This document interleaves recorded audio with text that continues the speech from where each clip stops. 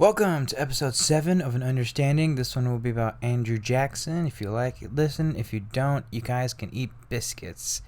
Enjoy. It's March 15th, 1813. Andrew Jackson is leaving with his men to go back home to Tennessee, Nashville specifically for him. You're probably wondering yourself why he's there to begin with. Because you see, his famous Battle of New Orleans would not happen for another 2 years, unfortunately. Andrew Jackson got the opportunity to defend New Orleans initially, very early on in the actual War of 1812 and the campaign itself. He had been waiting for quite a long time, to be honest with you. Very long time. For two reasons, mainly. He wanted to lead a large battalion of men, glory, battle, Andrew Jackson, showing his true mettle and bravery. Also to get back at the natives and whatnot for all the shit that they've been doing out in the southern area and the southern territory itself. With that, and to get back at the British. The British that took away everything from Andrew Jackson, the man who's been waiting 30 years at a second crack at the War of Independence, I guess you could say, in a lot of instances, in a lot of ways. Andrew Jackson arrives early in 1813, January. He's been given the opportunity to leave a really strong regiment, close to about 1,800 to 2,000, I believe, Tennessee volunteers and men to defend New Orleans. It's a big city with a very unique strategic point. It's a port city that's close to one of the rivers as well. It's a vital area for commerce, specifically in America at this particular point in time, specifically. And Andrew Jackson arrives there, and immediately many things happen that would begin to shape his potential political future. Politics. You see, once he arrives there, he meets up with General Wilkinson, who's supposed to be in charge of the actual initial contingent of people defending New Orleans. And there's debate and battle between who's supposed to actually, be leading all of this. Who's the leader of it all? Andrew Jackson says it's him, since he's bringing the main troops and men for the most part, and supplies, and Wilkinson saying he's the commander of this entire force, so et cetera, et cetera. Gets to a point where the Secretary of War himself, John Armstrong Jr., before he's replaced by James Monroe, intervenes, and he says it's Wilkinson, much to the chagrin and animosity of Andrew Jackson. He relents.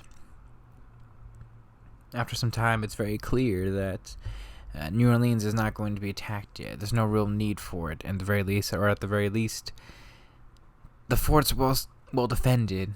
That the need of Andrew Jackson's particular branch and men, who are of not the greatest quality of character, as Armstrong would politely say it, is not specifically required. Andrew Jackson will defend the character of his men and the strength of the individual that his men, give off. They're not weak. They're very strong. They're necessary. But Armstrong will not hear about it. It's politics 101 in this particular point in time. And although Andrew Jackson knows he is a much more capable, brave, and stronger leader than Wilkinson, when Andrew Jackson is asked to leave, he leaves. Andrew Jackson is told by Armstrong to relinquish his command of the troops for the most part. Let them find their own way home. Which is very crappy. America at this particular time is very broke, and things were very different back then. Imagine if we had done this today. Jackson says no. He will not do that. He will not leave his men, most of them poor, probably starving, some of them sick and injured from just the entire journey there to begin with. Jackson decides he's going to lead these men back himself personally. Out of his own pocket. He will pay and supply them the entire journey. It's about around 1,000 miles back. Andrew Jackson rides with his men, and those who cannot, he will give up his horse for those sick, injured, broken, downtrodden. Andrew Jackson walks the entire way back, probably some 1,000+ miles back from New Orleans to Nashville, Tennessee. I might be over-exaggerating the amount of distance it is specifically, but he walked a lot. You have to remember at this point, too, Andrew Jackson's about 44, 45 years old, probably. He's in middle age. Andrew Jackson walks the entire way back. He shows no fear, no weatheredness, no exhaustion. Andrew Jackson shows the stoic, strong, somewhat scary, but very, very, very intimidating and strong strength of character that he just exudes as he marches back alongside with his men, walking on foot. It's funny. It's around this particular time that Andrew Jackson gets his nickname, the nickname he would carry for the rest of his life, Old Hickory. He doesn't get it from battle. He doesn't get it from fighting and killing any man, or even getting shot in a duel that he would be a part of years down the road. No. He gets it for helping his fellow man. He gets it for showing strength, leadership, courage. He shows it and gets it because he earned it. He weathered the entire trip back, stronger than a hickory branch itself. Andrew Jackson is Old Hickory. That's how he gets the nickname. Andrew Jackson is our 7th president of the United States of America, and quite possibly one of the most fascinating, complicated, and I think just in general, grossly misrepresented presidents this country has really ever seen. There's a lot of complications, a lot of pros, a lot of cons. He's all over the place. He's a very fascinating character, and when you really understand his entire life, it's really difficult, I think, to come to both a positive and a negative assessment, I think, of Andrew Jackson. You see, I think historically we've looked at Andrew Jackson in such a negative light, because of the Indian Removal Act, etc., slave owner, and just the violent nature of who he is one of the most fearful men. I think Cracked did a YouTube video on him, on why he's the most, violent and terrifying man ever to be president. And the truth is he's also not like that at the very same end of the spectrum. Andrew Jackson's somewhere in the middle. And it sounds very complicated, and it's very strange to start off like this. And I'm going to actually be really brief with this before we get into the deep dive, because his entire life and the level of probably detail I'm going to have to go into his life is going to make this about a 5-hour long episode, or make it seem like it's going to be a 5-hour long episode. So hold on tight. But I'll be brief. Andrew Jackson is a man of many things, the obvious negatives, but it's also one that I think he did not care about his historical legacy, and I think in turn that's also grossly hurt him in a lot of ways as well, both in just his general everyday disregard for how people will perceive him. He did not care once he reached a specific point of anger and frustration of not killing people. He was just going to do it. That's just how Andrew Jackson worked.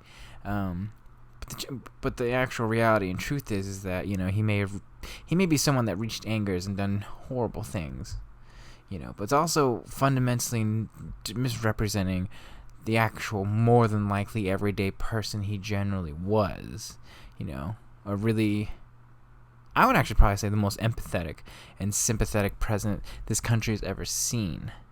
And that's a very weird and strange statement to say. And that goes along with his life and just how he acts and how he treats people.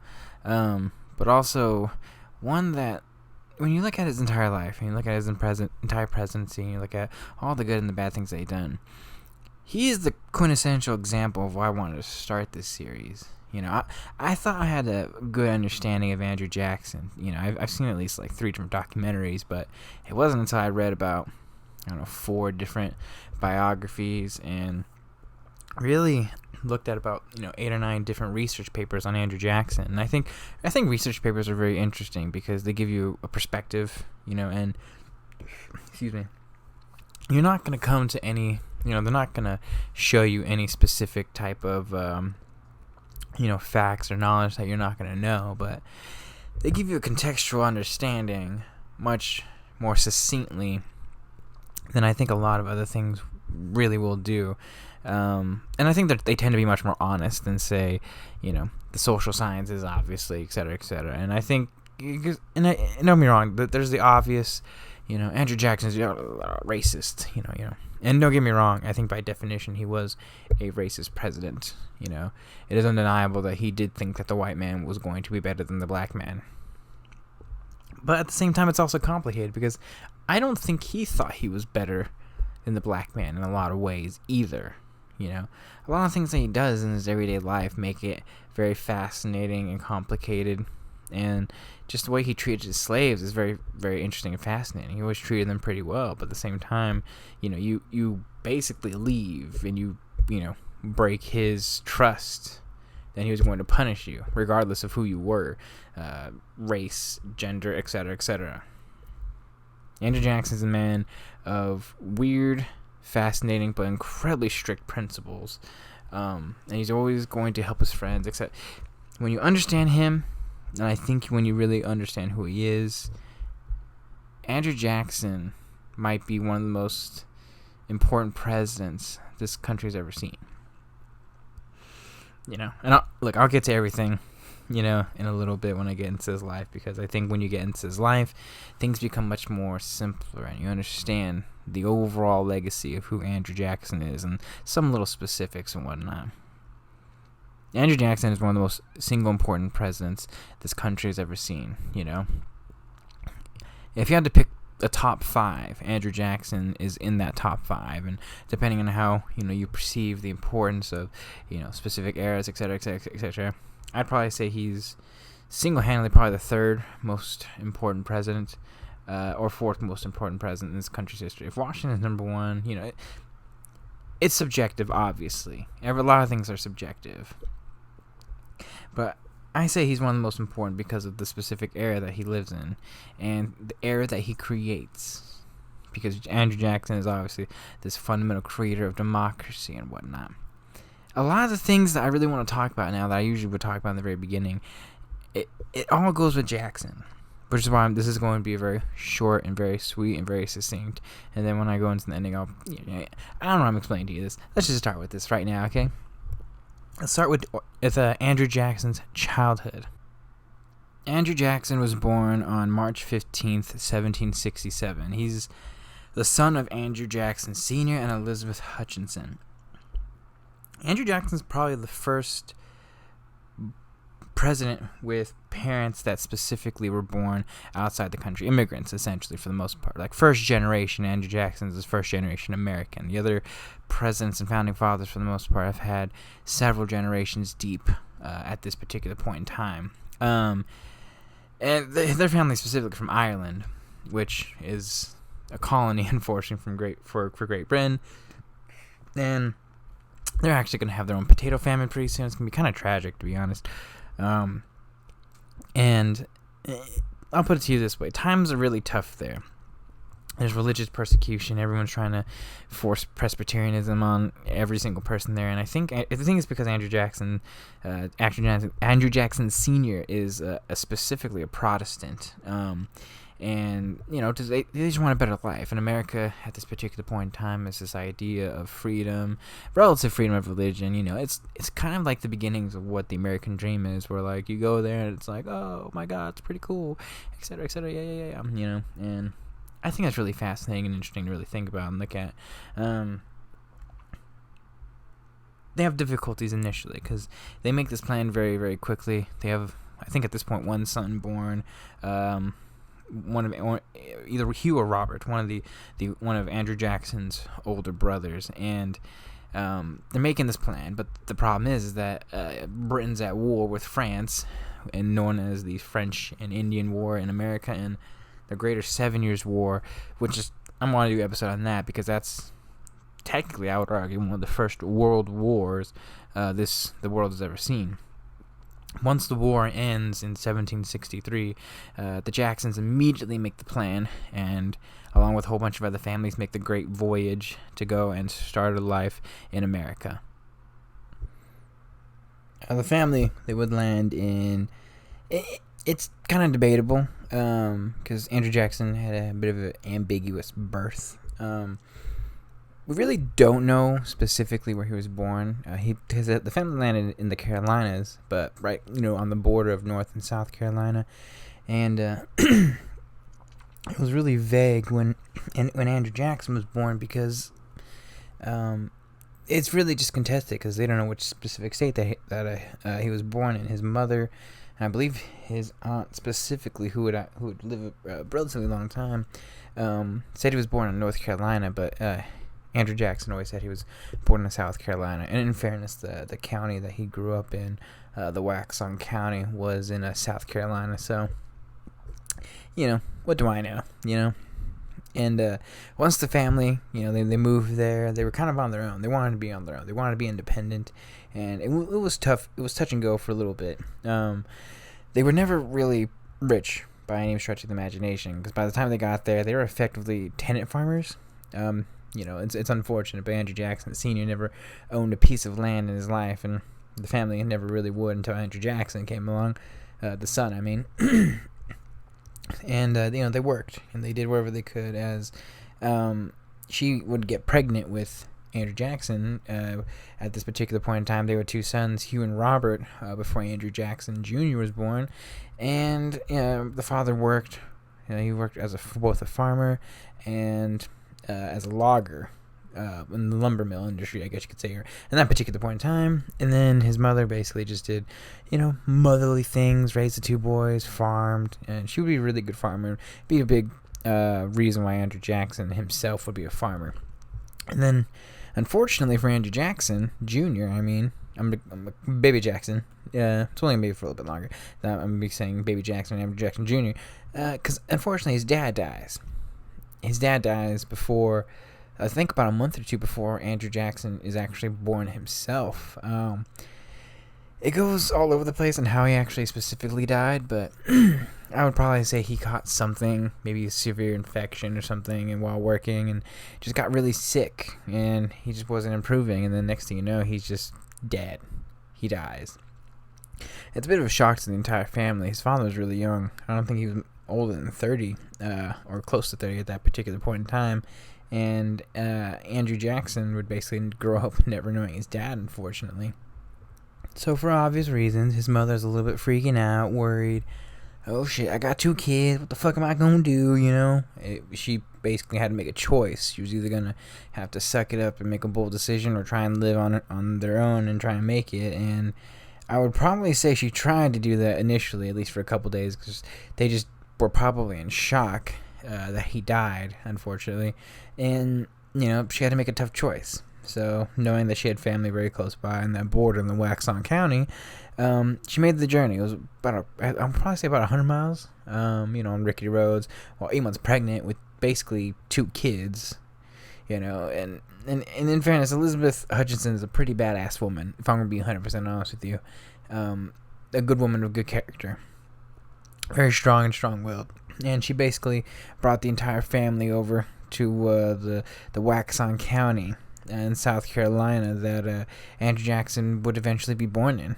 I believe he was born in I think the church or whatever, specifically the pew. I don't know what you want to call it specifically. But he'd be there with his basically his entire family.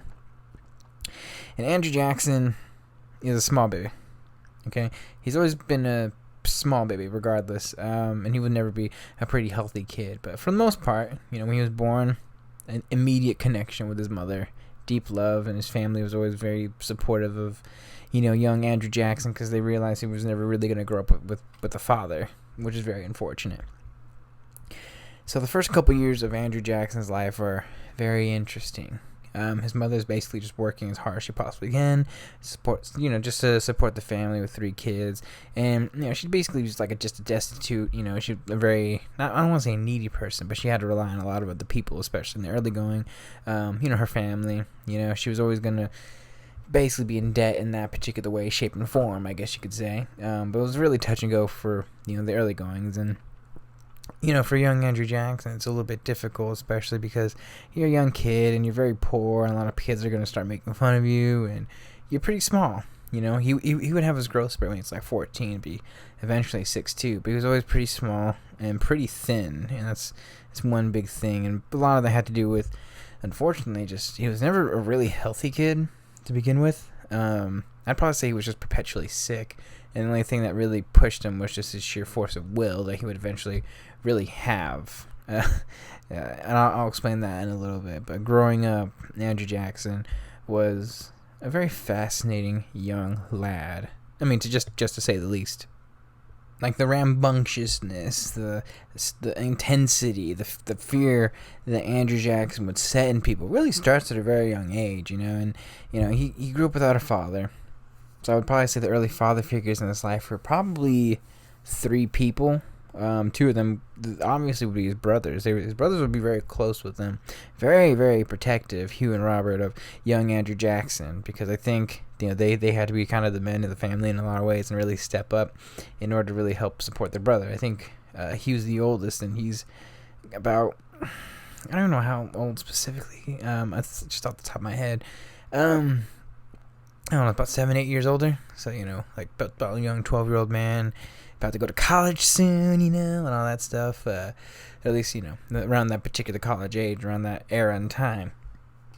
And, you know, he looked to them, and they were a much more calming presence, relatively speaking. And, you know, he just had a bit of fire and a bit of a rage for the most part. You know, he was very, very feisty as a young lad. And then, of course, he also had his Uncle Crawford. He was probably the biggest, I guess you could say, future male influence, at the very least, because he owned a lot of land, a very ambiguous, or not ambiguous, ambitious figure, quite like, you know, but akin to like George Washington in a lot of ways. Just like, I'm a go-getter. I'm gonna get my money. I'm gonna get my land. I'm gonna get my slaves. We're gonna get it. You know what I'm saying? We're gonna get that cash money. I should probably explain the Carolinas too at this particular point, because it's really interesting.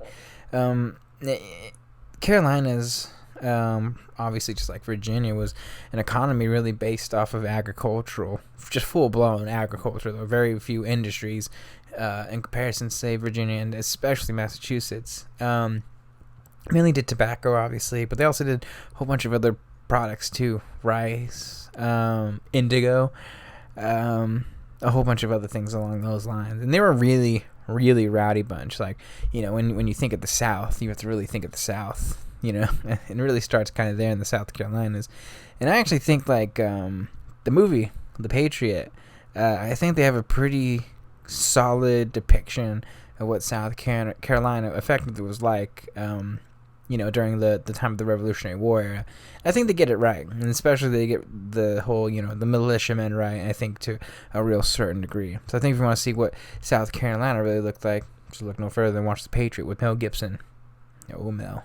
Anyways, there's a lot of patriots in South Carolina too, a surprising amount. I mean, if you want to talk about in terms of just states who had, you know, the level of patriotism and anti-British sentiment, South Carolina is easily in the top 4, I would probably say, up there with Massachusetts, Virginia, probably New York. It depends on how you perceive it, but South Carolina is absolutely up there. I mean, it's a big reason why they started the Southern Campaign in the South that would unfortunately intersect with the life of Andrew Jackson for the worse. And this is, you know, this is the South Carolina Andrew Jackson would grow up in, you know, with already anti-British sentiment, etc., and a small kid without a father. The only really guiding force is just his entire family that he's just deeply and eternally close with. Very, very close, which is why it kind of makes his life really tragic, and understanding the way that, you know, you can at least somewhat empathize with him to that certain degree. And especially very, very close of his mother. His mother was a fucking just savage. She was just OP. She was like, I'm gonna fucking do all the right things, and I'm gonna build this moral center for my son, etc., etc. You know, like, she was very deeply religious, and actually really instilled that in Andrew Jackson. Even later in life, like, Andrew Jackson liked to read, but he wasn't like this avid reader by any stretch of the imagination. But he would love to read war books, you know, read Davy Crockett, William Wallace, just basically any book that was against, like, you know, British for the most part too. He was always going to really enjoy. Loved Washington. I think really embodied a lot of the character that Washington wanted to do and what it was for the most part. But the one book he always read was the Bible. He always read at least, especially in his later years too, when he was president, 3 chapters a day of the Bible, for the most part. She was such a guiding force and a figure, and such an important person to Andrew Jackson. She was just this moral center, and Andrew Jackson at a very young age was basically like, if I could find a woman just like my mother, I would love her forever, basically.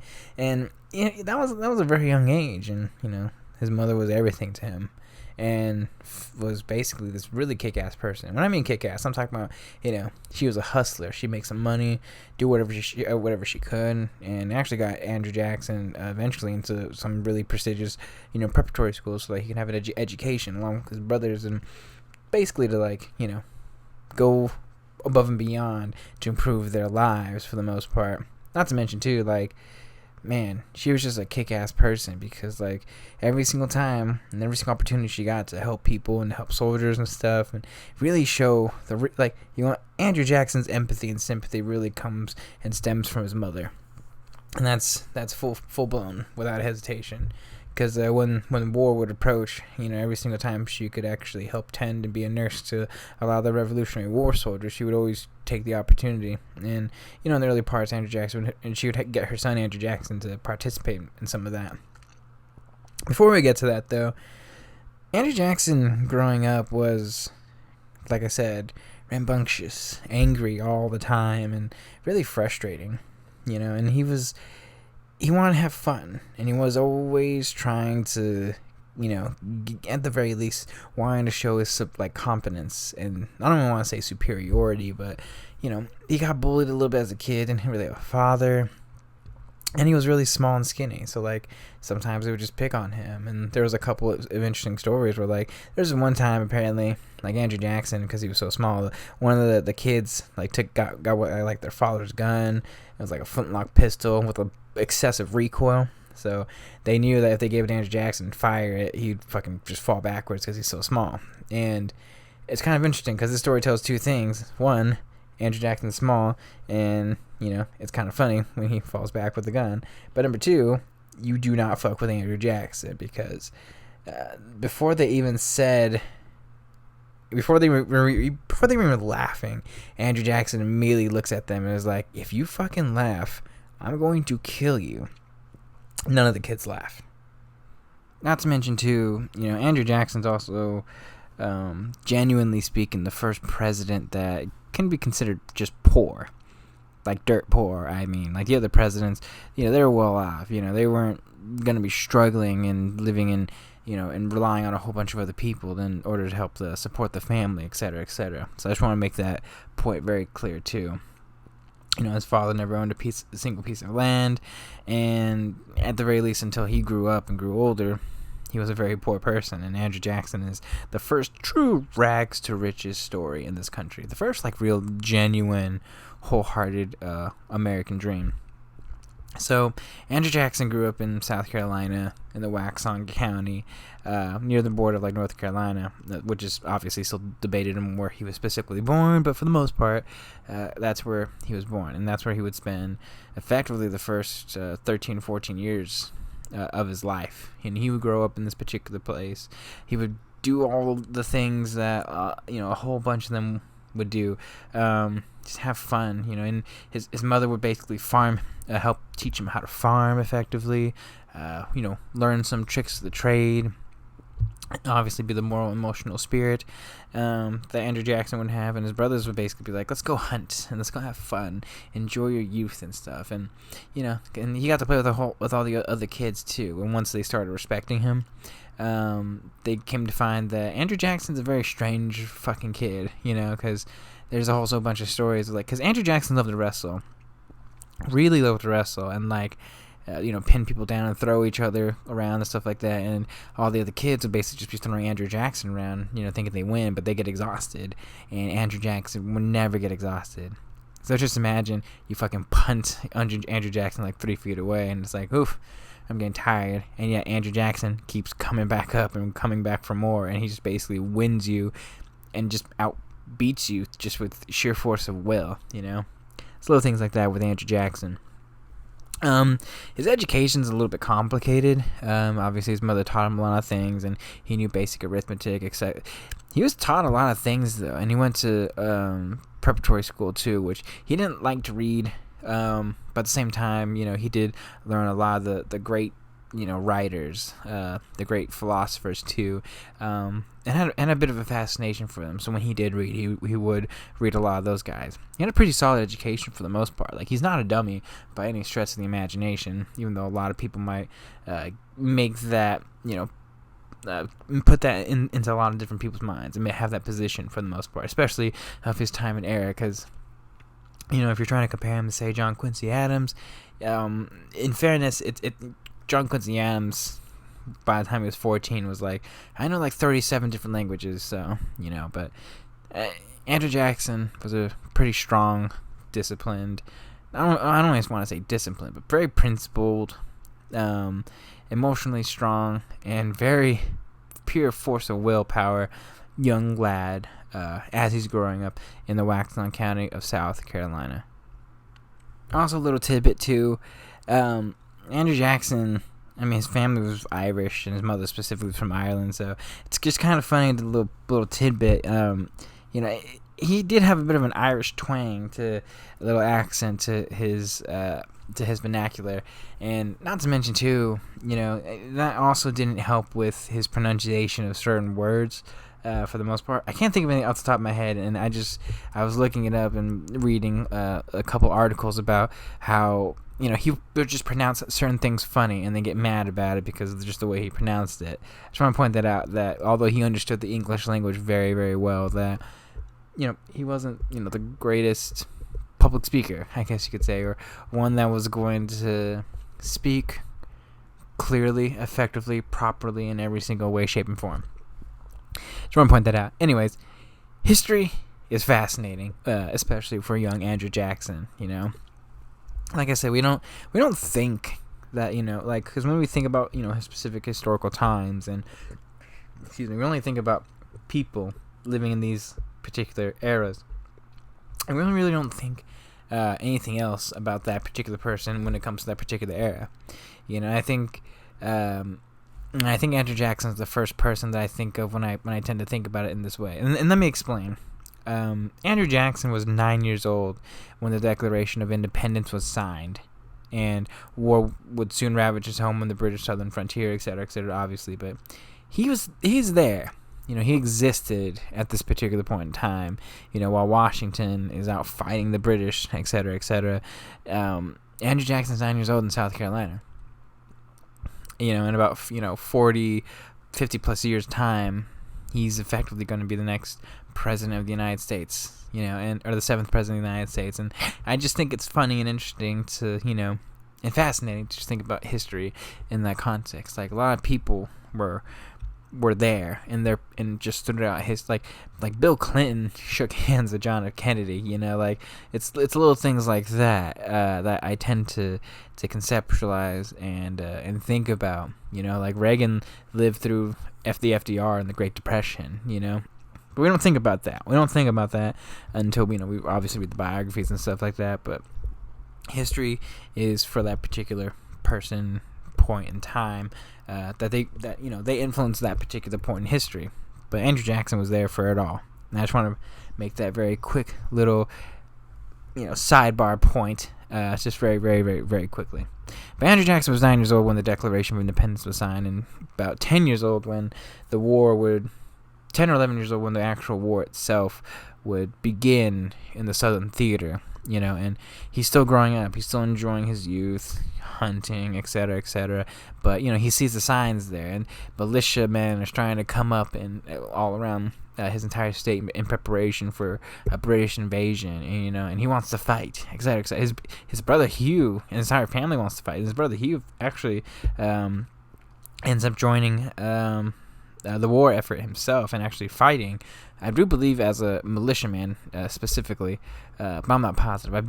He could have been a soldier as well, or a regular.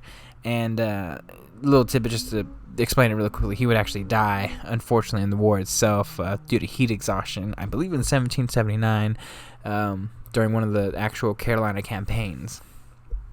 But while his brother went to go fight off in the war, they basically just prepared. He and his brother would go and get to meet a couple of the militiamen that were going to be protecting the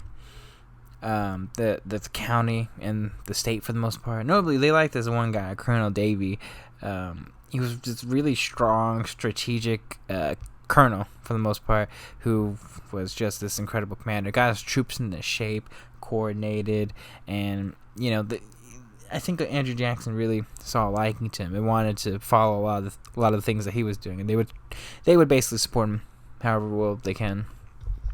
Colonel Davey and the militiamen for the most part, and I think this is where he starts becoming a courier in a lot of ways, along with his brother Robert, who's I think only about a year or two older than him, and they're enjoying themselves for the most part because they want to fuck you British, little things like that, and they would eventually participate actually in the war itself soon after, but for the most part right now he's just participating as like a courier back and forth to help in any way, shape, or form with the war effort. And a big reason too is his mother's really pushing them to assist in any way that they can to, because his mother's basically just like, I escaped the British one time, I'm not doing this bullshit again. Okay, my family's starving in Ireland right now. Okay, they took all my potatoes. That's a bad joke.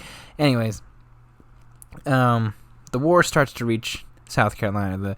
The General Cornwallis, they come and they basically just start wreaking havoc left and right in 1778, 1779, and basically Cornwallis and Gates back to back fighting, and Gates runs like a bitch, because Cornwallis is just too strong, unfortunately, and the Southern Theater is really, really fascinating. When I do my episode on the Revolutionary War, I'm gonna go relatively in depth with it itself. It's deeply fascinating. But all you have to really know is that it's very bloody. It's very contentious, and you want to talk about some truly violent and aggressively negative. How do I put it? This is probably the bloodiest part and the most violent part of the actual war was the Southern Theater. I would probably say, if I'm going to be 100% honest with you. There's the many stories that happen in the North: assaults, rapes, executions, and stuff like that. But you want to talk about like real violence, like, again, I hate to say it, but like the Patriots I think is a pretty good example, like real anger, unrelenting anger between the British and the colonists. It's really in the South that it's really heightened, I guess one would really say. It wasn't as proper as a lot of people want to make it to be, but it was pretty rough, and Andrew Jackson really got to see a lot of it. He got to see some battles and some confrontations, and above all else, I think the one thing that he really saw was many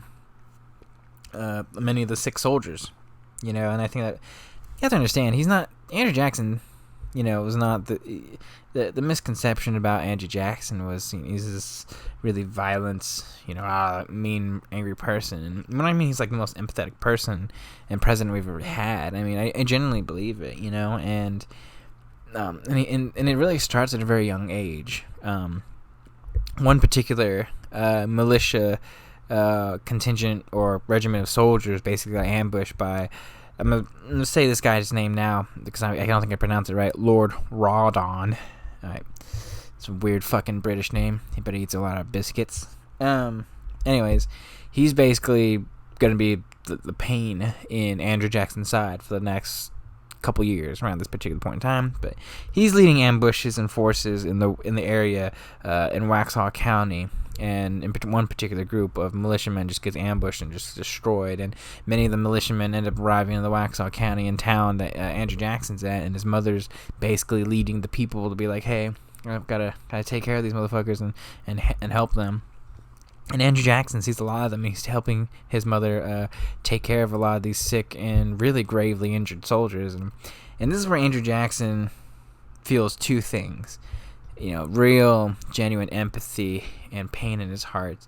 And also anger and frustration. Like, he would basically just all he wants at this particular point in time is that for these men to get better, and that the British basically shove sticks up their ass for the most part. So basically the British, the Lord Raw Dog guy, they come to town finally. They go from county to county, town to town, and they're basically just instilling their will. And the Jackson family and a whole bunch of the townspeople end up leaving and trying to protect a lot of the men. But some of the men get captured. They get sent to prisoner of war camps that were all around all the rage in South Carolina. And once they leave, the Jackson family and everyone else would come back. And this is a very fascinating time because, though the war itself is really been escalating, 79, 80, Andrew Jackson's about, 12, 13 years old, and, he's not old enough to enlist in the actual regulars in the Continental Army, but he's getting a gun.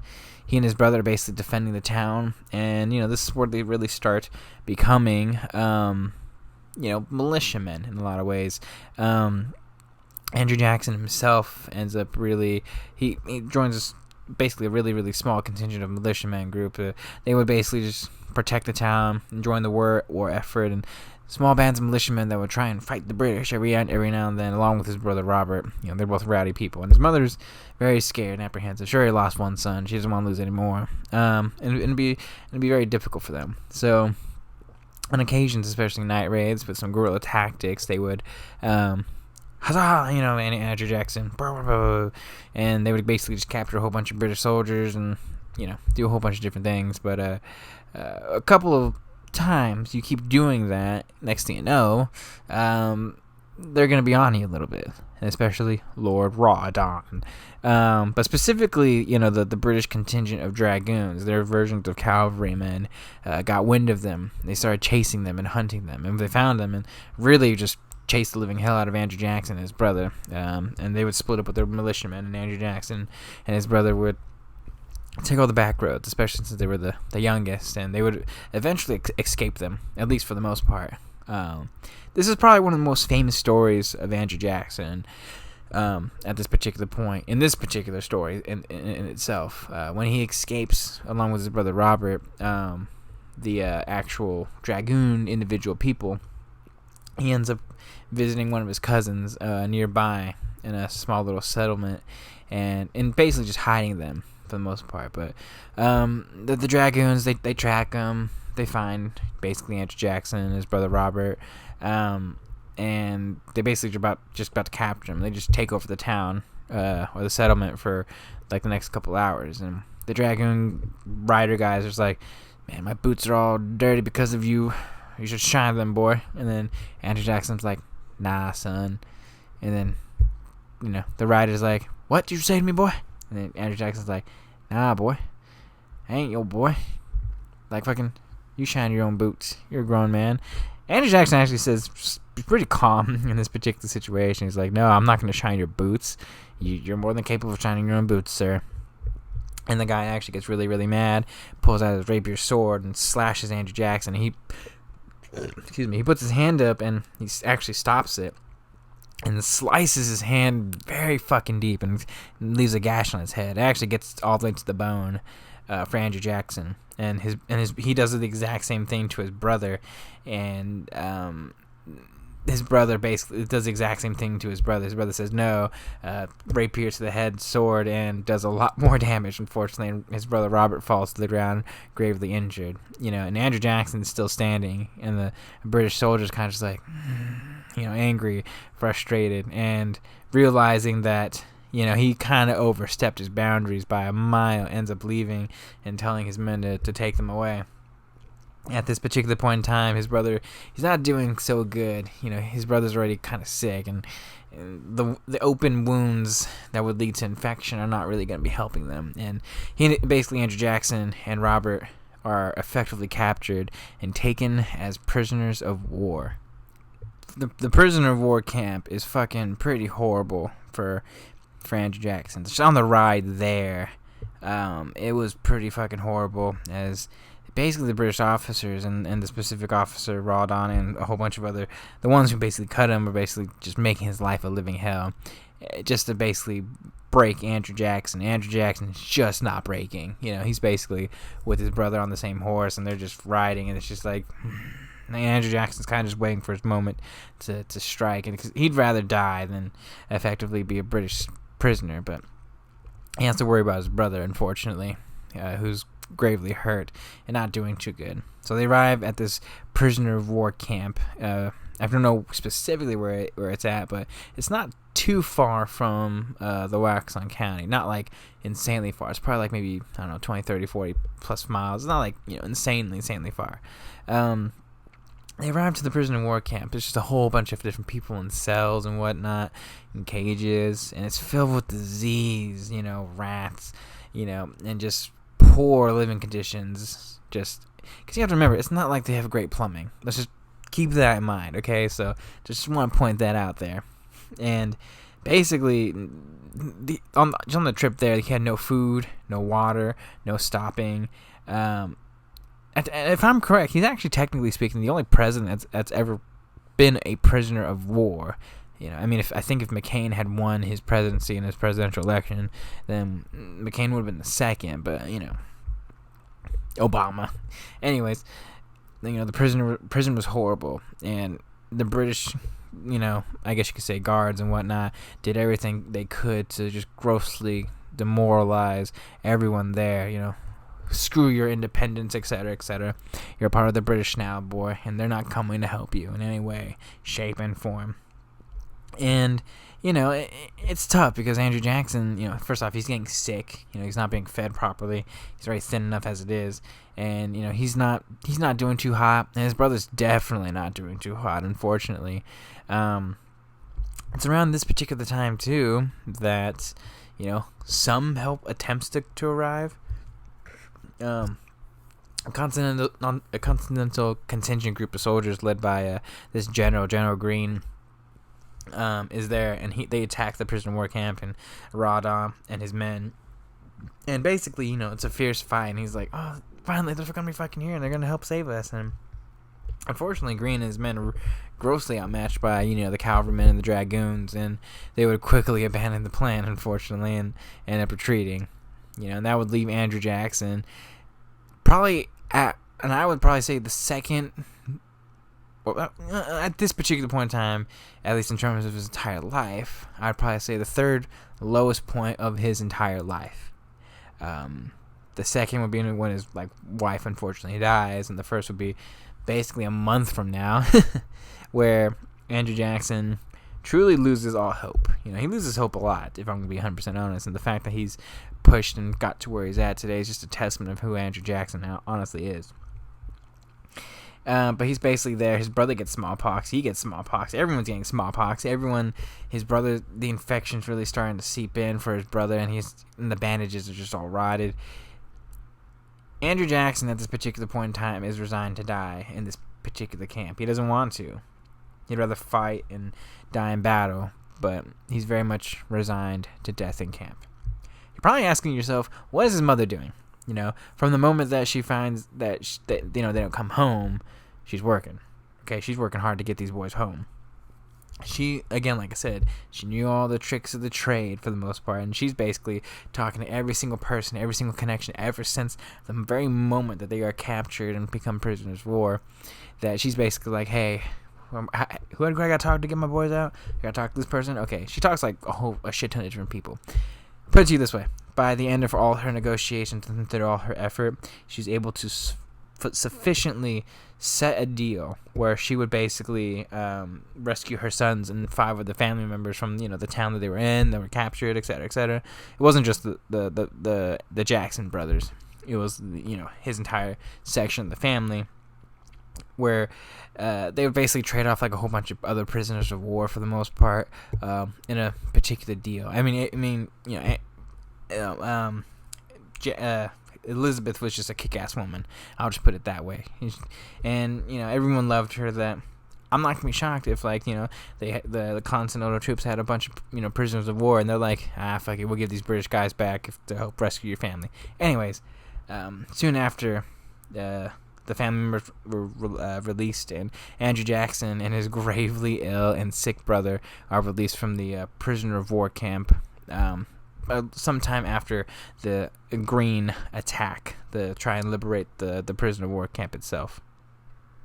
So Andrew Jackson, his brother, his other family members leave later, I believe, or something along those lines. But Andrew Jackson rides a horse with his brother, and his brother's but Andrew Jackson's barely functioning at this particular point in time. He's probably like maybe 70 pounds as a 14-year-old, and like barely standing. The only thing that's keeping him up is just sheer force of will at this particular point in time. And his brother is basically half dead. I'm just going to be honest. He's basically gone at this particular point. But Andrew Jackson does not want to leave his brother behind. So he rides and he makes sure with just everything and every force in his body that his brother will survive for the most part. So he rides back, and he's just trying to make sure that his brother is going to be okay. He's trying to keep him alive, keep him focused, and he's just riding back.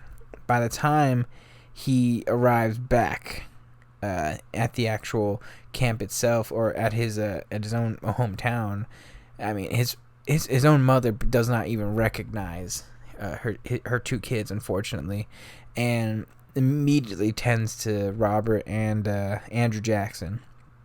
And they're so disheveled. I can't even explain it. They're basically just bone at this particular point in time. And Andrew Jackson looks like he's about to die. And unfortunately, Robert, his brother, would die. Unfortunately, a couple of days later, the infection just got too deep, and we have smallpox for a while. On top of that, no matter how strong you are, the Jackson boys, no matter how strong they were, they just couldn't do it.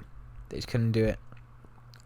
So effectively, Andrew Jackson, his mother just focused on him, even though she's broken emotionally in every stretch of the imagination that she can humanly be.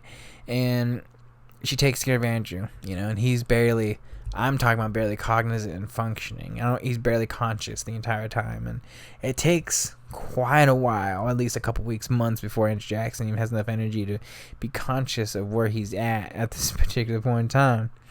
And his mother just basically just tells him, hey, your brother's dead. And Andrew's like, God damn it, fuck these British, and Andrew's still just recovering. And his mother gets word that, there's a whole bunch of Revolutionary War soldiers, up north. They need help. No one's really there to help him. And she basically decides, Andrew, you're gonna be in good hands with your family, etc., etc.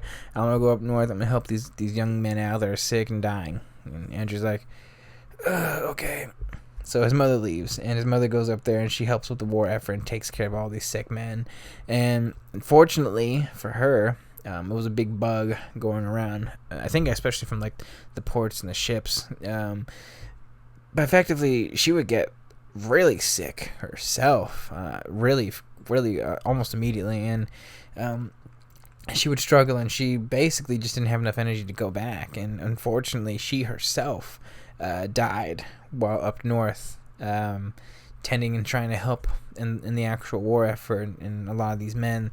And basically, Andrew Jackson would soon get word, once he was, relatively speaking, recovered enough to actually leave his bed and walk around.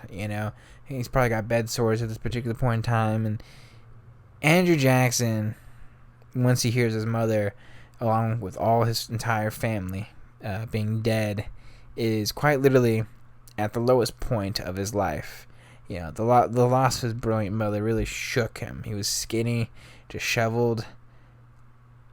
It's a truly, it's one thing to lose your family, but to lose your family in the way that it's no wonder why he does not like the British, and will never like the British, no matter what. He will never have any form of a relationship with anyone that was British.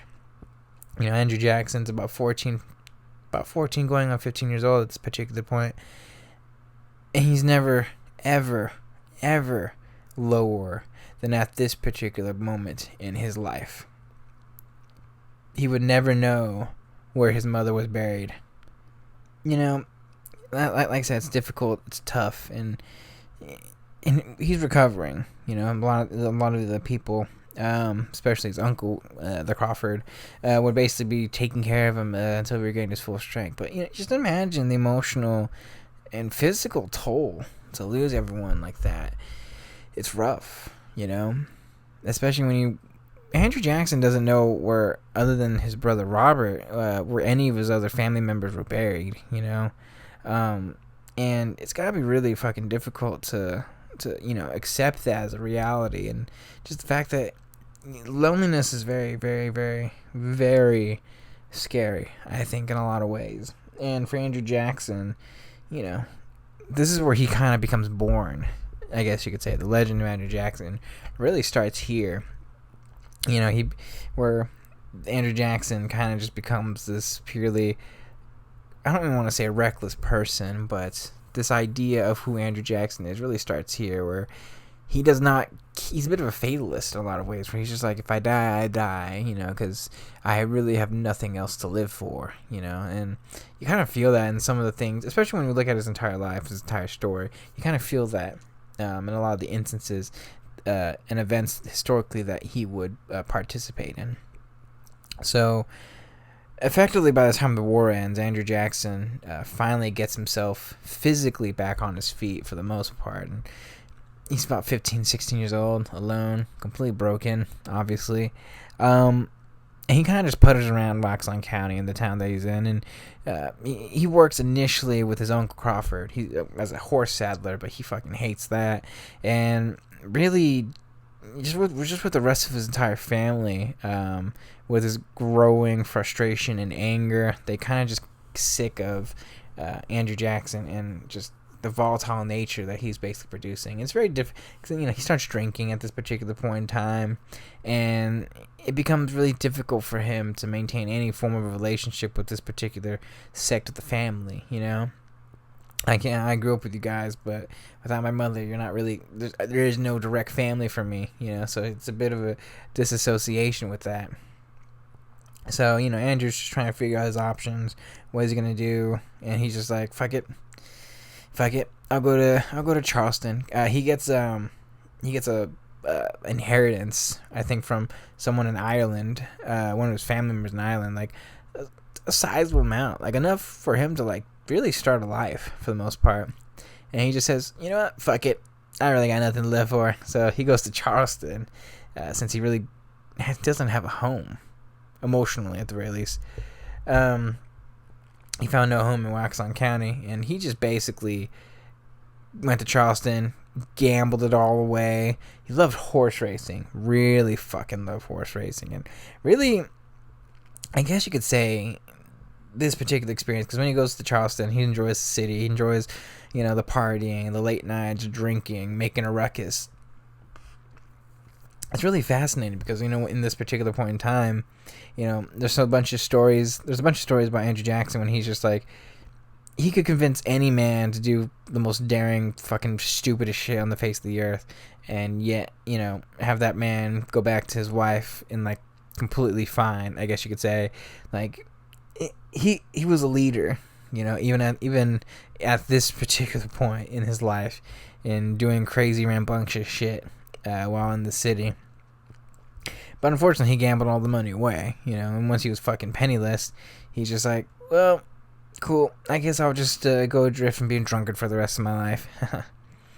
And then one day, once he was kind of just going around the entire city, emotional moment happens where he just says, I guess, I don't want to say it's an epiphany, but people just walk and just live their lives, and then one day you kind of just think, what am I doing with my life, And I think Andrew Jackson had one of those particular moments because immediately after losing all his money, probably because he's finally sobering up too, he decides, I want to do something, I'm going to focus as much as I possibly can. I still have my demons, and I still have my demons no matter what. I espoused a lot of the frustration that I had, and although I will carry these demons with me, I gotta learn, I gotta focus, or I'm going to die. And you know what? I don't want to die like this. If I'm going to die, I'm going to die in battle like a warrior, etc., etc. That mindset a little bit. So soon after he leaves Charleston and effectively decides, you know what? I'm going to go home. I'm going to figure out what the fuck I'm going to do. So once he leaves, he goes home. So Andrew Jackson comes home, and he's on bad terms with a lot of his extended family. They make amends, some of them at the very least, and he ends up actually boarding with several different family members at different points during his return home, I guess you could say. And for a little bit, he ends up just doing a whole bunch of odd jobs around town, and he ends up becoming a school teacher for quite a while, actually. I think in 1781 or 82, I believe, around this particular point in time. He's 15, so about 1782. He ends up becoming basically a school teacher. He would do that for a while just to make some ends meet. And at this particular point in time, he's basically just trying to figure out, what am I going to do with my life, etc., etc. What direction do I want to go in, and what am I going to do? And he does what a lot of people do, and a lot of people did around that particular point in time, and that's, he could be the farmer or lawyer for the most part. I mean, the fucking previous 6 presidents had studied law at some point in their life, and I just think it's interesting. I mean, it makes sense, because if you're going to make the laws, you should know the laws, but whatever. I'm just ranting at this point. Andrew Jackson spends the next couple years really trying to find some lawyers who's going to be willing to teach him, and, just trying to really form a path, I would say, for the most part.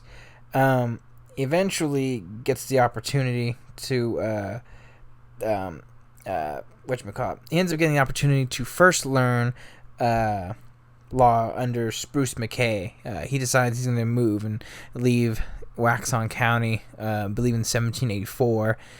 He moves to North Carolina and learns under Spruce McKay, and then he basically, because obviously you have to be a clerk at that particular point in time, so he's clerking for him, and then clerks for other notable lawyers.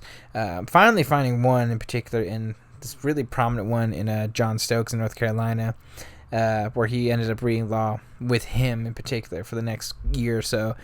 He ends up graduating from the bar in 1787 at the age of about 20 years old.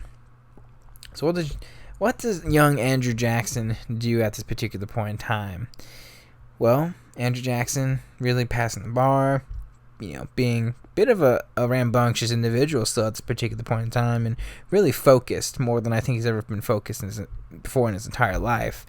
He tries to open up his own law practice. It's interesting. He's working in a store in the meantime while trying to build his law practice. This is also where he's actually approached by an old friend, a judge named John McNary, who was also Spruce McKay's student as well around that particular point in time, where they got to be where they studied law together. And he comes up with this opportunity for young Andrew Jackson, who's, just fresh out of college for the most part. He's kind of just doing some stuff in the meantime. He's really just trying to weigh his options. And this is kind of like a bit of an interesting and fascinating moment for young Andrew Jackson, because, he could just stay in North Carolina, but this is a fascinating crossroads path, because John McNary basically says, hey, man, you want to move to Tennessee? And Andrew Jackson's like, why the fuck would I want to move to Tennessee? He's like, oh, well, maybe we do something there. Maybe work as like the Tennessee prosecutor, etc., etc. I mean, I'm just saying, man, it's a great opportunity. Get a shit ton of land. And he's just like, oh, well, I mean, you had me at a shit ton of land. So Andrew Jackson, while, he would call the Carolinas his home, and in some part, because he was born in both of them, Tennessee is where Andrew Jackson would effectively, truly call his home. It's the state of Andrew Jackson, at least in the way I think about it. And when I think of Tennessee, that's the state of Andrew Jackson. And very much soon after, seeing that, he really has nothing left in the Carolinas for him. The only reason why he's staying is just because of the emotional ties and whatnot. But he wants to start a new path. He's finally 20 years old. It's been quite a while since the death of his family, for the most part. It's been about 6 years, and he really wants to move on. So, Andrew Jackson effectively would leave North Carolina and start his journey west. Once his bags are packed, he leaves with this convoy of, other settlers. A lot of these people traveled in packs, mainly for protection from natives who were basically just still attacking people around this particular point in time. They were really pushed westward, and the attacks were, and the tensions were really growing, especially since a lot of the natives were still backed by some semblance of British influence. So that really didn't help. And during this trip, Andrew Jackson ends up really just basically doing a lot of things. Gets into his first duel around this particular point in time and buys his first slave. But for the most part, he's really just being one of the few people to lead the charge against the natives when they basically are just attacking the living shit out of the caravan. They would actually, unfortunately, kill a couple of people on the trip itself. By the time Andrew Jackson arrives to Nashville, he's pretty exhausted. He just wants to relax for a little bit. He's 20 years old. He's enjoying himself still, and still a bit of a rambunctious individual, still a hard drinking smoker. He's Andrew Jackson. He's the embodiment of like the westward, the Westerners in the new territory, I guess you could say, in westward expansion America. So once he arrives in Nashville, he initially boards with this place that is housed and owned by the Donaldson family. And he's pretty cool with the Donaldsons. He's like, hey, what's up, man? And then he meets their daughter, Rachel. Dun, dun, dun. You have to understand, Nashville at this particular point only has like a couple hundred people. Okay, and Rachel, unfortunately, is married to another man. She's basically living with the family because, the husband's just a piece of shit individual person. And Andrew Jackson is immediately taken by her. And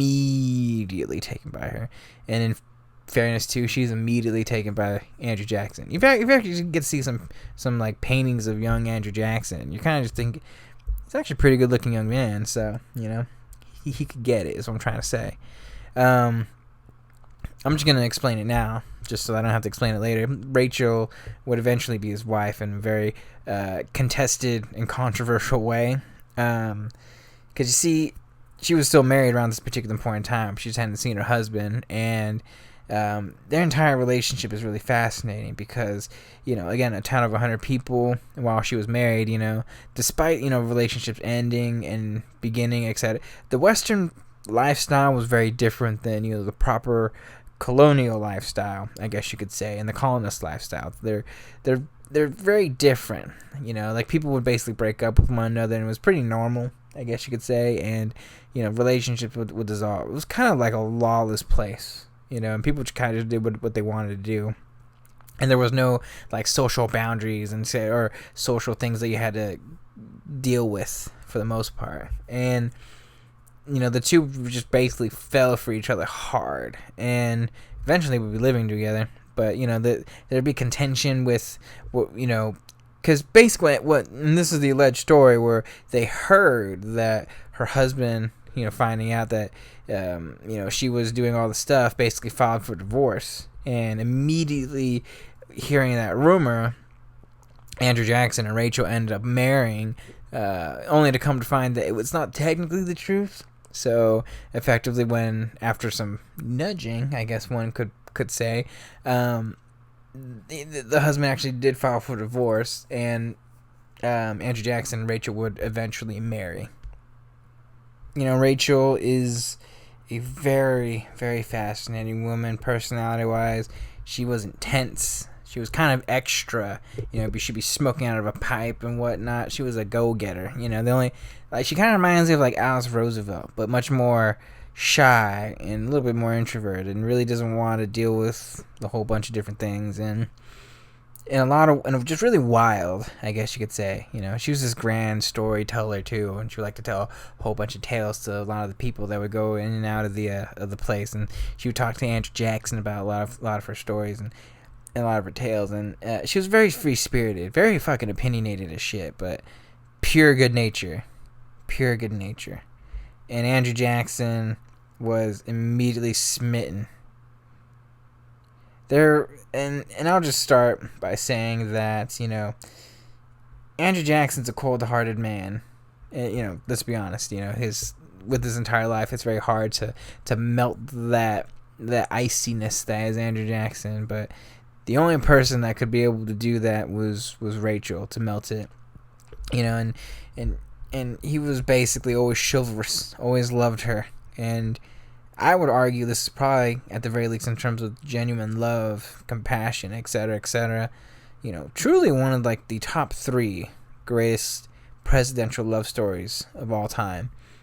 And they would have a difficult marriage, in fairness, because Andrew Jackson would probably spend half his time away from the Hermitage, the house and plantation that he would buy for the both of them. And every single time, he left, it was always painful for her, always very difficult. But ultimately, I don't know, just based off of writings and based off of just details and how people describe it, like any two people who could basically just love each other in this particular way in time, reaching points where, like, at any point, like, anyone, like, hurt her honor in any way, he would duel you. In fact, one of them would actually lead to one of his most famous duels, which I'll get to in just a second. Anyways, the entire story of Andrew Jackson and Rachel really begins here. He boards with the family, and he knows he's married to her, or he knows that Rachel's married, and yet Andrew Jackson's still kind of just like, what's up, sugar? And Rachel doesn't care because she doesn't give a shit about her husband. Let's just be honest. His husband's kind of shitty. Anyways, specifically speaking, debates still kind of rage on too, and how, I guess you could say, the initial everything really begins. Her husband's last name was like Robards or something like that, and one day he comes in to like, I'm gonna win Rachel back, and he sees Andrew Jackson talking to Rachel, and is like, oh, blasphemous, how dare you, you're talking, and you're probably fucking each other, etc. And at the very least, he kind of sees him, and he ends up going to the police effectively and saying, Andrew Jackson's doing this with my wife, etc.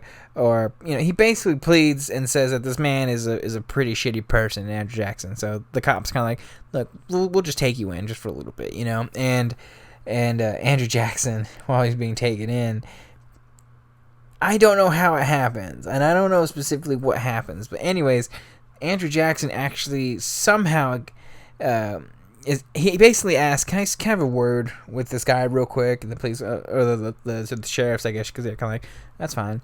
Anyways, he has a knife in his hand. I don't know how he got it, but he has a knife in his hand, and he's looking at the man, and he's basically like, you fucking threaten her, you do anything like this, you put me in a situation like this again, I will fucking kill you, and he basically says, I will fucking fight you right now, and Robards, I'm not fighting Andrew Jackson, and Robards ends up running away like a little bitch. And soon the husband would leave, and Jackson would court Rachel, and they would really begin this relationship during this particular time in the very early goings of his journey in Nashville. And it's around this particular time too that he starts working as an attorney for the entire district of Nashville. Although in fairness, like I said, it's like 110 people, okay? Like, it's not a big fucking population, but he gets the job, and he's running as just the district attorney of Nashville.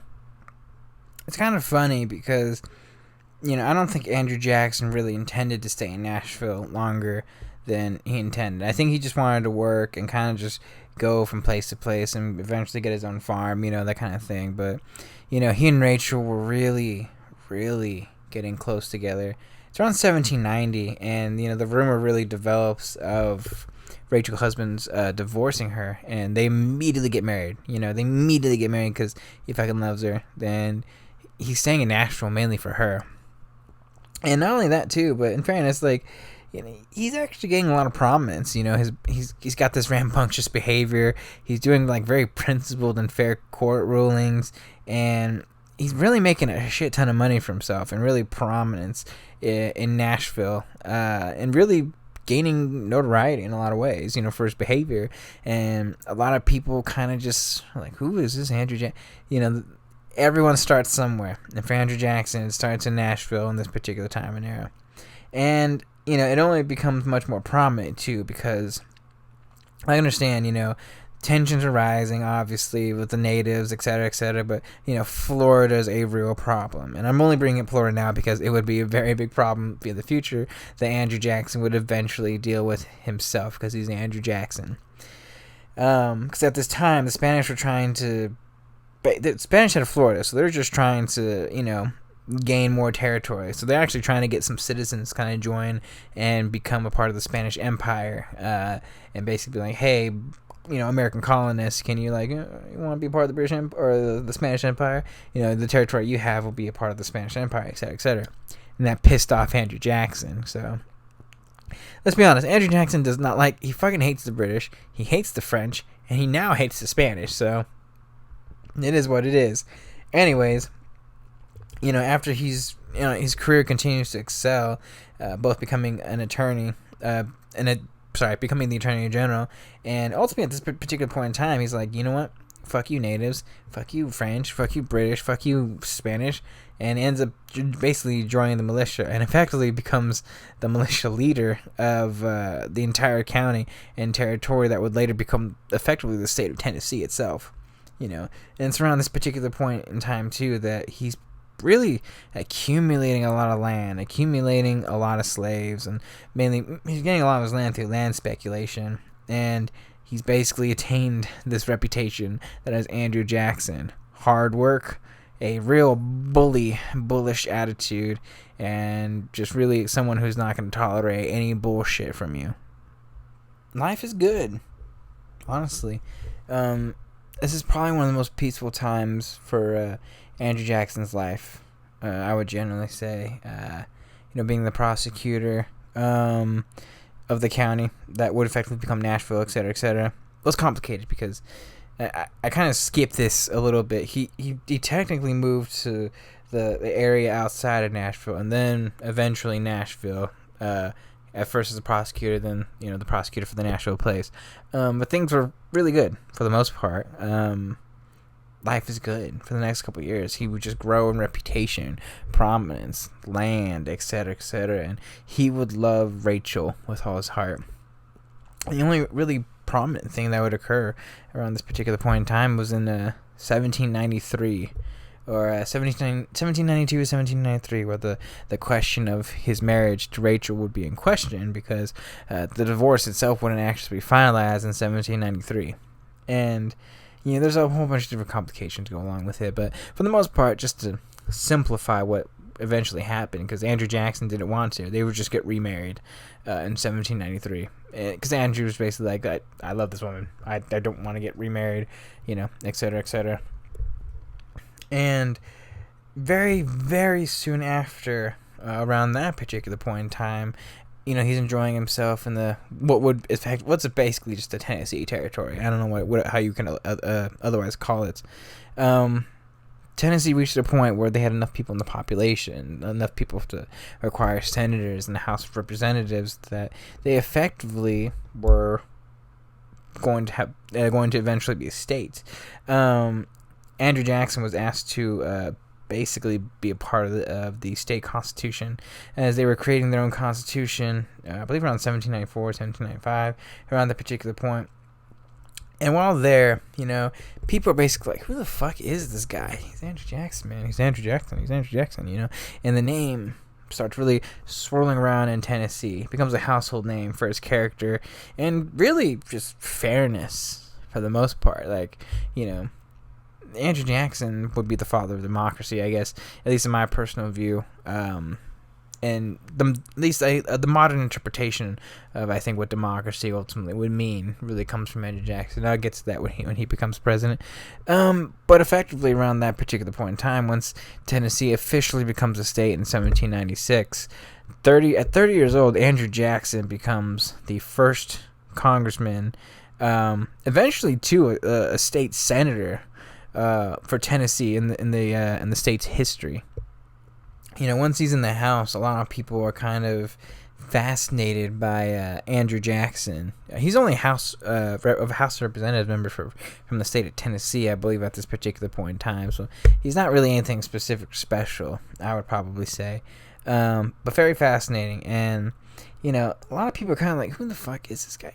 It's fascinating because he's in the House and then Congress when George Washington is president. And, it's very fascinating. I think he would actually be a part of a measure, because I know he opposed like the Jay Treaty and stuff like that. He basically just sided with all the Democratic Republican policies for the most part. But he really admired George Washington and what he stood for. So and a lot of people kind of started respecting and were really perplexed by Andrew Jackson around this particular point in time.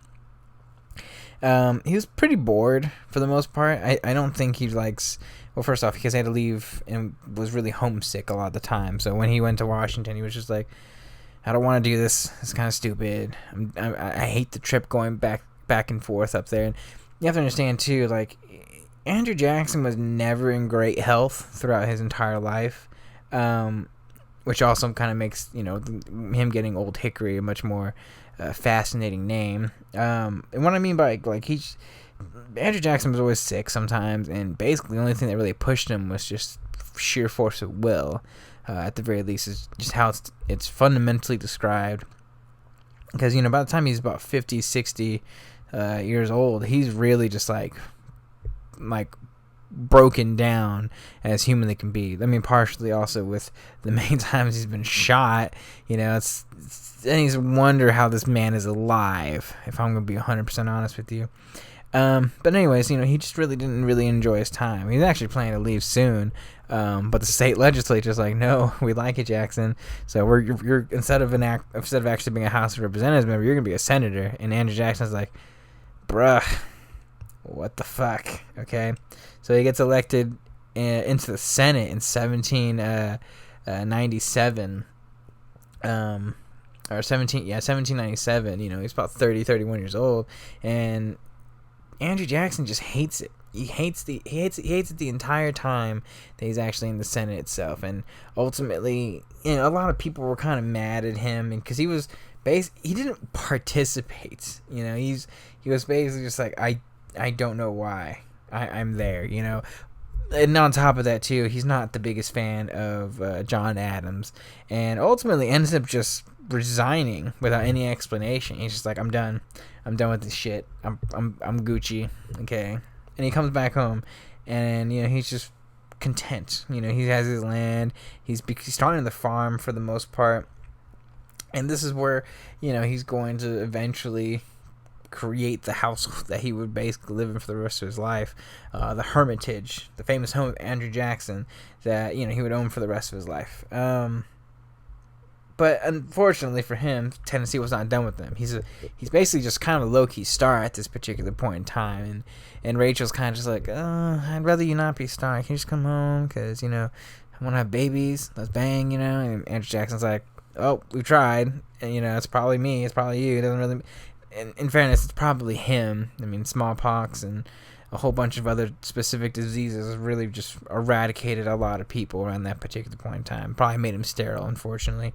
But once Andrew Jackson comes home, effectively he's just, do you want to join the Tennessee Supreme Court? The state legislature effectively is like, we just want you to be part of this. So if you could be a part of this, can you just be this figure for Tennessee? Because, Tennessee needs to get on the map a little bit. And he's just like, fuck it, what the hell, And in fact, I'm going a little bit back. I'm probably going to be fast forwarding some sections of it, because for the most part, he's basically going to be on the Tennessee Supreme Court for the next 4 to 5 years. His reputation would become much larger, grander, incredibly fair, I might want to add, and obvious with decision making. And for the most part, like, a lot of the decisions that he would eventually just legislate on, a lot of people were kind of like, okay. A lot of things would eventually benefit the state of Tennessee and people on the frontier. So during this time that Andrew Jackson serving on the Tennessee State Supreme Court, he's gaining a lot of notoriety, positive, and one way for him to really gain more, positive notoriety and reputation was to get that major rank of general command of the state militia, you know, because, I mean, most state militias obviously were there just to protect from Indian raids, etc., etc.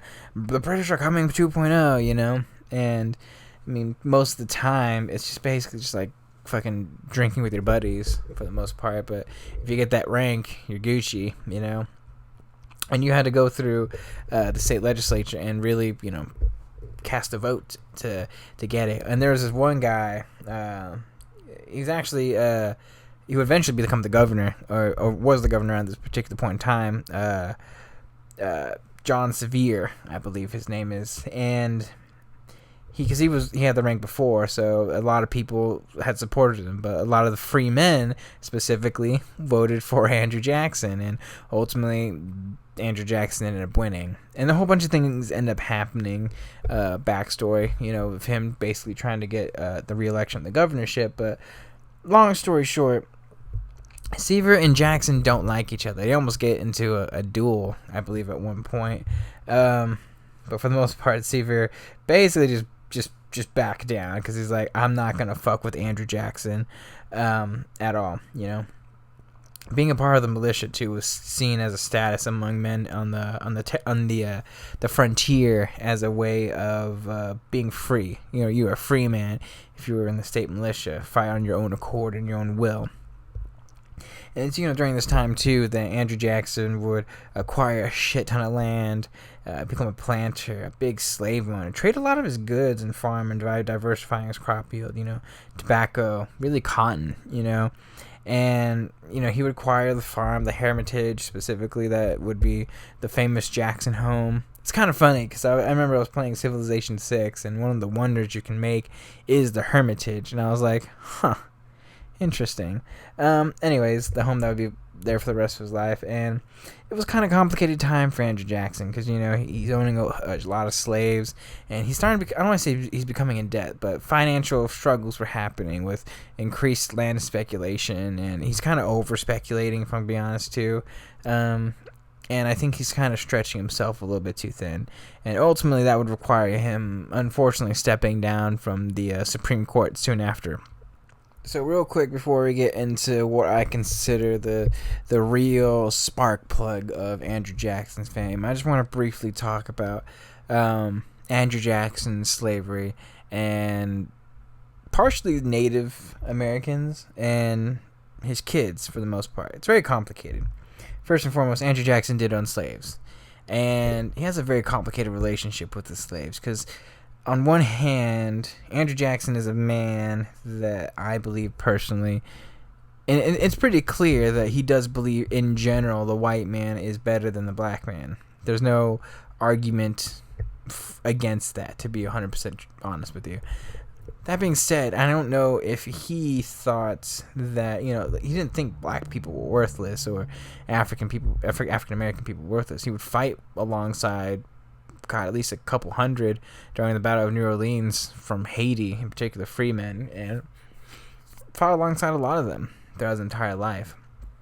And I don't know if he himself truly thought he was specifically fundamentally better at his core than, you know, a black man for the most part, you know. And I think that's just partially due to his upbringing. You know, when you think so less of yourself in a lot of instances in your entire life, you know, it's hard, you know. It's kind of just like, you know, Andrew Jackson was not the most self-assured, confident man. I mean, because I always think of a man who goes into so many duels, you know, doesn't really have, you know, competence, I guess you could say, emotionally speaking, you know. Because, like, back then, it was like, let me put it to you this way. If I call some of my friends like pieces of shit and stuff like that, they're not gonna lose their minds. But you called someone a piece of shit back then they're like, oh, we're gonna go duel now, you know, huzzah! Like, let's just think Andrew Jackson participated in a shit ton of duels for honor, etc., etc. And the way he treated his slaves is very fascinating. You know, he's very principled in a lot of matters. He treated them generally pretty good, if I'm gonna, you know, be honest with you, because he owned hundreds of them, but every standard of that particular time, he could not have been a better slave owner. You know, the living quarters were actually upscale. They were very well supplied. fed, often paid, and allowed them to go into town, buy and sell goods, and really fucking just basically let them be free. But that being said, Andrew Jackson was basically like, you are my property still. It is what it is, but you are my property. And every single slave that left, he wanted to make sure that they understood that, which is the one fundamental negative other than actually owning slaves, is Andrew Jackson's treatment of escaped slaves. There's actually stories and signs of Andrew Jackson being like, hey, if you see this slave, 300 whips, basically that would just kill the slave. So, he's a very principled person, but I think just the way he treated his slaves in a lot of ways shows the character of Andrew Jackson, where it's like, I'm going to treat you fairly, and then in my own mind, you're going to be taken care of by me, and I'm going to treat you the way I treated those soldiers, that I treated during the Revolutionary War, and with empathy, and probably fuck the British, obviously, because he just hates the British and biscuits. But Andrew Jackson also was like, if you break my trust, etc., you are my enemy. And he's basically just like that with every single person that he would ever basically just go in contact with, I'll probably go into more of the native stuff later, but I do want to find it really interesting because he and Rachel would never have kids. I'm gonna just assume because of smallpox, and a lot of times when you had smallpox back then, it just really fucked with a lot of your systems, and you would become infertile. Unfortunately, it's just what happened. It happened to Washington, we assume, and no different for Andrew Jackson. He had a lot of kids on the farm, etc. He would be a guardian to a shit ton of kids. Every single kid that he and Rachel were basically like, oh, I'm an orphan, and Andrew Jackson's like, all right. You'll come live with us, and Rachel and I will take care of you, etc., etc. He wasn't the greatest father. Let's just be honest, because he's always away being Andrew Jackson, doing Andrew Jackson things. When he's on the farm, he's like Uncle Andrew. Little tidbit that I did not know.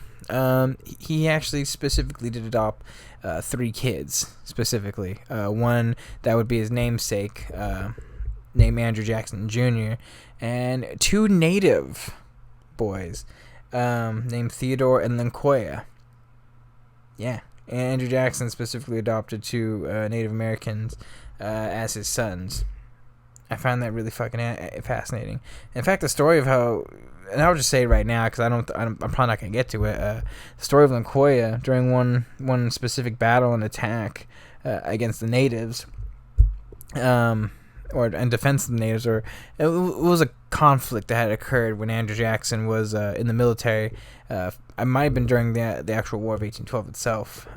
There was a specific conflict. I'm not thinking specifically clearly. Anyways, he sees his baby, and he gives this baby to the native ladies, and the native ladies are like, we're not gonna fucking take care of it. You might as well just slit the baby's throat. And Andrew Jackson's like, what the fuck is the matter with you people? And Native American culture around that particular time, like, you have to understand, it's not everything. You need to see both sides of the spectrum. It can be peaceful, it can be beautiful, and there's some atrocious things that have happened. But when you hear some of the stories of some of the Native American attacks on people, Native Americans disemboweling, pregnant ladies, and, the embryos of the babies basically just coming out for the most part, scalping kids, smashing their faces against rocks, and basically just torturing them to death. I mean, all of them while they're alive. Like, it's fucking horrifying, some of the shit that they did back then, and like, that baby was gonna die if Andrew Jackson wasn't gonna take it, and Andrew Jackson's like, fuck it, I will be the legal guardian of this little boy. His name is Lincoya. We're gonna go there. It may not have been a good father. He may not have been a great father, but he was a good father. I think a good man, and really allowed his kids to have that moral compass that his mother gave him in a lot of ways too. Life was good, like I said before, for Andrew Jackson, and if he wasn't in the political game, he was always home, and the farm was really prosperous. He would actually open up his own general store in Nashville around that particular point in time, and things were going pretty good. He would enjoy life. He would go gamble, drink, smoke, be a father, a farmer, planter, etc., etc. Andrew Jackson, for the next really couple years, is low-key a little bit on cruise control for the most part. He's just enjoying himself. He's building this life with Rachel, and he's really basically slowly, eventually becoming the man that Andrew Jackson would eventually be, specifically with his social reputation that would occur. For the next decade or so before the War of 1812, a lot of stuff does happen, understand that. But for the most part, this is probably the most peaceful time before Andrew Jackson and the war would eventually occur. I mean, the most notable things were, first and foremost, Andrew Jackson would have problems with a man named Charles Dickens. Charles Dickens is a very interesting figure. He's known to be one of the best shots in the land, okay? And controversy started because, there's different interpretations of how it actually went about. Most of them would probably say, and I generally agree with, a disagreement on a horse race. Andrew Jackson basically won this bet on a horse, and and and then Dickinson was like, well, "Fuck you, Andrew Jackson," and then tensions were rising, and there was combative disagreement, and things, one thing led to another, and it was basically just a slow rivalry developing between these two people, and it reaches a point where, Dickinson actually takes an ad out in the paper bringing up the marriage of he and Rachel, which, let me make it very clear, at this particular point in time, about Andrew Jackson and his temper, okay? Andrew Jackson, for the most part, in my personal view and opinion, he was a very spiteful man, etc., etc., but he really kept his temper in control. He's not this incredibly violent, volatile man that would constantly just do things because he's angry all the fucking time. No, he was always in control. He was always pretty principled in that regard too, of really keeping himself in check. That being said, once you reach a point with Andrew Jackson, there was no going back. He was going to kill you if you pushed him to that particular point in time where he would do you could shoot him in the head and he'll just be like Wolverine and come back and kill you before he himself dies. That's just how Andrew Jackson was and is and was during his entire life. And there's very few things that can actually truly trigger him, and I would probably say three things would be his family, his kids, and above all, family being his mother and all that.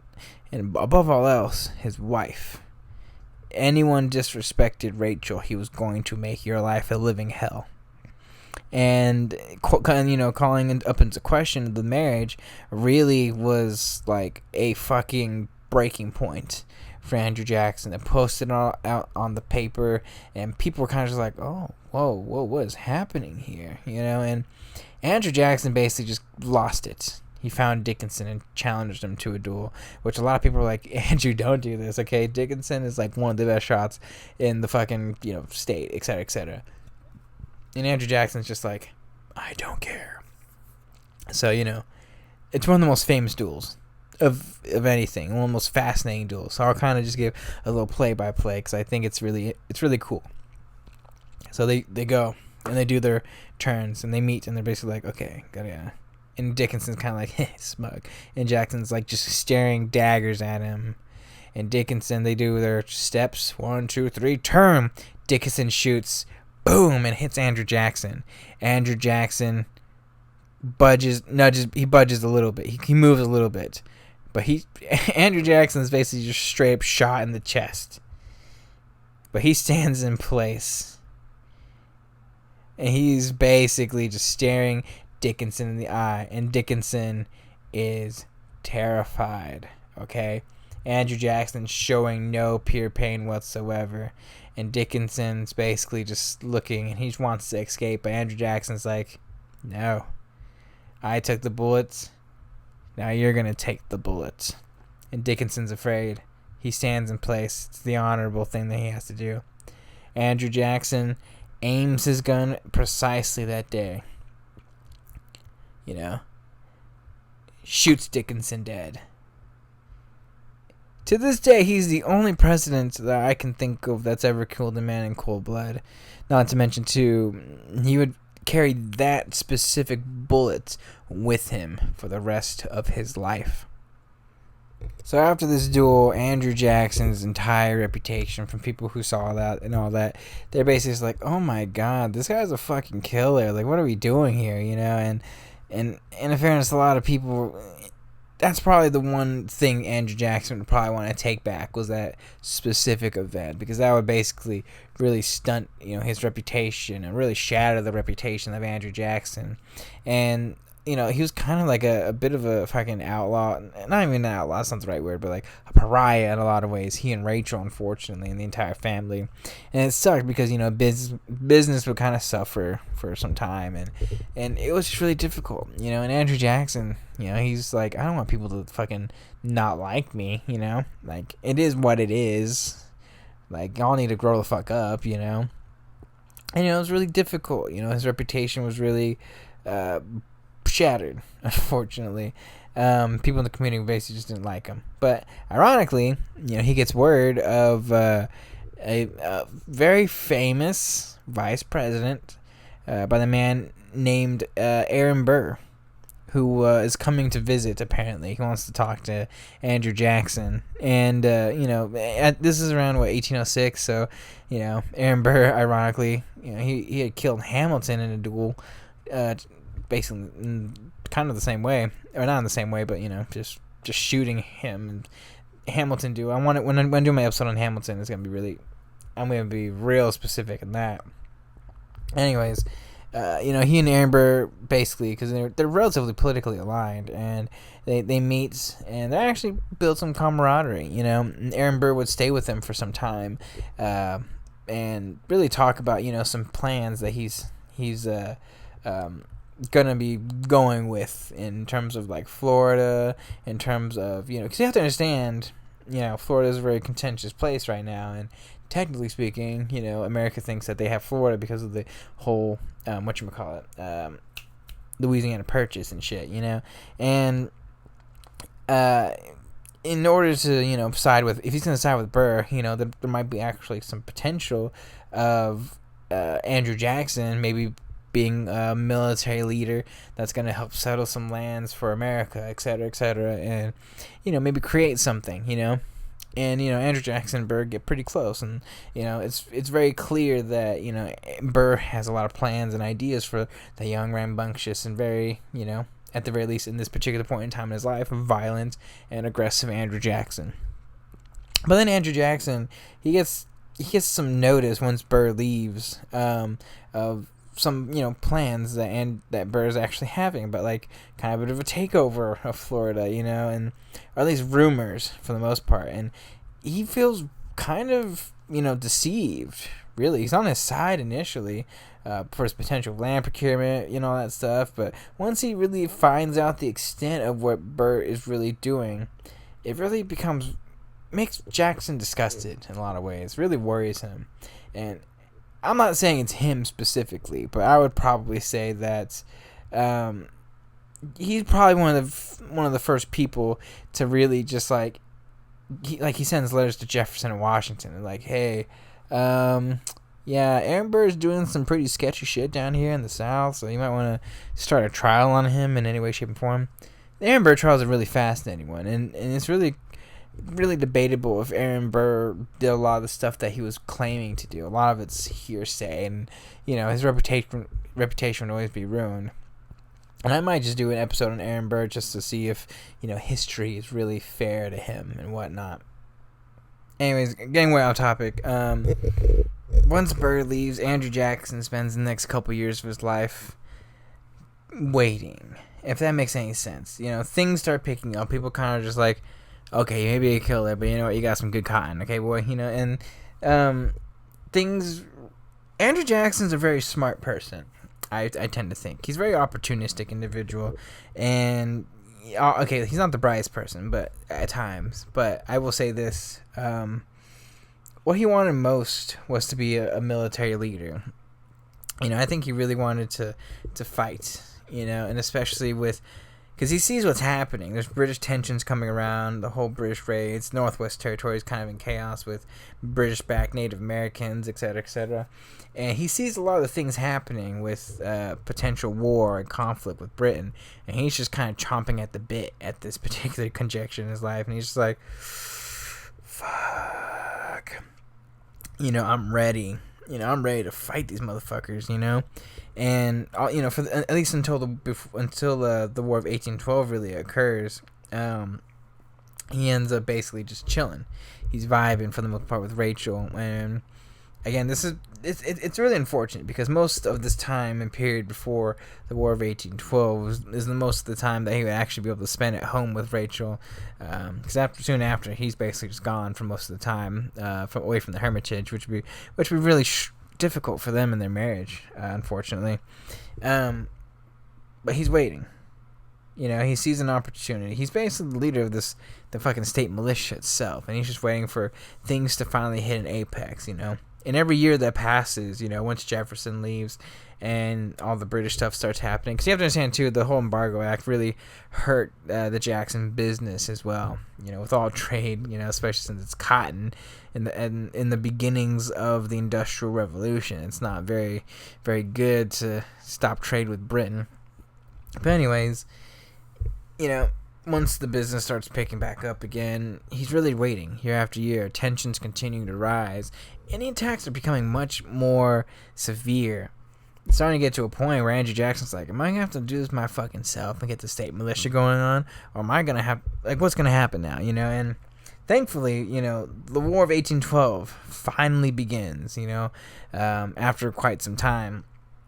And immediately Andrew Jackson and the state of Tennessee, they lead a call of about 2,000 men, led by Andrew Jackson, to the defense of New Orleans, which, as I said in the opening, is the first initial attempt. And the men would leave, and he would basically get the nickname of Old Hickory for defending and helping his troops, etc., etc., etc. So once the war really does begin, though, he's effectively purely in the thick of it, He's the leader that he wants to be. He's put himself in a specific position to eventually lead these men, whether it's now or eventually will be later on.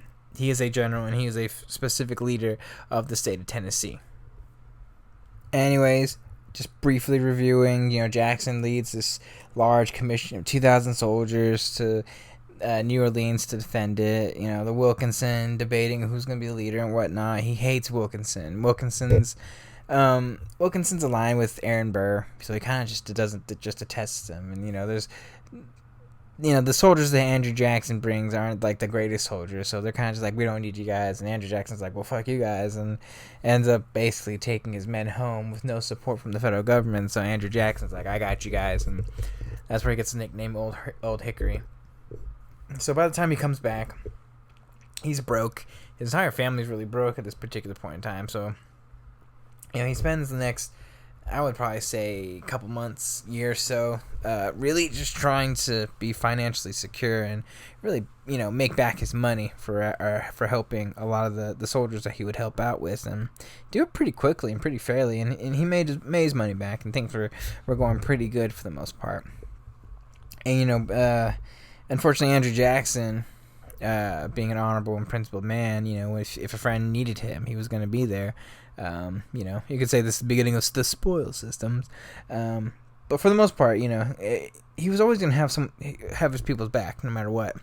And in one particular instance, around this particular point in time, one of his friends is participating in a duel, and Andrew Jackson is asked to be a second, and Andrew Jackson's like, fuck it, let's do it. I'm ready to shoot some motherfuckers.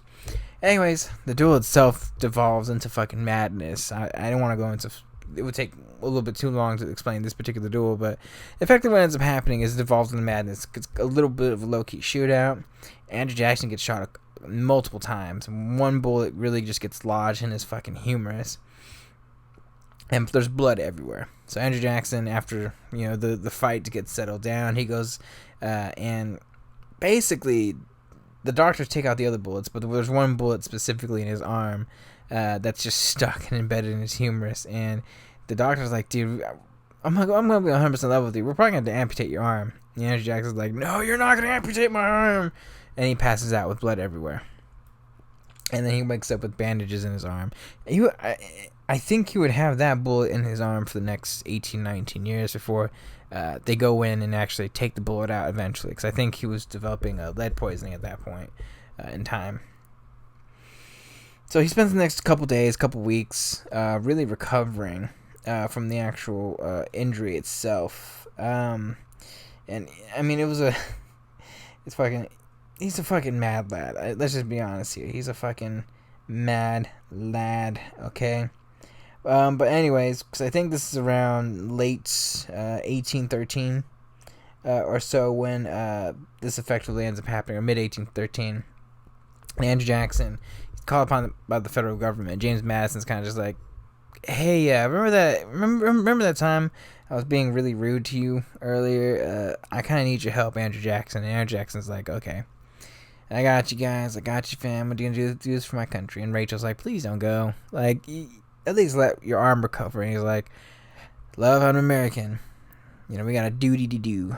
And, you know, he immediately gets himself ready and rebuilds his army, et cetera, his specific commission of men that he's allotted, which contains militiamen, you know, free people, et cetera, everyone, all walks of life. You know, the original Rough Riders, I guess you could say. And they set out east to go into the or south, I think, at that particular point. He's going to Mississippi with men, about 2,500 or so plus men, probably closer to like 2,000 just in general. Andrew Jackson would lead his men basically down into the kind of like Florida territory, because you have to understand a lot of things are happening.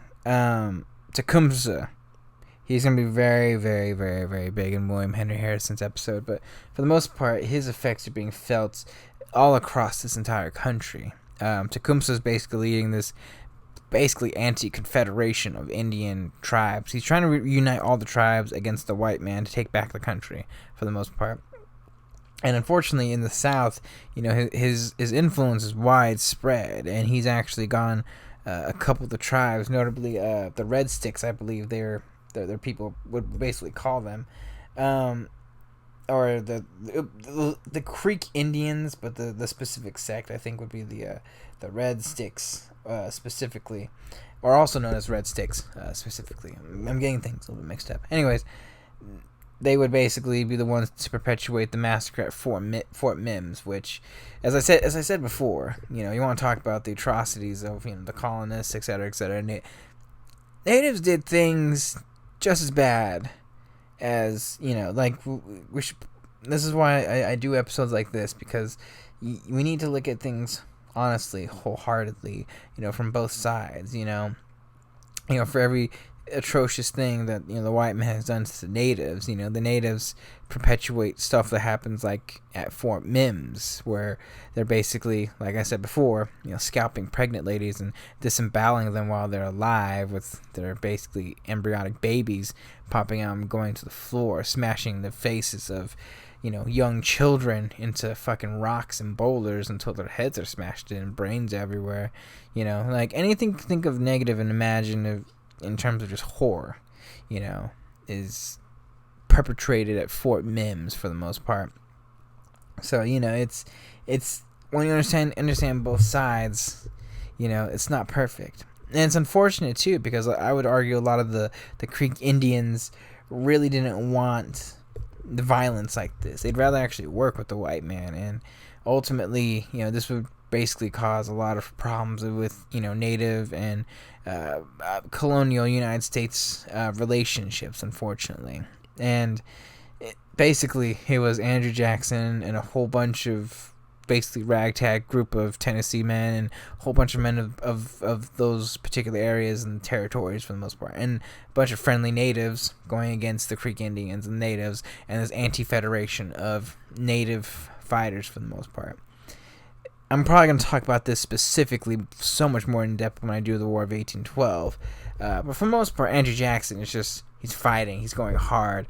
You know, the name and strength of Andrew Jackson, of who he is really being created in these battles. And it really culminates in this one battle in particular known as Horseshoe Bend, where Andrew Jackson effectively just ends up getting that decisive victory, which would effectively end up having a whole bunch of the other Red Sticks, a whole bunch of the other people, and the British backed Indians, etc., would effectively fall at Horseshoe Bend. And soon after, with the blessing and hope of James Madison and James Monroe, Jackson imposes the Treaty of Fort Jackson. It basically says, hey, Muscogee and all these people, who had not specifically joined the Red Sticks, you gotta give us all this land, for all the shit that you put us through for the most part. It depends on how you want to look at it, Most of the Creeks were kind of just like, fuck, you know what? My bad. Okay, I can't control what my people do, etc., etc. But for the most part, most of the Creek Indians basically just acquiesce for the most part. They don't want more conflict to occur to them, unfortunately. So basically, soon after that treaty, soon after all that stuff, he really starts turning his attention to Florida, which is, Spanish dominated, but basically, Spain and Great Britain are kind of working together. It's kind of like, hey man, can you want to just combine and stop this Jackson guy, because he's kind of going apeshit crazy. And it's like, okay, let's fucking do it. And Andrew Jackson basically says, fuck you, British. And Spain, obviously the pain that the British caused them, he doesn't like Spanish people either. So you want to talk about just a frustrated Andrew Jackson going full bore against you guys? Good luck. Anyways, Andrew Jackson wins, and it's pretty fucking decisive. It's around this particular time too that he actually gets word that New Orleans is going to be attacked. It's going to be attacked, and that for the most part, it's just not very well defended. So Andrew Jackson makes the decisive move to go to New Orleans. So he arrives to New Orleans, and when he gets there, he's like, man, y'all need to get your shit together, homies. It's not really well fortified. So he gets there. He just takes charge at this particular point. It's probably, I forgot too, once the Battle of Horseshoe Bend happens, he basically becomes like a brigadier general for the most part, or a relative equivalent of it. He's attained the military status that he wants at this particular point in juncture. Man, this is gonna be a really long episode, so I'm really sorry. Andrew Jackson, during what would eventually become the Battle of New Orleans, he calls upon everybody, any man willing to fight effectively. Regulars, volunteers, militiamen, blacks, even some pirates that were just opposed to the British for the most part, effectively joined in his army. And the Battle of New Orleans effectively would begin. And it's a very fascinating battle. Very, very fascinating battle. It's going to be much more in-depth, detailed in the War of 1812 when I do it. But for the most part, strategically speaking, the British arrived on land and began attacking the city, where Jackson knew they were going to basically be funneling and attacking them in the specifically fortified area. And he would basically just set up a specific line that would stretch from the city border, I guess you could say, that was going to protect the city. The line faltered a little bit because just being charged against by British, it's kind of scary. But for the most part, Andrew Jackson's like, you will hold strong, and that the fact that they had really strong rifle fire and really powerful artillery, basically Andrew Jackson was just beating them, mowing them down in every conceivable way. And once it seemed very fucking pointless for the British to keep just throwing men at them, they immediately retreated, in which case Jackson, right after seeing that they were retreating, leads a charge against the retreating British. British lost about 2,000 men or so. Numbers will vary, but well over 1,000. Jackson lost 13 men. Okay? You want to talk about a man who's just like espousing a lot of frustrations in his life. The scars that Great Britain had caused him.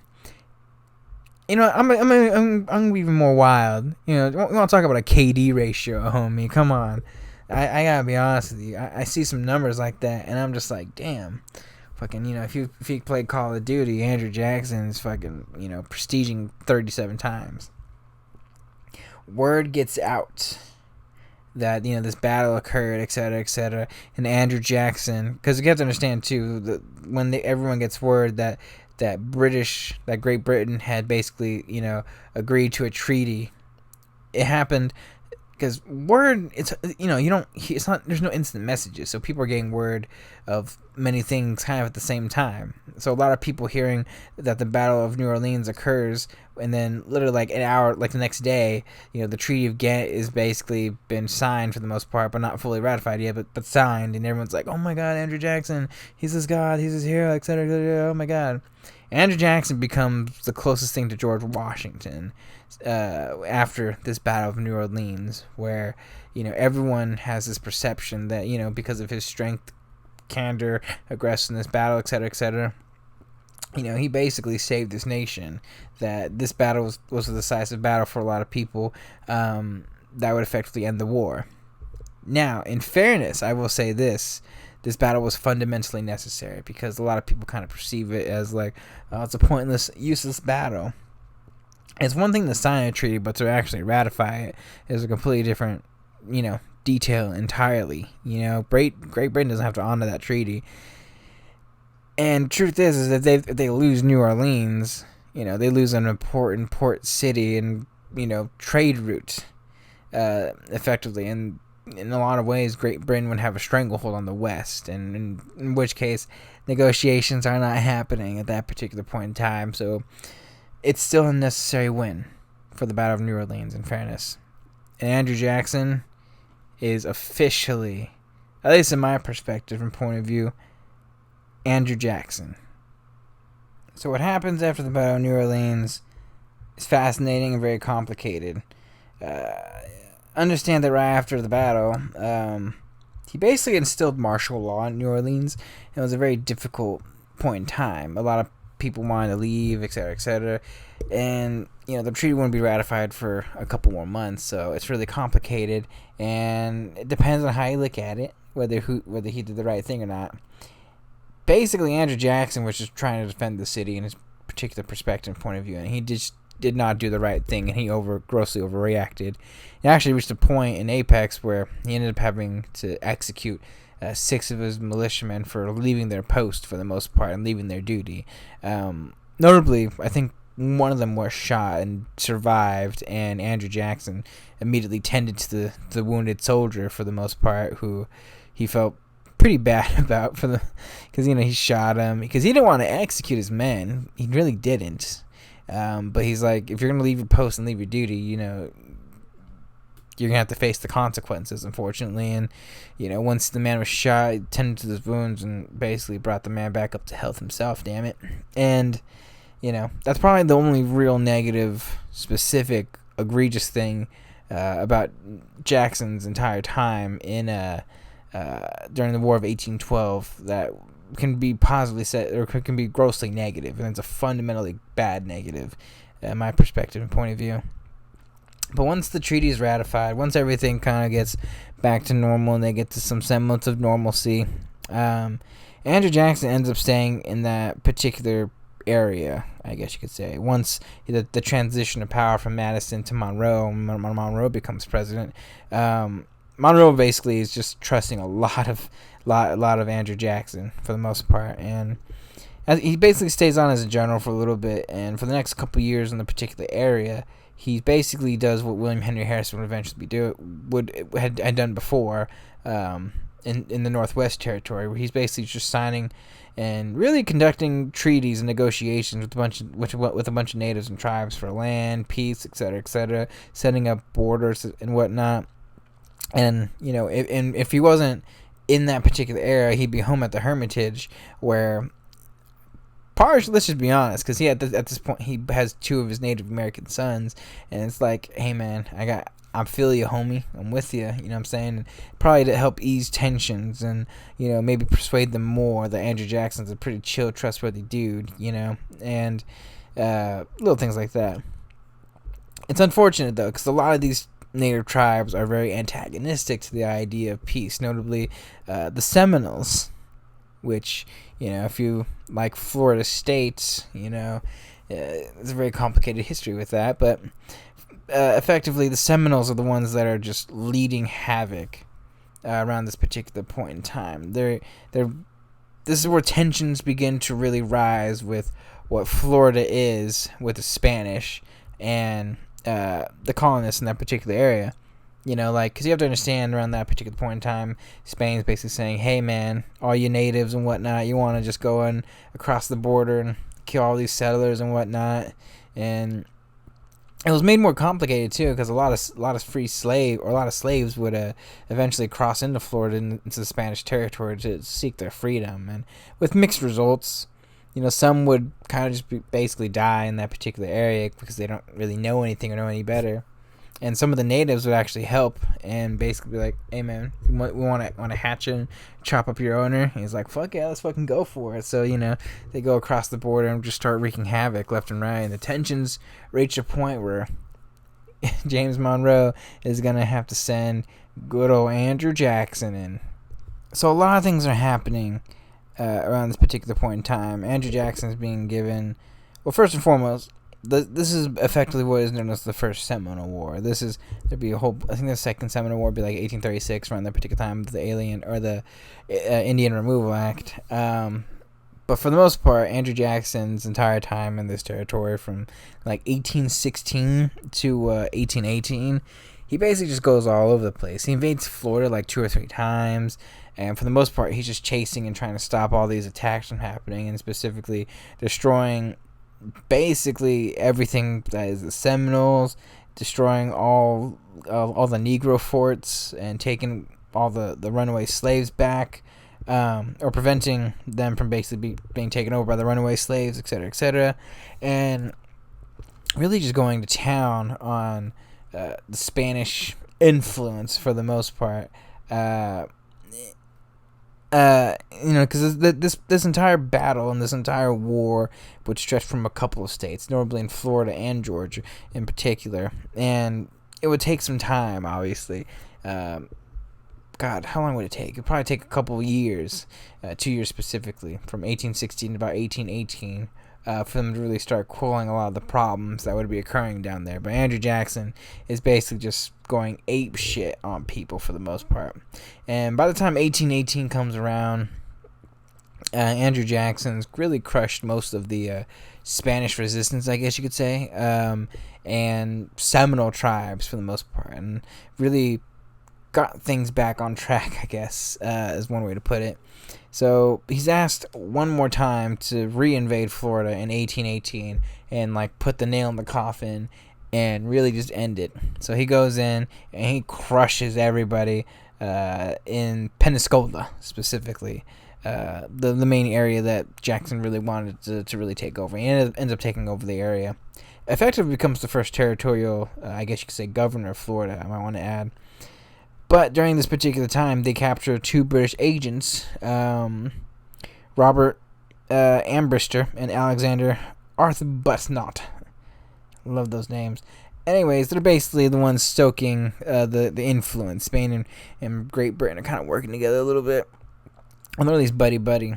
And they're the ones that are really stoking the fires of the Seminoles in terms of just a lot of their attacks and the direction of their attacks for the most part. Andrew Jackson is basically like, fuck you guys, fuck you British, and just a lot of anger, a lot of frustration still. And Andrew Jackson, after a small trial, has both of them just summarily executed for basically just treason. This causes a whole bunch of problems for James Monroe, and he's like, what the fuck, homie? What are you doing? And John Quincy Adams is like, hey, chill, man, chill, homie, it's not that bad. He did the right thing, technically speaking. There's crimes against all this stuff, and John Quincy Adams was going to try to swing it in a particularly different way. I just want to explain briefly his relationship with John Quincy Adams. It's fascinating. Let's be 100% honest. I don't think these two would ever become friends. I don't think they would. I think Quincy Adams had enough respect for for Andrew Jackson to really have, because he defended him during this particular point in time when Andrew Jackson went above and beyond. And on top of that, there was a point where hey, I want to be my vice president during the election of 1824. It was never truly hateful in the very beginning, and then eventually later on, it would be one of the most. I mean, you want to talk about two people who hate each other? I don't think Andrew Jackson hated anyone more than John Quincy Adams, other than probably the British. So yeah. Anyways, Andrew Jackson would become the first territorial governor of Florida. He really just he does not enjoy his time here. He effectively is the governor for the most part for like next 2 or 3 years after the initial invasion of Florida, and he's basically just there to keep things tight, to make sure no one's gonna lose their minds left and right on either side, because the Spanish are still there. They're not trying to start an actual war or anything, and Andrew Jackson is just basically trying to keep the peace and keep things together for the most part. And he's only going to be there until the Adams-Onis Treaty eventually gets signed, where Florida becomes a territory of America. He does not enjoy his time there because he's basically leaving control of the family farm and the businesses for the most part to Andrew Jackson Jr. and to mixed results. And he deeply misses his wife. Not to mention too, Andrew Jackson's nearing like 50 years old. Like, you gotta understand that, I mean, and the injuries are really starting to take a toll. I mean, eventually, soon after, he's going to be basically walking with a cane for the rest of his life. The bullets, I'm surprised he hasn't gotten fucking lead poisoning at this particular point in time, But he also didn't enjoy Florida either because, there's still some semblance of British influence, and he does not like the French whatsoever.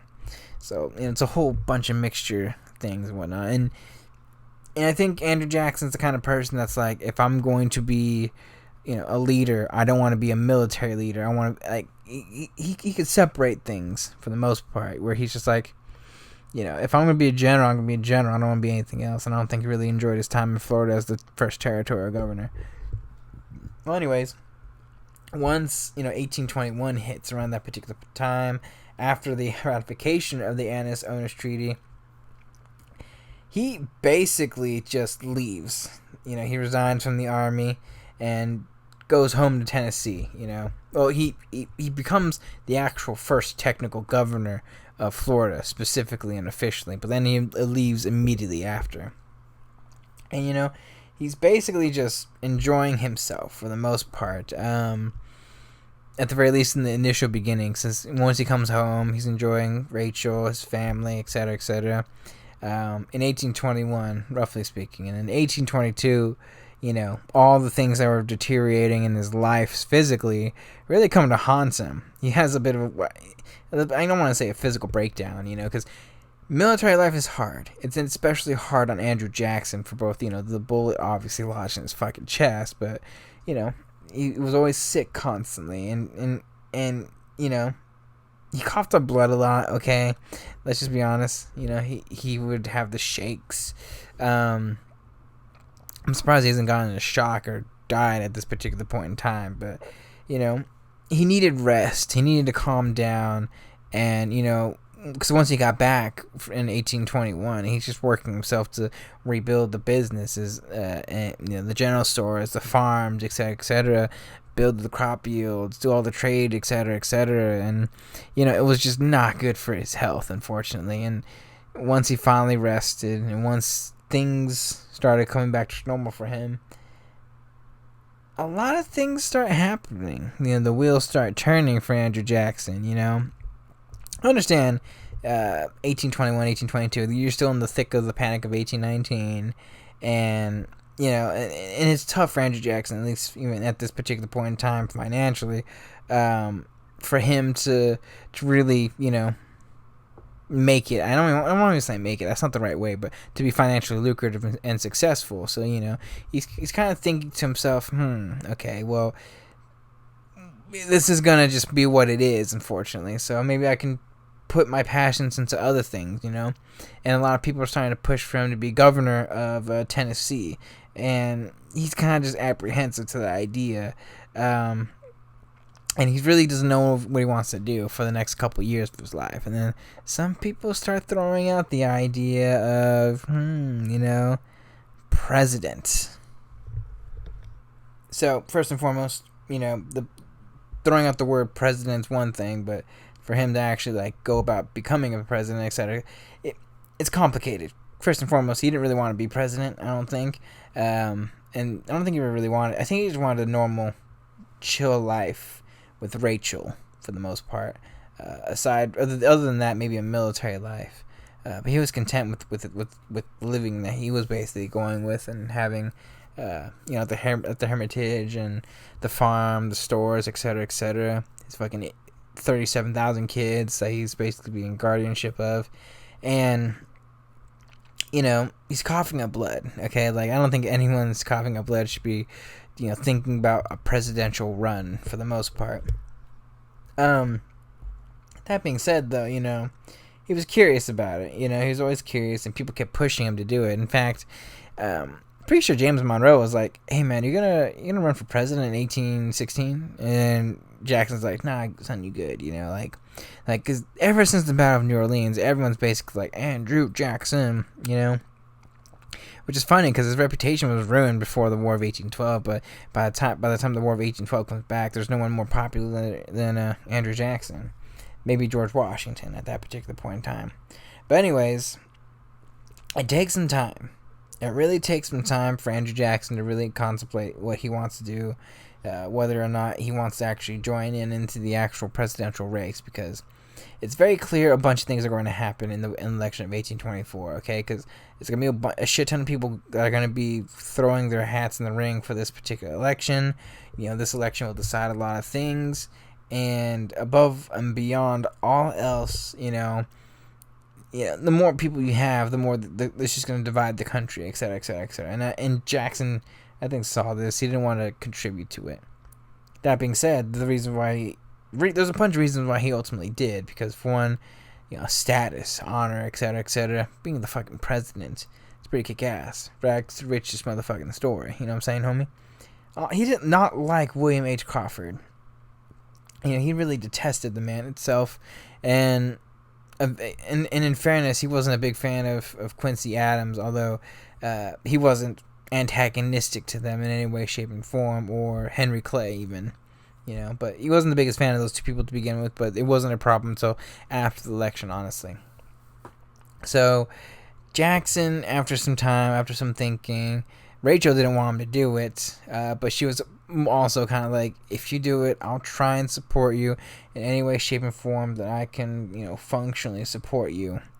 And Andrew Jackson's like, says, fine, okay. And then gives the state legislature of Tennessee the okay to put his name effectively on the ballot.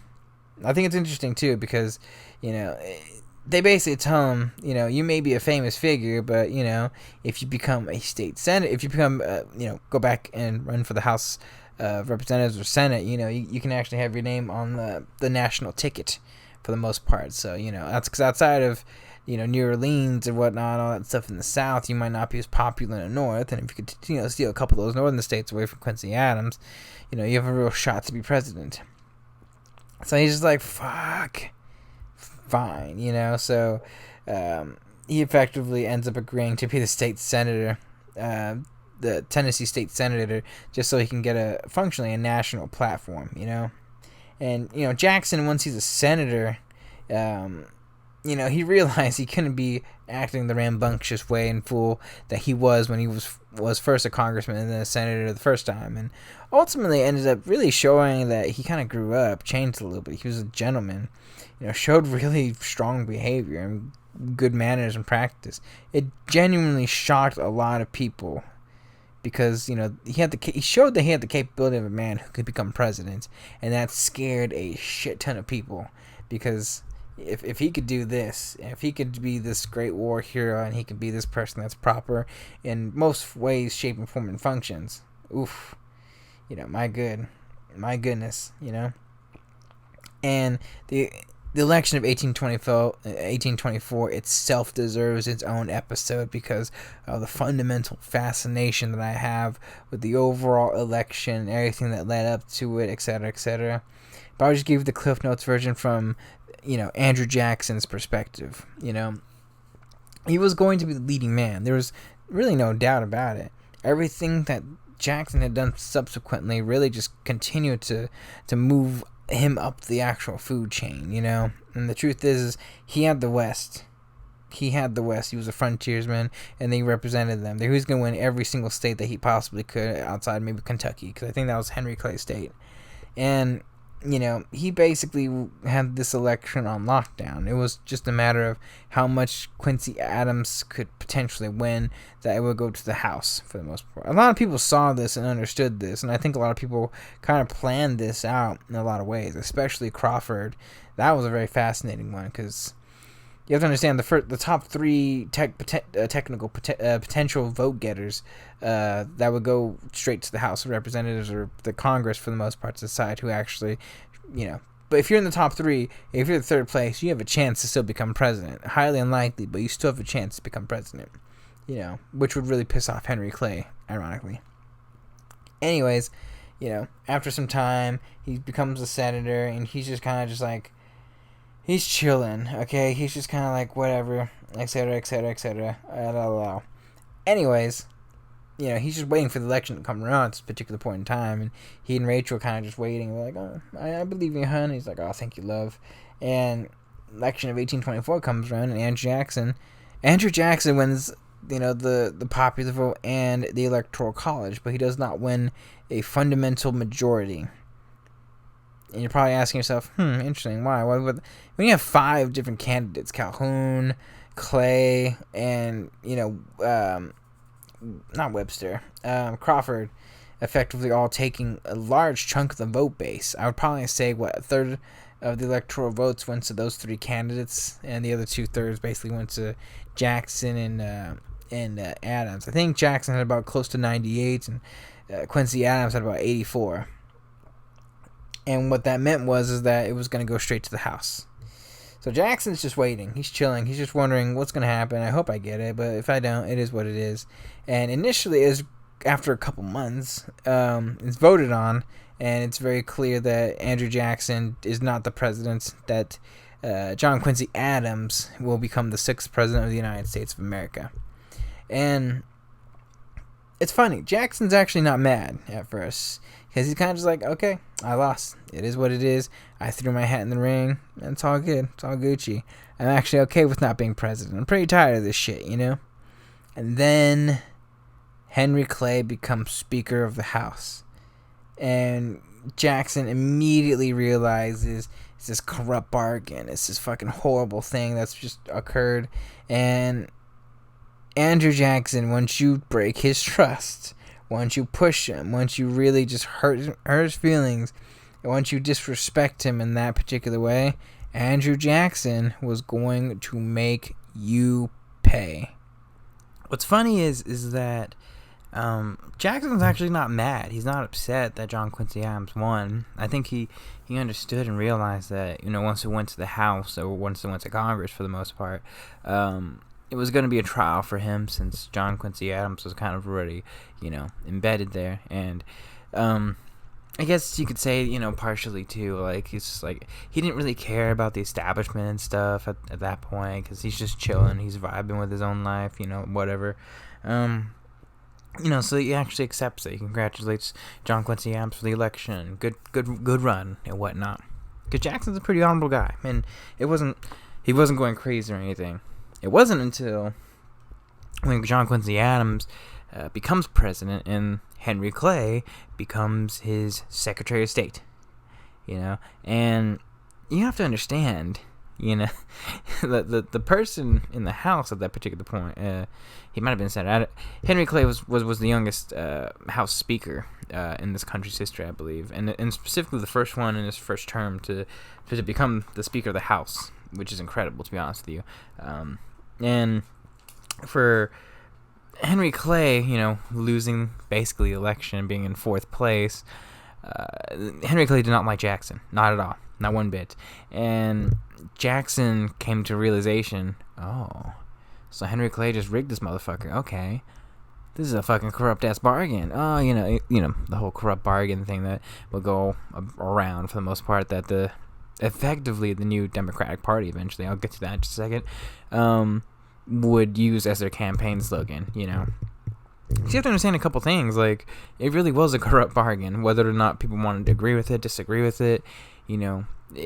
Henry Clay just so happens to become the Secretary of State, and just so happens that the states that he talks to specifically all go to John Quincy Adams. Who knew? Go figure. Anyways, it's deeply fascinating. You have to understand, Andrew Jackson did not care up until that point. And then once that happened, once he was screwed over, once you showed that you were not a principled individual in person, and you chose to go against your own morals, etc., to basically cheat an election, regardless of whether Andrew Jackson wanted. Because if I'm going to be 100% honest with you, if Andrew Jackson is president in 1824, I don't think his presidency goes as well as people probably think, So I think he was elected in the right and proper time in this country's history. That being said, Andrew Jackson, basically, you made an enemy for life at that particular point, and Andrew Jackson was going to make you pay, okay? Understand, too, that Andrew Jackson is the only president and only presidential nominee to win both the Electoral College and popular vote and still lose a presidential election. These are wild times we live in. Or they lived in back then. So Jackson's pretty pissed. He's trying to figure things out. He's like, okay, so that's how it's gonna be. Okay, it's a fucking corrupt bargain. You know what? We're gonna get you back for that.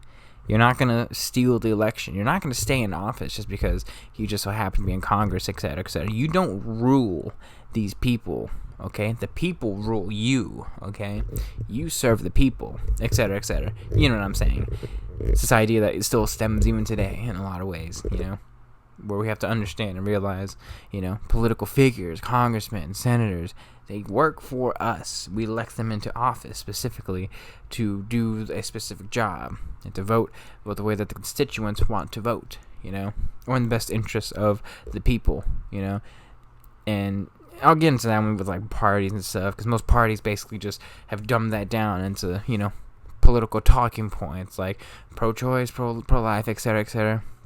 I mean, it's obviously much more complicated than that, but to get back into just to get back into that time, I think it still works today. Where like we should really be much more conscientious of who we put into office. Understand that, hey, you know what, they should really be doing what we want them to do, lower taxes, etc., and not be this grandiose figure trying to change the world, I'm getting way off topic here. Andrew Jackson is not happy. He's mad. So he starts talking to a whole bunch of people, namely young Senator Representative Martin Van Buren, who, if anyone knows Martin Van Buren, he will be his vice president, Secretary of State, and will be the 8th president of the United States of America. And one really fucking interesting individual. Martin Van Buren, he sees a bunch of things happening, and he sees a bit of a problem that, a one-party system cannot function and rule. You need two parties, minimum at the very least. And he's a big advocate of a two-party system. So he goes to Jackson, and he's like, hey, man, how do you feel about maybe coming up with this idea of a new political party?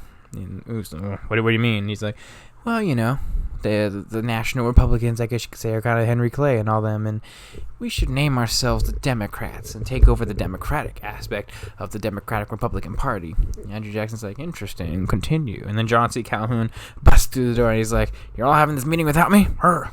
Anyways,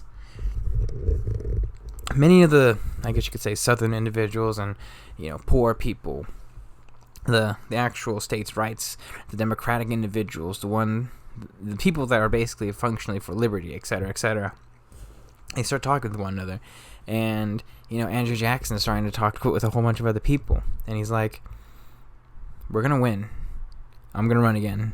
And this time, they can't stop me. Now, while I would like to, go into deep dives on the respective main political parties in this country's history, this would be a 15-hour long episode, and I don't want it to be a 15-hour long episode. My voice would just give out. Jackson is a senator and representative of Tennessee, Van Buren in New York, Calhoun's vice president, I believe, at this point for John Quincy Adams, ironically enough. and they all meet together, and those three are the big three that effectively create the modern Democratic Party. You know, the Democratic Party that would be in the Deep South, et cetera, that would kind of shape, form. I mean, they really wouldn't fundamentally change, if I'm going to be 100% honest with you, to basically the Democratic Party that we see today. It's the party of Andrew Jackson, or would be the party of Andrew Jackson, with Martin Van Buren being fundamentally the big brain behind it, creating the Democratic Party and just branching off from the Democratic Republicans, and Calhoun being its staunchest supporter in terms of the direction the party would go in that would effectively lead to the Civil War in a lot of ways. They're in Washington, all three of them for the most part, and they're planning. They're kind of scheming a little bit, you know. Andrew Jackson's mad. I mean, this motherfucker is mad, okay? So mad that, like, he immediately announces, I believe the Tennessee State Legislature basically just immediately, as soon as they possibly and humanly could, nominate Andrew Jackson to run for president in the election of 1828. Like, literally in 1825, he's running for this. He's running for presidency at that particular point in time, and as a Democrat, I might want to add to late 1825. And it's also around this time, too, he's going to resign his seat so that he can focus on the actual party itself and his, campaign. And for the next, 3 years, Andrew Jackson and the people of the new Democratic Party, I guess you could say, going against the precursor to the Whigs, but I think at this point they're going to be called the National Republicans. It is what it is, and they're basically just going ham on John Quincy Adams. They're basically voting down everything. They're trying to make John Quincy Adams' life a living hell, and it does not help with the genuine reality that John Quincy Adams is not a politician. He's just not good with the political savvy. That's pretty much the biggest reason why he brought in Henry Clay as his Secretary of State, for better or worse. Oh shit! That's the main reason why he brought Henry Clay as his Secretary of State, for better or worse, was because Henry Clay was a master politician. I tend to not have the greatest perception of Henry Clay, if I'm gonna be honest with you. But it's undeniable that he got things done. That's just because he was politically savvy and knew how to communicate with people. And John Quincy Adams could not do that, unfortunately. Andrew Jackson could, though, because Andrew Jackson was a man of the people. He was just like them, And because you have to understand, too, Andrew Jackson, at this particular point in time, wasn't seen as, this elitist establishment individual. Say what you will about the other founding fathers that would become presidents. All of them, were rich people who really didn't know what it was like to be poor, and didn't know how to basically help, the poor people in matters, that would basically just assist them in any way, shape, or form. I mean, it wasn't like, obviously, like the Progressive era, where people were basically trying to strike and whatnot. Strikes would be occurring around this particular point in time, mainly in the North, but, for the most part, a lot of them just saw them as these elitist individuals that really didn't have the best interest of the people of America at heart. And Andrew Jackson a lot of people saw Andrew Jackson, this frontiersman who was basically like, yeah, I kill people, but, who hasn't shot a person in cold blood before, and it sounds really morbid and really, kind of fucked up, but a lot of people were kind of just like, they saw his marriage to Rachel as, like, the actual poor people kind of just like, why are y'all complaining about that? It is what it is. Things happen, people marry, people, think you're divorced and they get married. Shit happens, and they saw him as this imperfect individual who was this great war hero, because it's kind of strange, because like I said before, Washington was probably the closest thing in terms of Andrew Jackson, in terms of just popularity overall in the country. And the main difference is that Washington was this grandiose figure that a lot of people were just idolized and were supposed to follow in his footsteps, and Jackson was just like, yeah, he's this great war hero who's this really flawed person, and I could be like Andrew Jackson, and he's like one of us, At least that's how most people looked at it, and that's how I would tend to look at it too.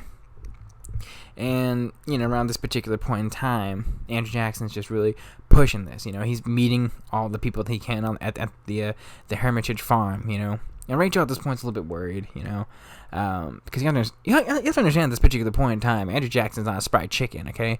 I'm pretty sure, he's walking with a cane.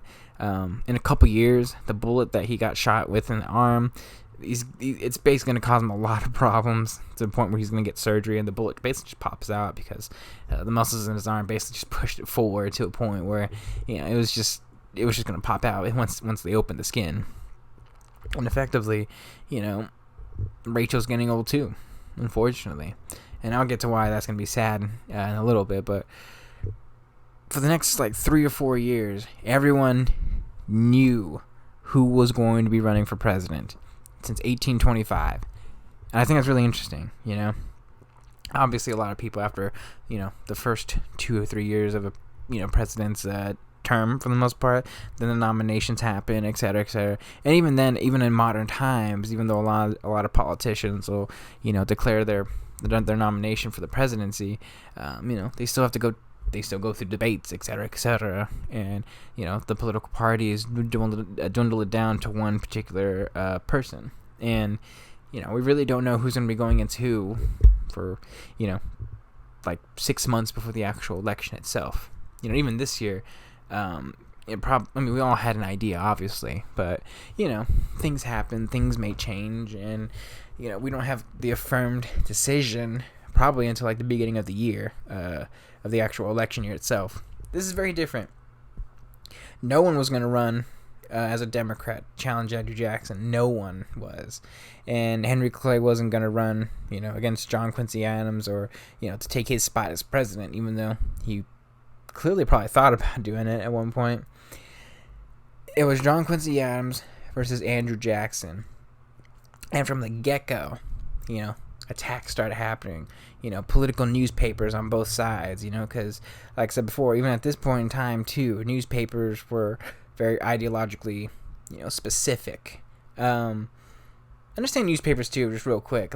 It wasn't like these, it's literally 4 pages with, just maybe some stuff overseas, some news, et cetera, probably some town specific to their town, literally some news, oh, this shop opened, the ships are leaving at this particular point in time, and then, they have their ideological, politics behind it in their politics section, saying, oh, John Quincy Adams is a fucking dumbass, and then if you were a Democrat newspaper, and then if you were, I guess, a Whig newspaper, I don't know what an equivalent of at that particular point in time was, the party was a flux, Whig newspaper around that particular time, you were probably going to be yeah, well, you know what, Rachel, fucking Jackson's kind of a prostitute, and his mother's a whore, and, they said shit like that in the newspaper back then, okay, they said it much nicer, Andrew Jackson's mother was one who pleased many a man, et cetera, and Andrew Jackson was a man who didn't know who his father was, et cetera, because he could have had a bunch of different fathers, they were wild back then, okay? They were very wild. This election was fierce, because Martin Van Buren, Jackson, they started creating, Democrat newspapers to oppose Jackson, all that stuff, saying, you can't just, colonize Panama and stuff like that, little things along those lines, and obviously Jackson was basically negative Jackson newspapers were just oh, your mother's a whore, you're just a fucking temperamental, angry person, you're violent, et cetera, and Jackson would meet with a whole bunch of different people, and at the Hermitage specifically, and he'd do his absolute best to shield Rachel from everything, and it was very difficult on her, the entire family. The next 3 years were really hell for her and the kids to an extent.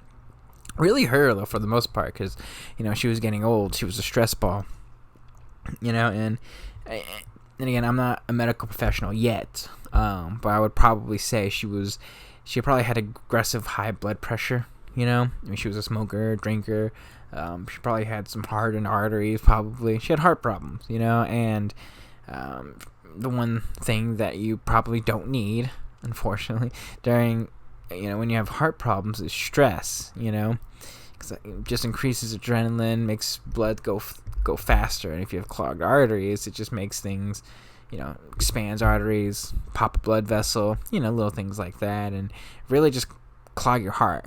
And it was very difficult, and Jackson kind of understood this, and she understood this, and she tried to be as calm as humanly possible, but she also really did not want her husband to win the presidency. So she was caught in a rock and a hard place. She wanted her husband to win and succeed, but at the very same time, she's kind of hoping he loses just so that they can go back to their quiet, normal life and die together. And unfortunately, at least for her, it does not go that way, the end of John Quincy Adams' presidency is really fucking troubled beyond any recognizable measure, and it only gets worse with the tariff of abominations that he basically signs in the office, and everyone's bad, North and South, but especially the South, and, you need the South and the West to win, and, if anyone was apprehensive of voting for Andrew Jackson at that point, they're like, fuck this, I'd rather have a guy who killed someone in cold blood than, someone who's gonna take my money away. They're not very communist-y, I guess you could say, in this particular point in time. They'd rather have a murderer in office than someone that's just going to take your money.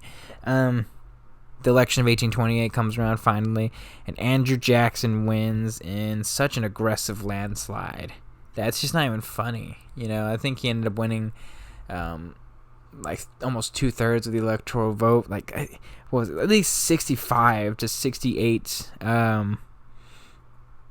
55 to 56% of the actual popular vote itself. Andrew Jackson clobbered John Quincy Adams, and John Quincy Adams basically like, well, it is what it is, because he's not too sad about losing the presidency and whatnot. And Andrew Jackson officially becomes the 7th president of the United States of America in the election of 1828. And it's very troubling. Everyone's just like, oh my God, Andrew Jackson won. Oh my God, the Democratic Party has legitimacy, and they're gonna go and rule the world. And Rachel Jackson's trying to be supported, but she really does not want to go.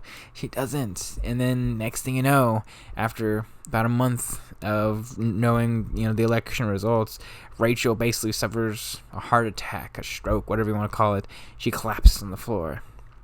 Her time is dwindling, and Andrew Jackson, old, I think he's using a cane at this point, and he's just like, no, Rachel, don't die on me, and she's like, there, it's okay, young Jackson, I'll see you, when you die, because I'm going now.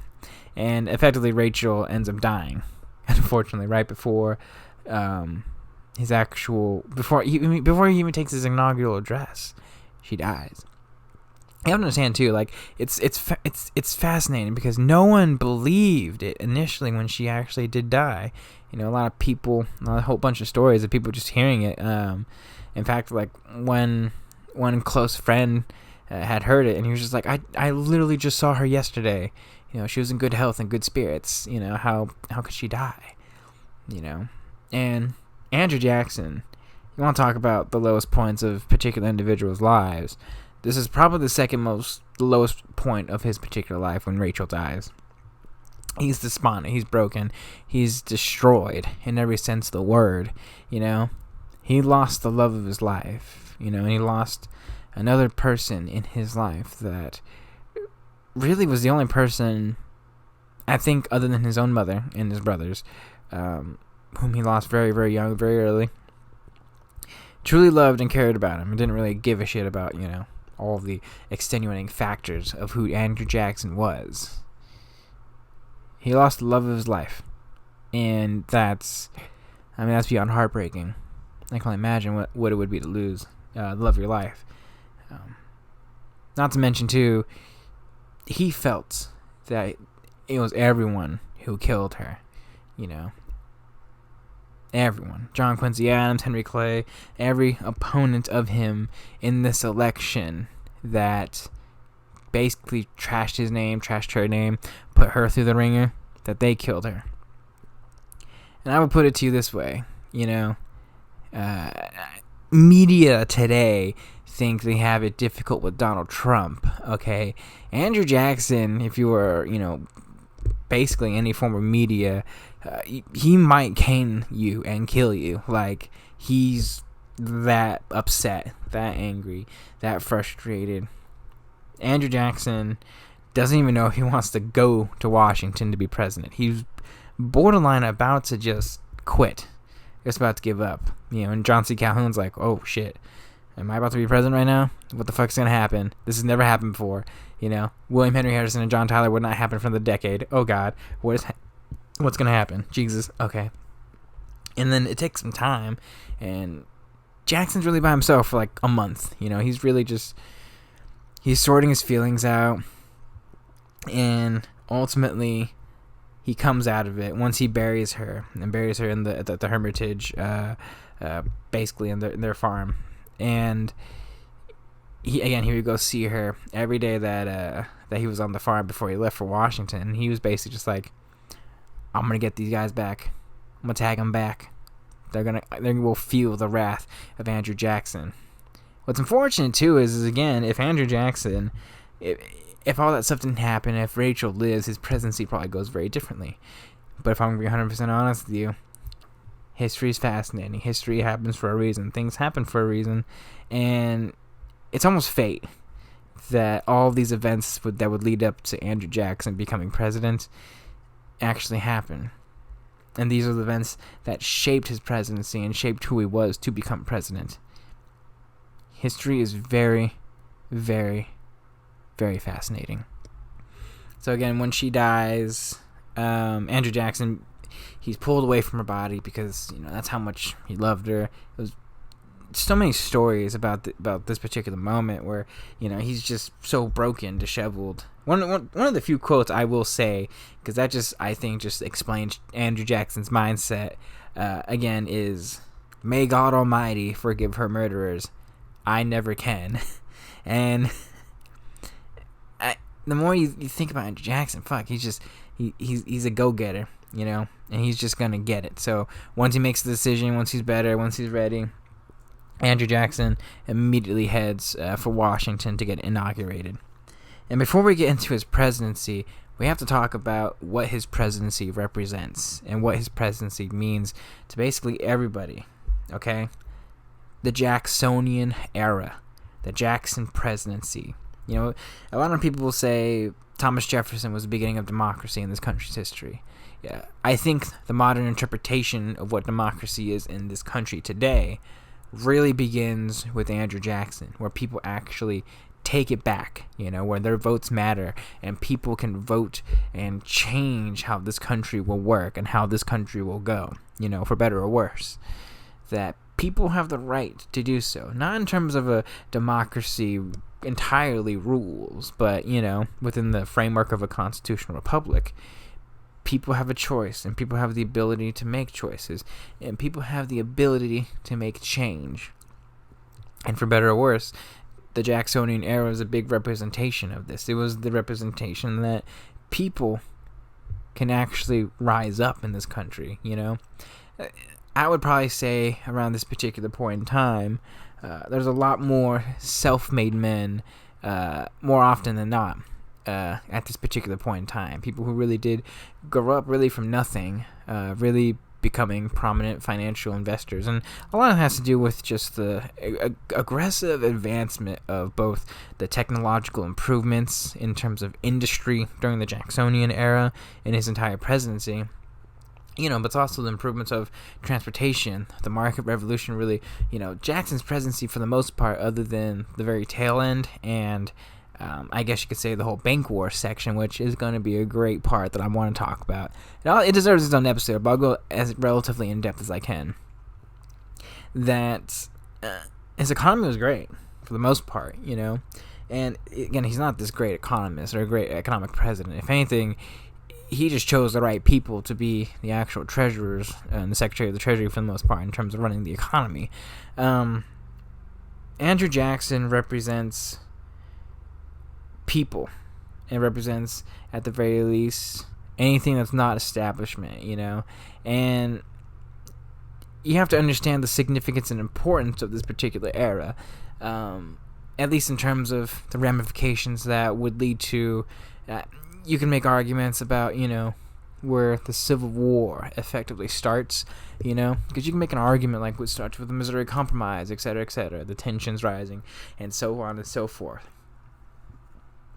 it is undeniable that if you don't consider those particular moments pre-Jackson presidency as the catalyst in the beginning of the actual, separation and secession from the Union, it is undeniable that during Andrew Jackson's presidency, the I guess you could say the precursor to the Civil War begins with his presidency, where it's a fight between the rights of individuals, in the South for the most part, industry in the North. The actual divide between North and South functionally, really fundamentally begins with his presidency. The Jacksonian era has begun. How long it will last is really determined by, what people consider eras, for the most part. At least in my personal view, I think the Jacksonian era really goes all the way until the Civil War, and probably even a little bit past it for the most part, but it really depends, because I think it goes with just people doing what they want to do for the most part, people voting in what they want for the most part, people having the power to really affect real fundamental change. And you can make a very big argument that, we're still living in a sense of like the Jacksonian era, at the very least until maybe William McKinley or Teddy Roosevelt become president, when, the international stage has become very apparent to America. That's when the actual Jacksonian era ends, The Jacksonian era is one of the most specific eras in this country's history, and is the only one that is self-identified with Andrew Jackson. I can make a case for the Jefferson era, which is basically the time before, the Jacksonian era. Maybe you do the era of FDR, and a lot of people say, when Trump became president, we exited the Reagan era, It is fundamentally undeniable that Jackson is very specific in that he has his own era, he has his own specific time and place in this country's history, and that he shook the country to its very core and very foundation with his election into the presidency itself. So, first things first, the most notable aspect is his actual inauguration itself. He basically says, I'm going to be the fucking president, and I'm going to change Washington. I'm going to change everything, etc., etc. And it's also notable for, the crazy inauguration where people basically just basically storm the White House, and it becomes this ruckus, everyone trying to shake hands with Andrew Jackson, and Andrew Jackson's like, fuck, there's just too many people, I gotta dip, I can't handle this right now. So he actually leaves the White House and doesn't spend the first night in the White House itself. And it's kind of funny because there's a whole bunch of people that are that live on the street of Washington DC, and they're seeing this from their house, and it's almost poignant in a lot of ways, where it's very clear that this is not the same Washington. This is not the same presidency. Something different has occurred, and it's just a change in the air, and that's Andrew Jackson is now in the White House. So let's start off with his cabinet. His cabinet is very fascinating, and I'll get to the cabinet during probably the first part of his presidency, which is basically the Peggy Eaton affair, and that whole fucking thing. And I'll probably be much more descriptive of that. But for the most part, let's start with some of the most notable, politicians, I guess you could say, that were part of his cabinet. We have two vice presidents, John C. Calhoun and Martin Van Buren, being the latter actually being his Secretary of State during his first term, for the most part. Very fascinating story behind that anyway, when I get to Van Buren and later on with Jackson. John Eaton was his Secretary of War. Notably, he was the youngest senator in history at 29 years old. Also had a bit of a rambunctious wife that Andrew Jackson actually really liked. He respected Peggy, and I think he's just like, man, everyone doesn't like Peggy. Everyone's kind of a rude fucking person here in Washington, regardless of your upbringings and whatnot. Notably too, Lewis Cass was one of the most prominent politicians of that, at the particular time, would actually replace Eden later on as the Secretary of War. Notably, would also be James Buchanan, the 15th President of the United States, Secretary of State. Finally, most notably, would be Louis McLean, who would actually be the Secretary of Treasury, I believe, one of the most prominent figures during the actual bank wars itself. Andrew Jackson would have 2 terms, and I'm just going to say it now because he would nominate and appoint 6 Supreme Court justices during this particular time in office. A lot of things happen with the Supreme Court when Andrew Jackson becomes president. First and foremost, most notably, John Marshall dies, unfortunately, during this particular point in time. But before I get to that, I'll just start off with some of the most notable Supreme Court justices that he would nominate. John McLean, who everyone thought he would be like a Jackson justice, and would politically influence people to get the nomination, only to betray him because Marshall just basically just influences everybody. He's like, I'm not a Federalist. You're not gonna convince me. And Marshall's probably like, you want a shot? He's like, oh, okay, well, I guess I'm a Federalist. Like John Marshall had that kind of personality, and again, like I said, John Marshall dies. And effectively, the Marshall Court's dead. So now Andrew Jackson really gets to nominate the future Chief Justice. And who does he choose? Roger Taney. Roger Taney is one of the longest serving Supreme Court justices. And if that name doesn't really come to any prominence in a lot of people's minds. He's most notable for being one of the chief voices in the Dred Scott decision, notably in the judiciary, despite an overwhelming Democratic majority after Marshall's death. Many precedents that Marshall had would actually be upheld for years to come, thankfully. So despite the Democratic supermajority at this particular point in time, the court really doesn't functionally change a lot in terms of precedent, so it's not going to overturn anything for the most part, although a lot of it had to do with, the federal government having a lot of power for the most part once John Marshall dies. I bring up Taney, though, because, most of probably, I would say, some of the worst decisions, at least in terms of rights for black people for the most part, were not very good. I'll just put it to you that way, and he's one of the most prominent Supreme Court justices on that particular point in time. And I guess what I'm trying to say is it's functionally important because Andrew Jackson changes the Supreme Court for the next 30 years just with his presidency alone, and influences it in a way that only continues and expedites the Civil War, for better or worse. Mainly for worse, if I'm going to be 100% honest with you. And that's mainly the gross negative I would probably have to say about Andrew Jackson would be some of his Supreme Court justices and nominees, And it wasn't anything about corruption. It was just about, ideologically speaking, not in the best interest for, in fairness, I think Andrew Jackson would, for the most part, when I get to it, tried to be a fair president on both sides of the ideological and political spectrum. Biggest functional problem, though, unfortunately, was his Supreme Court justices were very, Democrat-leaning.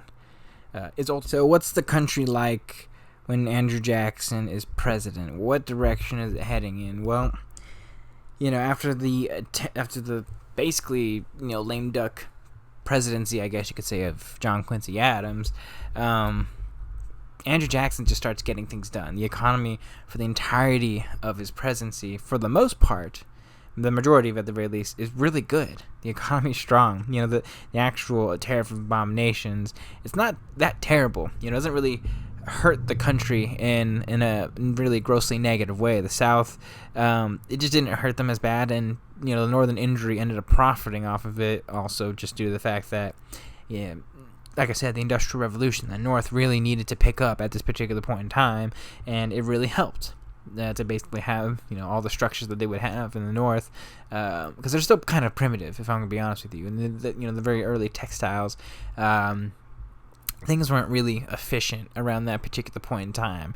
I mean, it would take some time, but there were still a lot of people who had specific trades, and because you have to understand, like, when you had a trade back then, you did everything. If you're like a shoemaker, you did the leather of the shoe itself, the buttons, everything, every single little aspect of that particular shoe.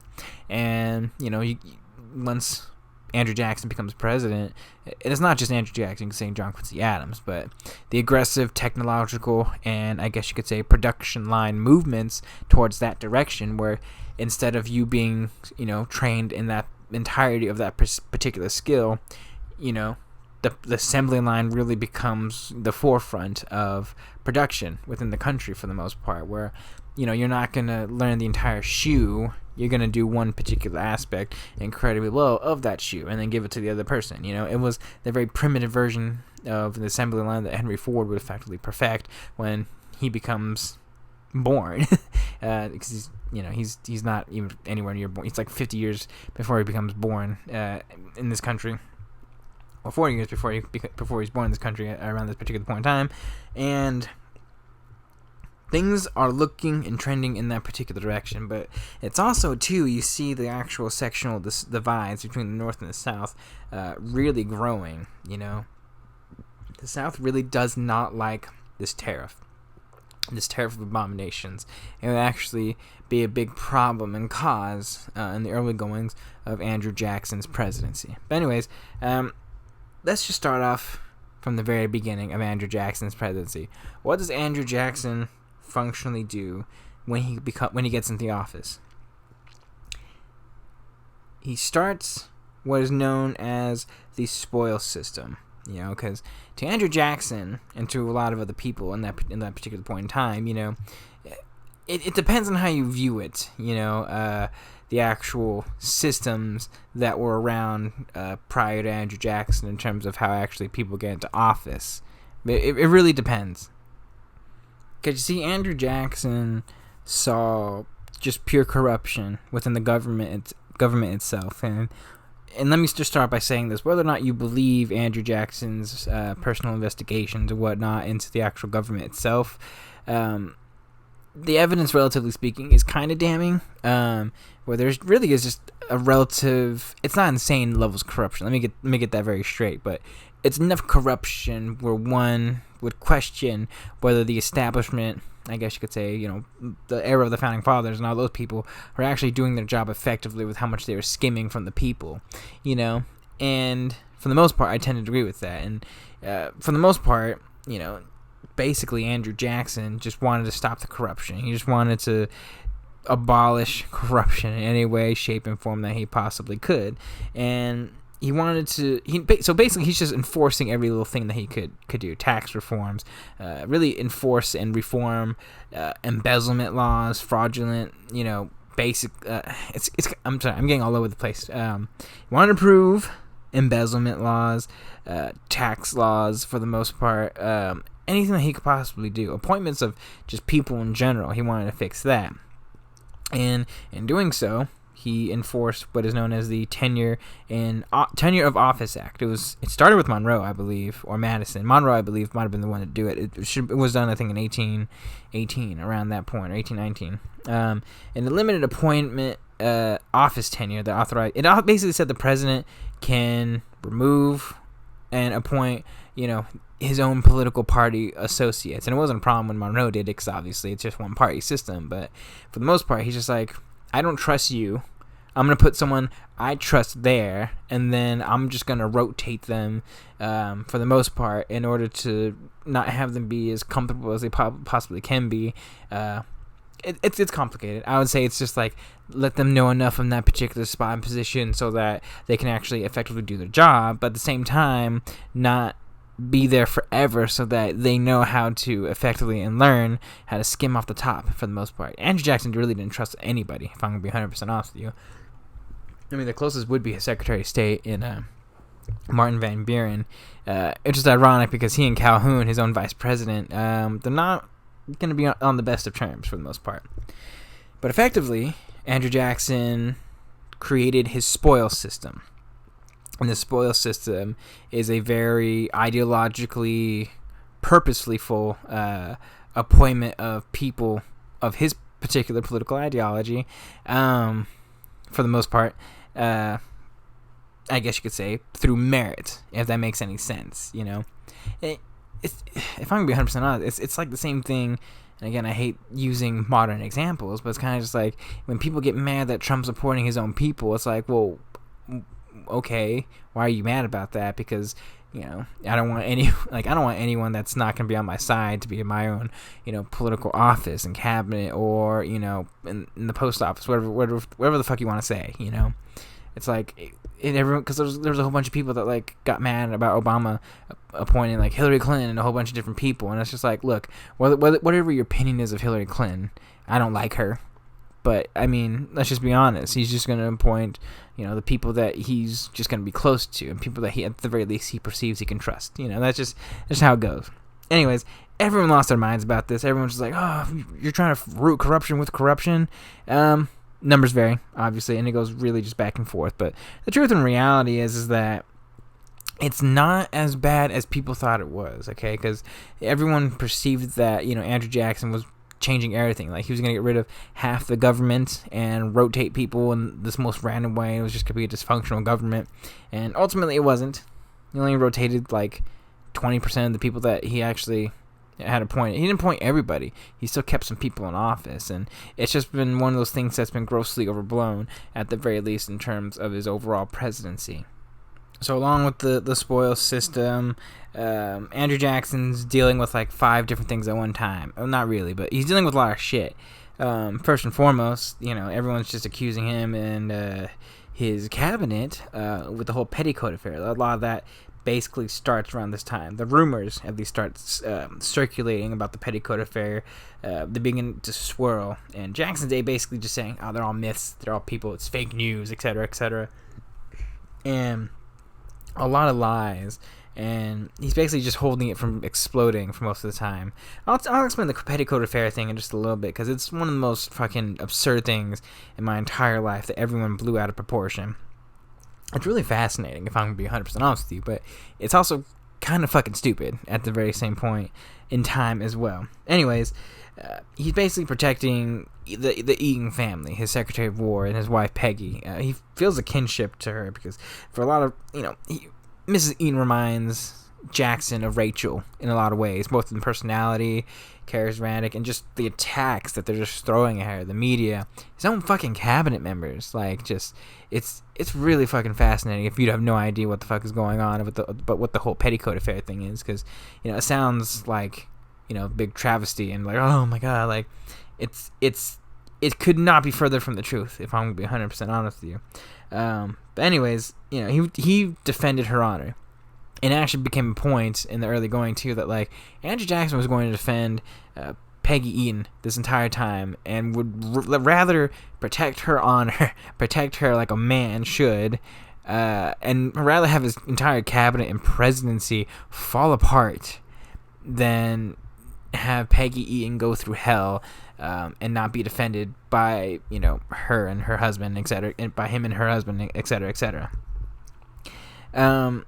But I would also say 2 things in the early going of his presidency really start to manifest itself. First and foremost is the early goings of Andrew Jackson's Indian removal policy and the rift between he and Calhoun for the most part. First and foremost, Calhoun and his family did not like Peggy Eaton, so there was problems there. I don't think they did. And then on top of that, Calhoun is Calhoun, Henry Clay, and I think Daniel Webster are like the triumphant, I guess you could say, of the political politicians that would be the most informed and, most important specific politicians before the pre-Civil War era. And Calhoun specifically is this particular politician that's aggressively states' rights. He's the kind of person that would try and justify slavery, if that makes any sense. And I don't have the greatest, he's a complicated historical figure. I'll probably do an episode on him because he's just that interesting. But John C. Calhoun, in particular, is a big states' rights person. He's from South Carolina, too, or representative of South Carolina. And, he's really stoking the fire of what would be known as the nullification crisis in the latter part of his first term and early part of his second term, where... Now, I'll just explain part of it now, where South Carolina basically threatens to secede from the Union if they don't revoke this tariff of abominations, for the most part. The seeds are being planted very early on. And then in terms of the Indian Removal Act stuff, it starts with Andrew Jackson trying to do a whole bunch of different treaties with a whole bunch of different tribes in the South, the Northwest, and I guess you could say it starts off well because he's basically just trying to negotiate treaties. Hey, don't do anything here, don't do this, etc., etc., etc., etc. You know, like borders, lands for the most part. And tensions are rising because, first off, let's just be 100% honest, the white man wasn't going to stop their westward expansion, and especially they weren't going to stop settling and expanding, you know? And if I'm going to be 100% honest, too, in defense of the white man, the natives never stopped attacking. You know, they kept going, they kept doing atrocious shit, and they also wanted land, too. It's a territory of, just a battle of territory for the most part. And Jackson, for the most part, is just really trying to keep things from spiraling out of control, at least in the early part. And say what you will about the Indian Removal Act, you know, the whole Trail of Tears and all that. I'll just probably explain it now because I'd rather just get it out of the way. The Trail of Tears is horrible. I don't like it. But if you can come up with any other compromise against all the entirety of the political pressures and also the genuine, you know, livelihoods and liberties of every single person and, you know, Indians, colonists, etc., the white man, come up with a better answer. Truthfully. You know, the whole Indian Removal Act that really occurs is after years and years of political arguing where, you know, there's a whole bunch of people saying like, hey, you can't be doing this, etc., and then the people that are actually down there dealing with the Indian issues, you know, the Second Seminole Wars would be coming up pretty soon as a reaction, unfortunately, to the Indian Removal Act, etc., but, you know, war was going to occur one way or another, whether the Indians wanted it, whether the, I don't want to say the colonists at this point, the Americans, the white man wanted it. The truth is that the Indian Removal Act itself probably saved basically several tribes from going extinct. You know, was it the best thing that Andrew Jackson did? No. Was it the worst thing they did? If I'm being 100% honest, far from it. And a lot of people are going to be like, well, what do you mean? He basically forced all these people. Truth is that if war had escalated, the Cherokees would not exist today. You know, if Andrew Jackson didn't do what he did, the Cherokees would not exist today. And it's not just, you know, revisionist history. You know, there's actually a couple letters, notably, from a couple biographers. H.W. Brands talks about it in his book. And actually, I saw a couple of interviews where he's talking about it in lectures, and he specifically says that, you know what, it's not perfect. And let me be honest, I like H.W. Brands. He's a fantastic biographer. He's a much more liberal-minded person, but he's fair, and I will absolutely give him that. And he makes it a point that, like, you know, there's a couple letters specifically from Cherokee Indians that basically are thanking Andrew Jackson because they're not dumb, they're not naive. The reality is that if Andrew Jackson does not do what he does, his people would not survive. And he actually thanks Andrew Jackson for doing that. And that's just how people were back then. That's just how things were, unfortunately, in, you know, pre-Civil War America. And that's just the way it unfortunately went for Andrew Jackson when he actually would start the Indian Removal Act. And most of it wasn't actually. That's the thing too. Most of it wasn't even in Jackson's presidency. The big chunk of it ultimately would be in Martin Van Buren's presidency too. Like literally the big chunk of it. Like, yeah, it's basically like a 4-year thing, and Van Buren would do 3 years of it. But anyways, that's just my 2 cents on the Indian Removal Act. You know, it's not the greatest thing, but if you want to come up with a better solution that was gonna, at that particular point in time in history, amidst political pressures from literally 15 different directions on what to do, come up with something better.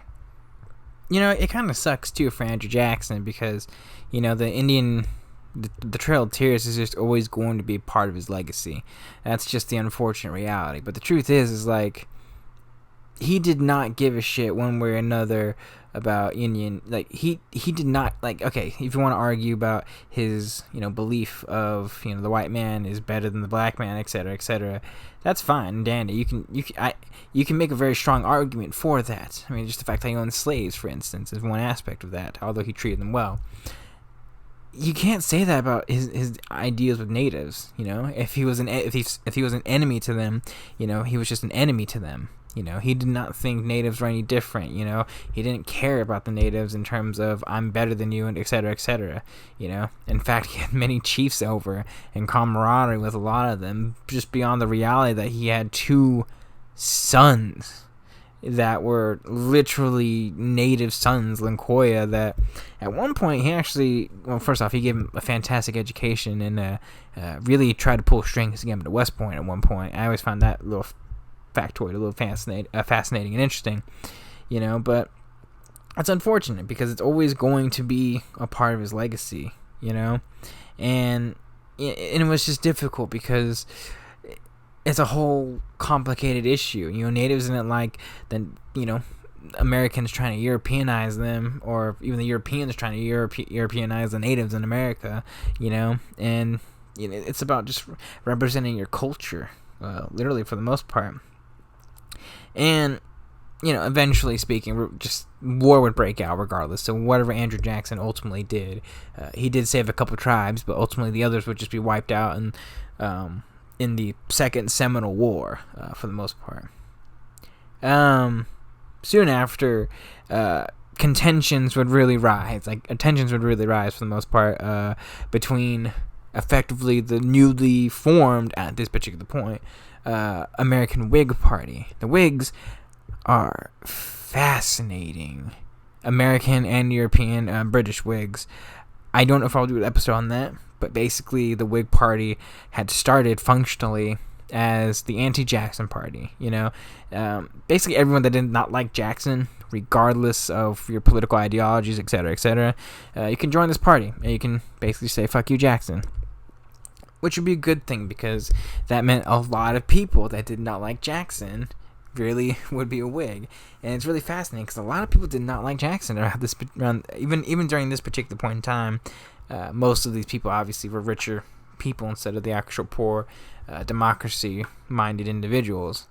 But it also became a problem for the Whigs too, because that meant anyone that just didn't like Jackson, regardless of, again, the big key point, regardless of your political ideologies, were going to be in the same party, which meant like slave owners were going to be along with non-slave owners, and it would just be a bit of a mess because the party did not have any specific direction and did not know where they were going to go or what they were going to vote for.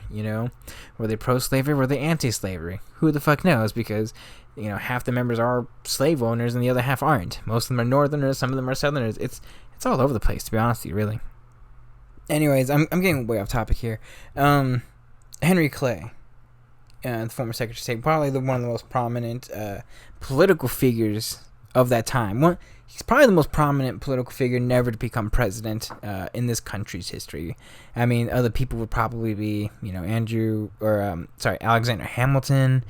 Trying to think off the top of my head, maybe Charles Evan Hughes. Just some people that really come to mind.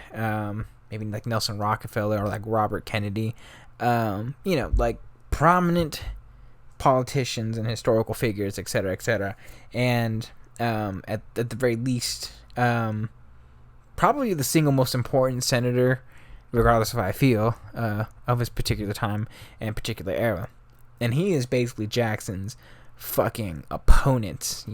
He is the antagonist to Jackson, etc., and vice versa. They are the villains in each other's stories, and a lot of stuff will happen during Jackson's presidency, and these guys would just be enemies throughout. And he would be actually Henry Clay would be the first Whig nominee, I guess you could say. I don't think they were a Whig party yet specifically, but he would be his opponent in the upcoming re-election campaign for Andrew Jackson in 1832.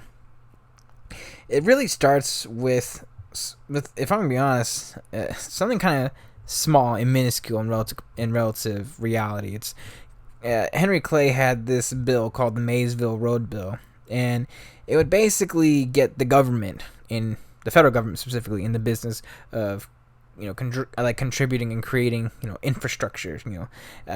Specifically the federal government investing in stock in a company that would, for the most part, invest in roads, actual transportation, like basically trying to get the whole transportation thing moving under the control of the federal government to basically expand, for the most part, infrastructure, build roads, streets, etc., etc. America's not like this cobblestone place yet or anything like that, but it's still a lot of dirt roads and whatnot. And Andrew Jackson's like, nope, scratch that off, because that's more of a states' rights thing, and basically they're just fucking enemies for the most part. And this would be like the first main clash, I guess you could say, between these two. This might have been around 1830, 1831, around this particular point in time. Anyways, following year, okay, so 1830. The following year, 1831, because 3 years of dealing with the Petticoat affair, or the Peggy Eaton affair, however you want to call it, basically disrupt and put his cabinet in a bit of a chaotic funk for the most part. So I'm just going to kind of explain the Cliff Notes version of this because it's kind of stupid and fascinating at the very same time. Basically, there's a bunch of rumors afloat between the Eatons, Peggy, and the actual husband himself. Why can't I think of his name? John Eaton and Peggy Eaton. Anyways, rumors were floating that she was basically a hooker, a prostitute. She basically worked at like this tavern and serviced a lot of men for the most part, and she would be a whole bunch of like affairs, etc., etc. And one particular person, which is funny because apparently Peggy Eaton around that time too, while she was being an infidelity-laden person, was married, and her husband was overseas or on a ship or something at that particular point in time. And one of the people that she had committed the affair with was John Eaton, who would eventually become his wife. And the despair, etc., that Peggy had on the previous husband led the husband to kill himself effectively.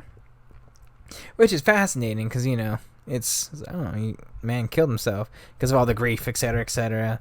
And Peggy's like, no, he just died, and it just happens, and fucking, like, I can't even explain the ridiculousness of that story, but people will believe anything, and, whether it's true or not, that's just what the story was and how it went. But basically, people got wind of it, and specifically in Andrew Jackson's own cabinet, people were basically just like, oh, so she's kind of a bit of a sultry woman, You have to understand around this particular time, too, like, despite being Andrew Jackson's cabinet, it's still kind of just like, oh, what a whore. Get her out of my sight, kind of like, it's kind of like that. It's not the most proper thing, and it wasn't even like the actual men in the cabinet. It was the wives of all the actual cabinet members that had a fucking problem with her. They refused to talk to her, refused to do anything with her. They basically just be talking behind her back in like little balls meetings and whatnot. They do everything they could to, there's one story of like, Peggy Eaton, Andrew Jackson's like, nah, we're gonna fucking respect Peggy Eaton, etc., and all that. And like, he asked Peggy to help sit down, this specific diplomat, but like two of the wives wouldn't let her do that. And it's fucking insane how far it went for the most part. And the wives, like, they really controlled everything, if I'm gonna be 100% honest with a lot of those, like, behind every great man's a great woman, and very demanding woman, even in that particular time and era. And they're like, we refuse to associate ourselves with that. So John Eaton and his wife became ostracized within his own cabinet for the most part. Ironically, the only person that would associate themselves with them and talk to them was Martin Van Buren, because at this point he's a widow and his wife died, so he had no issues with the Eatons whatsoever, and he was the only one that was really cordial with them from the get-go. And when I mean they reached a breaking point, you have to understand a lot of things were happening. It's 1831, the election's coming up, and Andrew Jackson's going to be going against Henry Clay. And, a lot of people are kind of, worried a little bit for the most part, because the issues with the bank would be coming up too, which I'm gonna get to in just a second. And Andrew Jackson basically reaches a point where he's basically just gonna be like, I will fire everybody. I don't really want to say fire everybody, but he doesn't even know what to do for the most part. Specifically, he's himself has reached this specific breaking point. And there's scandals all abound in Washington, and everyone's basically just like, oh, it's Andrew Jackson's cabinet is in fucking chaos. Oh my lordy, Jesus Christ and criminy. And he talks to Martin Van Buren for advice. Well, actually, I think Van Buren comes to him because he sees this happening. He's just like, look, man, here's what's just gonna happen. Okay, like if you let this keep going on, let all this shit happen, it's gonna ruin any chance you have at re-election, et cetera, et cetera. And if I'm gonna be honest, I don't think he would have lost re-election just based off of some of the writings back then and how people were thinking in the times. And at the very least, it would have been a lot closer. But I think he still probably wins. And basically, Martin Van Buren just makes a really bold choice and decision. He's just like, look, man, why don't you just ask for everybody to resign? Everybody. In a lot of ways, it's kind of like, shaming everybody. And also, for the most part, everyone's going to be happy that, everyone is just going to resign for the most part, at least from their specific offices. And everyone's on equal footing, regardless of the fact. Just wipe the slate clean for the most part. I mean, first off, it's politically pretty smart because it's just like, okay, at least Andrew Jackson realized that there's a functional problem within his cabinet. He can't let this keep going on, and he'd rather just wipe the slate clean and just start over, and it is what it is. Andrew Jackson, outside of, I think the only person that stayed on was his postmaster general. Everyone in his cabinet would resign. Van Buren himself too, really taking a bullet really for the team for the most part. He's Secretary of State. He's got it good.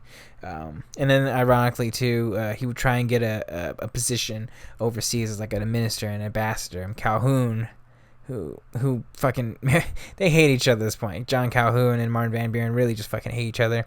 Would be one of the people with the deciding vote to stop that from actually happening, proceeding, which again is ironic because that would actually come to kind of like bite Calhoun in the back, because when it came to a re-election campaign, Andrew Jackson would eventually effectively drop John C. Calhoun and bring in Martin Van Buren as his vice president for his second term. Anyways, after the Max exodus, some little things happened before the actual stuff with the bank wars, but like Jackson would oversee the French spoliation claims. This was mainly due, this is basically France paying America back for a lot of the shit that they put him through during the whole Quasi War, I believe, and which took them a fucking long time. And then it's kind of funny because apparently they tried to renege on their payments and stuff, and Andrew Jackson's like, yeah, you're not going to do that, okay? Jackson and the representative that was there speaking with the French as the ambassador was basically just like, nah, we'll go to war. And okay. And France paid basically all their debts off for America around that particular point in time. Anyways, the biggest part of, arguably the biggest part of Andrew Jackson's presidency is his part within the actual bank war itself. The bank war would come in effectively summer of 1832, and a lot of things are happening. There's a lot of contention, okay? Nicholas Biddle, I believe Biddle might be the last name. I might be getting people confused. I'm thinking and really just reading ahead for the most part. But anyways, there's going to be contention with the actual bank itself, okay? The bank president, I believe his last name is Biddle. He sees it as this big corrupt, amalgamation of everything that's wrong with his country, et cetera, et cetera. He sees it as corrupt, beyond all recognizable. And in fairness, it's okay, it is corrupt, but it's not like that corrupt, if that makes any sense. Then again, I'm also someone that's like, can we not have banks that are corrupt, especially when it's, federal banks for the most part. Anyways, I'm losing my train of thought. Anyways, this would be a big election, I guess, topic for the most part. Election, I guess presidential plan. I don't even know I can't even think about it. I can't even think of the specific term. But basically, this was a big issue in the actual upcoming presidential election for the most part. The bank's charter was coming up specifically, and Congress was well, that's actually really complicated and really interesting. Henry Clay being the actual conniving politician that he is, the bank's charter was coming up really soon, and back then you had to, if you wanted to reestablish your charter, you had to go through a process and reestablish the Congress and the legislature. And Henry Clay is basically just like, hey, you know what, fucking let's just renew this charter early. I think like at least a couple months early, before the actual election itself, mainly because he knew that Jackson was going to veto it and make this an actual campaign issue itself. Even Congress, so basically he implements it, Congress implements it, and it basically says, hey, we can actually establish it, and Andrew Jackson vetoes the actual bill that would extend the charter of the National Bank. To him and to a lot of people, mainly in the South, there was the perception that the National Bank specifically was ideologically one-sided. It favored Northern and North industry, and really was, it was unsustainable, as a lot of them really believed it to be. People really blamed the Panic of 1819 on the actual bank itself, when I would argue it is an amalgamation of like 15 different factors that I would probably say the bank was the second or third biggest factor. I'd probably say the biggest factor was, England and Europe really just trying to get their economy under control for the most part, which basically just kind of screwed everyone up. But the banks did not help either. In fact, I would actually probably argue, in fact, the bank it's interesting because it was as good, if it was good, and how do I put it? It really helped stem the tide and make the recession not too terrible, at the very least, in terms of the actual panic itself. It actually probably helped economically speaking. Okay, let me put it to you this way. Banks, especially back then, First National Banks, somewhat, I think, the independent treasury, although I haven't really fundamentally looked into the entirety of the independent treasury, but for the most part, with the way that, the Democrats and the Whigs and the Republicans established what would be the equivalent of a Federal Reserve, but not specifically the Federal Reserve, their independent treasury, their First National Bank, it really helped propel economic growth and sustainability that would help us become a future superpower. Undeniably so. We really just go fucking ham, technologically speaking, from basically the point of like the National Bank's creation, all the way until we reach, the 20th century, where, let's just be honest, in 100 years we had more technological, industrial markets and transportation advancement in world history than we've ever had in the world's, in like the last 1,000 years, and I think that has to be noted for the most part. So I guess what I'm fundamentally trying to say is that, the national banks, the independent treasuries, there's a functional, fundamental purpose for it, and without it, we wouldn't have the aggressive technology. This is Hamilton philosophy and ideology of where, there's a purpose for it, and we need to really build up the economic infrastructures of this entire country before we could become established. And Jackson wasn't opposed to it. He was specifically opposed to the actual bank itself and the way that was structured. And it sounds bad, but it's a little bit similar, unfortunately. This specific bank, the Second National Bank, this structure is really similar to the Federal Reserve, and I gotta be 100% honest with you, that it was a little sketchy back then, and I kind of understand Jackson's perspective and point of view. Understand, too, that when Jackson actually vetoes his bill, because Henry Clay, and again, just to recap, Daniel Webster and Henry Clay, I believe Webster was part of this, asked Nicholas Biddle, the bank's president, to recharter earlier so that this would be a campaign issue. And in the mind of Henry Clay, if Jackson doesn't veto this, because he doesn't think he will veto it, he gets a win because the National Bank stays open, etc., and the North has their economy. And if he does veto it, which it wasn't likely for him specifically, because none of the, you have to understand, it's not like every single president was actually vetoing things, and if they did, it was always for, like, I guess little things for the most part, like a Maysville bill, for the most part. When Andrew Jackson vetoes this specific bank charter rechartering, I guess you could say, it's kind of shocking to a lot of people, and everyone's kind of just like, oh my goodness, it gave, the actual presidential veto, like, actual power and presence behind it. And it was mainly because Andrew Jackson was the one that was doing it. So if any single president wants to thank anyone for basically having presidential vetoing power, you can thank Andrew Jackson specifically, because always for smaller things, not big things like this, the thing that's going to functionally change how your economy is going to run and go. And Henry Clay, and if I'm gonna be honest, it's kind of funny because I don't think Henry Clay reminds me of Hillary Clinton, but like it's just fascinating because when he's running for president at this point in the newly formed, I guess you could say, it's not technically the Whig Party yet, but functionally speaking, it's the groundwork for the Whig Party. And he's thinking, Andrew Jackson saying, oh, negative to this economic system, it's clearly going to be the win for us, and no one's going to think that, we're these crony establishment individuals, et cetera, and it did not pan out in that particular way, shape, and form. Actually, Jackson effectively won the hearts for the people for the most part, because again, there's a lot of poor people in this country, and a lot of people said, oh, Jackson's actually fighting for us, holy shit, because in fairness, a lot of people thought the banks were corrupt and specifically were just for northern industry, etc.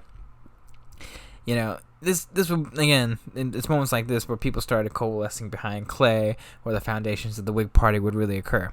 Anyways, let's talk about the election of 1832.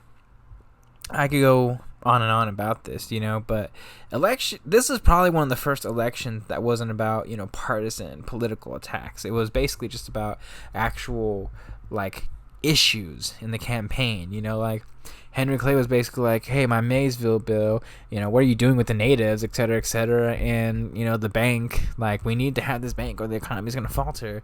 And Andrew Jackson's like, I'm doing what I can, you're corrupt, et cetera, and I'm going to battle you tooth and nail, it was actual, like, partisan attacks based off of actual issues within the country.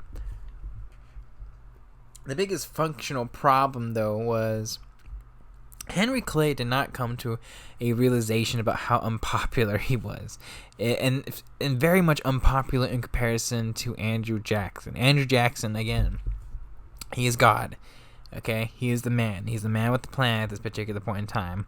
And when the election results ultimately come out, Andrew Jackson has as impressive of a landslide victory for an incumbent president in quite a while. Clay was kind of popular. I will give him that. I'm overstating how unpopular he was, because he was relatively popular. But if you want to compare, it's basically just like, I don't know, imagine a very prominent but very not, like, imagine, I don't know, a bad example because I don't think anyone knows who Barry Goldwater is, but it'd be like if Barry Goldwater went against George Washington, I like Barry Goldwater. I'm not comparing Barry Goldwater to Henry Clay or Hillary Clinton. I just want to make that very fucking clear. Very, very different people. Barry Goldwater, by the way, if you don't know who he is, he's basically the father of modern conservatism, and specifically, like, he was a presidential nominee, entering Lyndon Baines Johnson. He's a very fascinating person. I might just do an episode on him. Anyways, I'm getting way off topic here. Anyways, Andrew Jackson wins in a landslide victory. The Electoral College vote being about 219 to Henry Clay's 49, with Andrew Jackson winning 55% of the popular vote. Henry Clay could not functionally understand people sometimes, and Henry Clay is one of these individuals that he gets into his own fucking head sometimes, and I think he overthinks things, and I think he's trying to be this conniving person. And it's one thing where you're like in politics and you play that political game the entire time, but when you have to represent constituents and actual people with everyday issues, you kind of lose sight of that sometimes. Henry Clay would run numerous times, I think 3 or 4 times actually, in his own lifetime, to actually become president of the United States, and every single time he would fail, because that's just Henry Clay. And that was a big reason why he always fails for the most part. It's like he just cannot connect with people. He connects better with people than John Quincy Adams, but it's still a functional problem. Anyways, Andrew Jackson wins the presidency. He gets the second term, and immediately as he begins his second term, crisis occurs. So before we even get to the bank war itself, South Carolina is having a bunch of issues. Like I said before, the tariff abominations, they're getting mad, they're getting upset by it. They don't want to pay the unnecessary taxes, or, have their goods be less valuable because, other countries aren't going to really buy it, because if they're going to have to pay such a high tax on it, it's just not profitable. Notably, Britain would have problems with it. South Carolina gets mad. And, the state legislature, they're talking, and it's been a couple years, and they're kind of just like, we don't have to pay this bill, do we? And they're kind of, maybe, can we not? They're really questioning it, and they're basically just going with, like, the states' rights approach, because South Carolina is aggressively states' rights. And it's funny, because, it takes them a while to really get to this particular point in time, and John C. Calhoun, like I said, is really, pulling the strings to, I don't want to say have this actually happen, but for the most part, he's definitely not helping stoking the fires and flames, as he's from South Carolina itself, and he's been low-key just against Jackson and Van Buren this entire time for the most part. Well, anyways, by the time he begins his presidency, things really just fucking hit the fan. Okay, South Carolina adopts what is known as the Ordinance of Nullification, which this particular event would be known as the Nullification Crisis in South Carolina. So specifically, what it is South Carolina is basically saying, we're not gonna fucking pay this tariff. This may be a federal thing, but we're going to use the supremacy of states' rights before, actual federal government, et cetera, et cetera. Because you have to understand the Constitution. Anything that is not specifically stated by the federal government is given to the states. It's, I believe, the 10th Amendment, 9th and 10th Amendment in our United States Bill of Rights and Constitution. Anyways, they're basically just pulling that for the most part. And they're just saying, we're not going to fucking pay this shit. And if you force us to pay this, then we're going to secede from the Union. Reaches that point. And then I believe at that point, John C. Calhoun ends up he just dips. He resigns for the most part. He's like, I know you're going to replace me with Van Buren. I don't fucking care anymore. You're going too far, Andrew Jackson. Let me make it very clear with what image Andrew Jackson is being portrayed by. Because to the people who, again, it's kind of fascinating. Because if you think, there's 2 different images. There's Andrew Jackson, which the media is kind of pushing right now. That's basically like he's this tyrant. He's this monster. He's just doing what he wants without, disregard. And then there's the actual, like, people who voted for him was kind of just like, he's just doing the things that we want him to do. Like, he's fighting for us, and that's all we really want is someone to fight for us, and God, there's a lot of parallels to Trump here, at the very least, just from what I see, which is really fascinating. Anyways, Andrew Jackson, ideologically speaking, is a Democrat. He is a states' rights person, but he is not aggressively states' rights. He's a union-first political leader, an ideological individual, I guess, is probably how I would put it. If it basically what I'm trying to say is, if it came before the Union, he was going to choose a union before the state. If the Civil War occurred, he would have been on the side of the Northern Union. That's just who Jackson was. Jackson got mad. He got very, very fucking mad, okay? Like, I'm talking about Jackson, violent, angry, mad. He goes to Congress. He's like, if y'all fucking leave, I'm going to go in there, and I'm going to take over. And then South Carolina's like, you're bluffing, aren't you?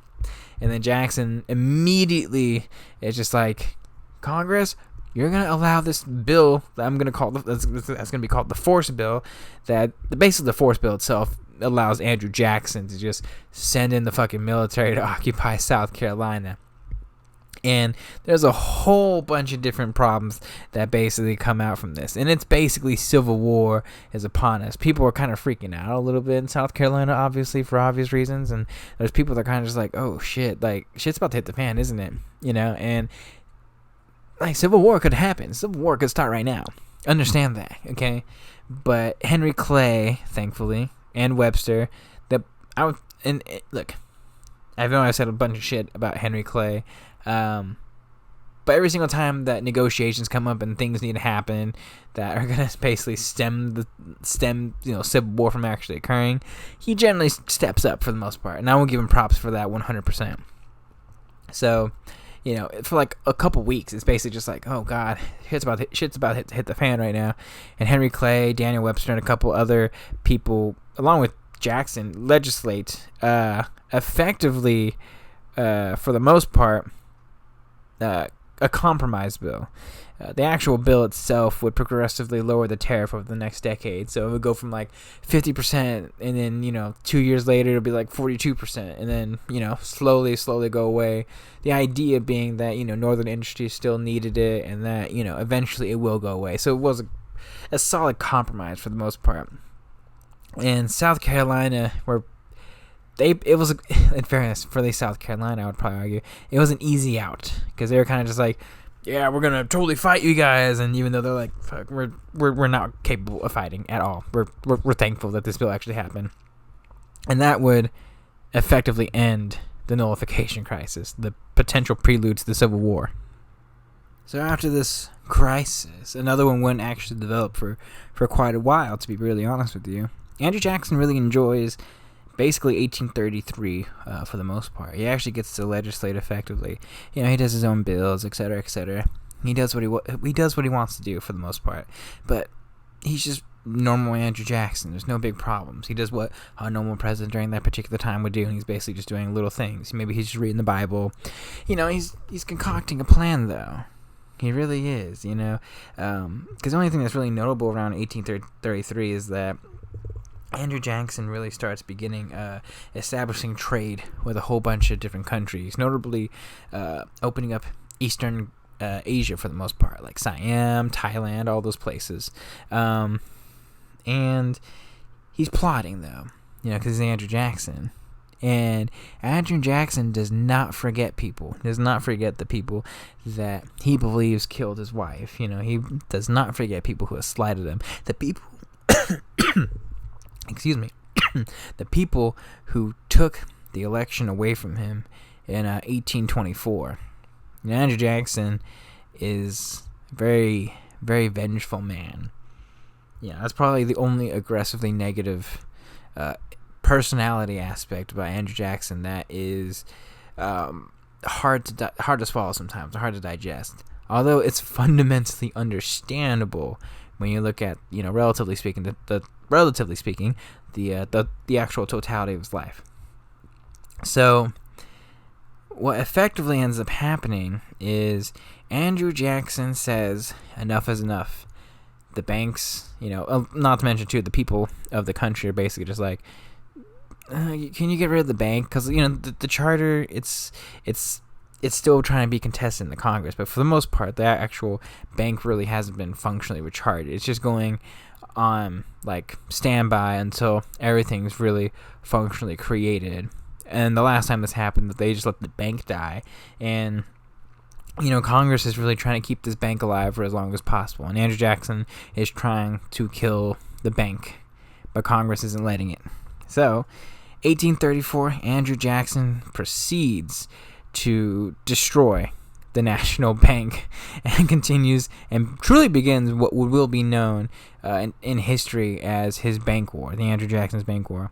First, he does this by actually taking the actual deposits within the National Bank itself in 1834 and start placing them in state banks instead, or the little pet banks you want to call it, And, despite, first off, his Secretary of State, or Secretary of the Treasury, the guy who I mentioned earlier was just fucking just livid. He's like, don't do this. You're going to piss off a lot of people. And Andrew Jackson, being Andrew Jackson, is just like, yeah, I'm fucking Andrew Jackson. You can fuck off, okay? And then Andrew Jackson just does what he does, and notably the big three, Daniel Webster, Henry Clay, John C. Calhoun, pisses all of them off. Clay and Webster basically legislate against Jackson in any way, shape, and form that they possibly could. The bank's charter is gone because at this particular point in time, and Andrew Jackson is effectively just cleaning up. Because you have to understand, if nothing was going to get done, the bank would have just kind of just trudged along a little bit, a lot longer than it probably would have survived, because Nicholas Biddle was keeping that thing alive for the most part. And then things start getting really, really fucking testy. Nicholas Biddle, he's the bank's president. I don't like Nicholas Biddle, if I'm going to be 100% honest with you. Really don't. Ultimately, he basically kind of gets cornered a little bit. He's just like, shit, they're going to fucking tear this thing down. So effectively what he ends up doing is he creates I don't know, I don't even know how to say it. There's no other options technically for him. So I don't blame him. But effectively he creates a small financial crisis for the better part of like 6-7 months. Well, probably a little bit longer than that. By actually increasing the interest rates and forcing all loans needing to be paid for people. Basically, if you had a loan out, there is no, you're going to pay next month, etc. You have to pay now, otherwise you're going to default on your loans for the most part, and people have to honor all of them and all their liabilities. This led to a crisis. The crisis in the country led to problems for Jackson, and a lot of people were basically thinking, oh shit, like, people, first off, it's complicated. People were mad because everyone's like, Andrew Jackson, you're putting us in a fucking financial, can you just stop doing this, like all the poor people were like, we're being poor now, and I thought, and in fairness, a lot of people thought Andrew Jackson would have cracked, and Henry Clay is basically just like, just stop this, Andrew, you're not going to win this battle, etc., etc., and a lot of Nicholas Biddle did the only thing he probably could do. That was like his ace in the hole, was to create this small financial crisis. And in fairness, it pissed off a lot of people, because while the poor people were really mad at Andrew Jackson, it was the poor and rich people that were pissed off at Nicholas Biddle for basically showing, oh, so you have this level of power that you can create a literal fucking recession in this country at your own whim and will. Oh, and that kind of scared a lot of people, if I'm going to be honest with you. At least, that's just how I personally see it. I apologize. That is my ringtone. Anyways, it became a really big crisis within the country itself. And a lot of people thought Andrew Jackson, like, this would be the thing that would crack Andrew Jackson. But you know what? No one cracks Andrew Jackson. I mean, the only person is probably Chuck Norris. But even then, Chuck Norris would probably be like, damn, Andrew Jackson's a pretty strong dude. Anyways, the voters were 100% behind them, and it made the at this point, 1834, the Whig Party was a relatively established party as the party of Andrew Jackson. It made them look foolish. It made them look vindictive. It made them look like fucking kids that were just like going to destroy the country just to get their own political way instead of doing things for the benefit of the people. Jackson would win out in this specific war itself.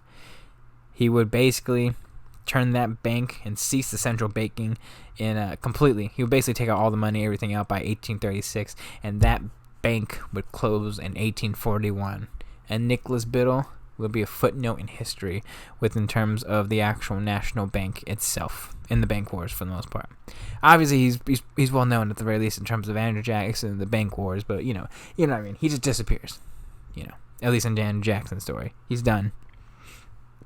So immediately once, the whole situation basically figures itself out, and they realize there really is no other option we can do. This economic crisis it's stupid, and the Whigs are losing votes by the second for the eventual 1836 election, and they basically just renege on all that. And immediately after, the economy booms, to a point where it's a little scary, actually. It boomed immediately, first with the Coinage Act.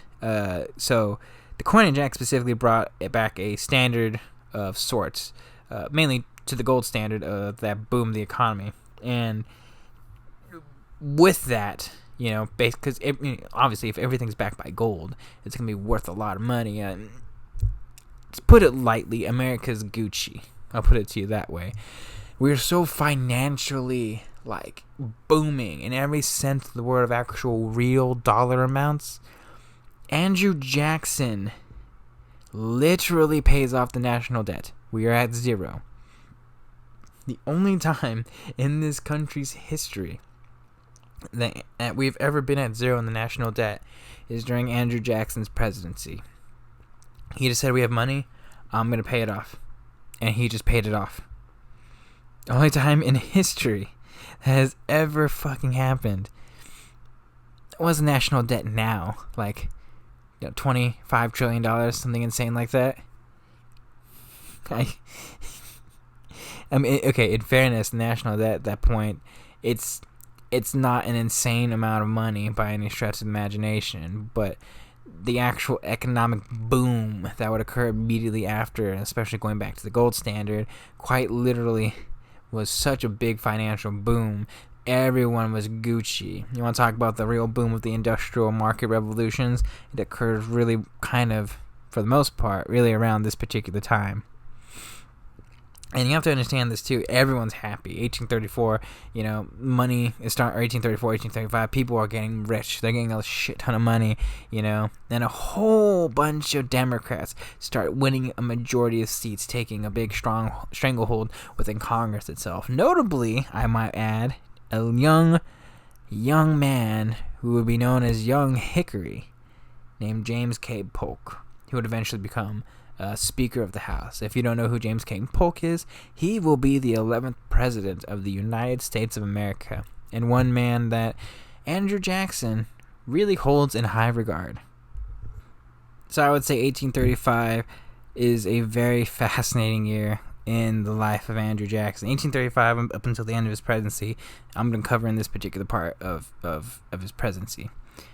A couple things to note. First off, the Indian Removal Act and all that stuff, it's basically been labored in Congress, because he signed it in 1830 for the most part, with the acceptance of Congress. But for the next 5 years, it's just back and forth. Some leave, but for the most part, it's gone to the Supreme Court with John Marshall, and it's going back and forth as people are trying to enforce it, and it's tough, and a lot of people are going against it, negotiating who's actually the recognized Cherokee leader, for instance, little things along those lines. And it's really starting to be enforced around this particular point in time. And, and like I said before, Martin Van Buren would really do most of it, the brunt of it. The Trail of Tears would occur, I think, in 1838 during his presidency specifically.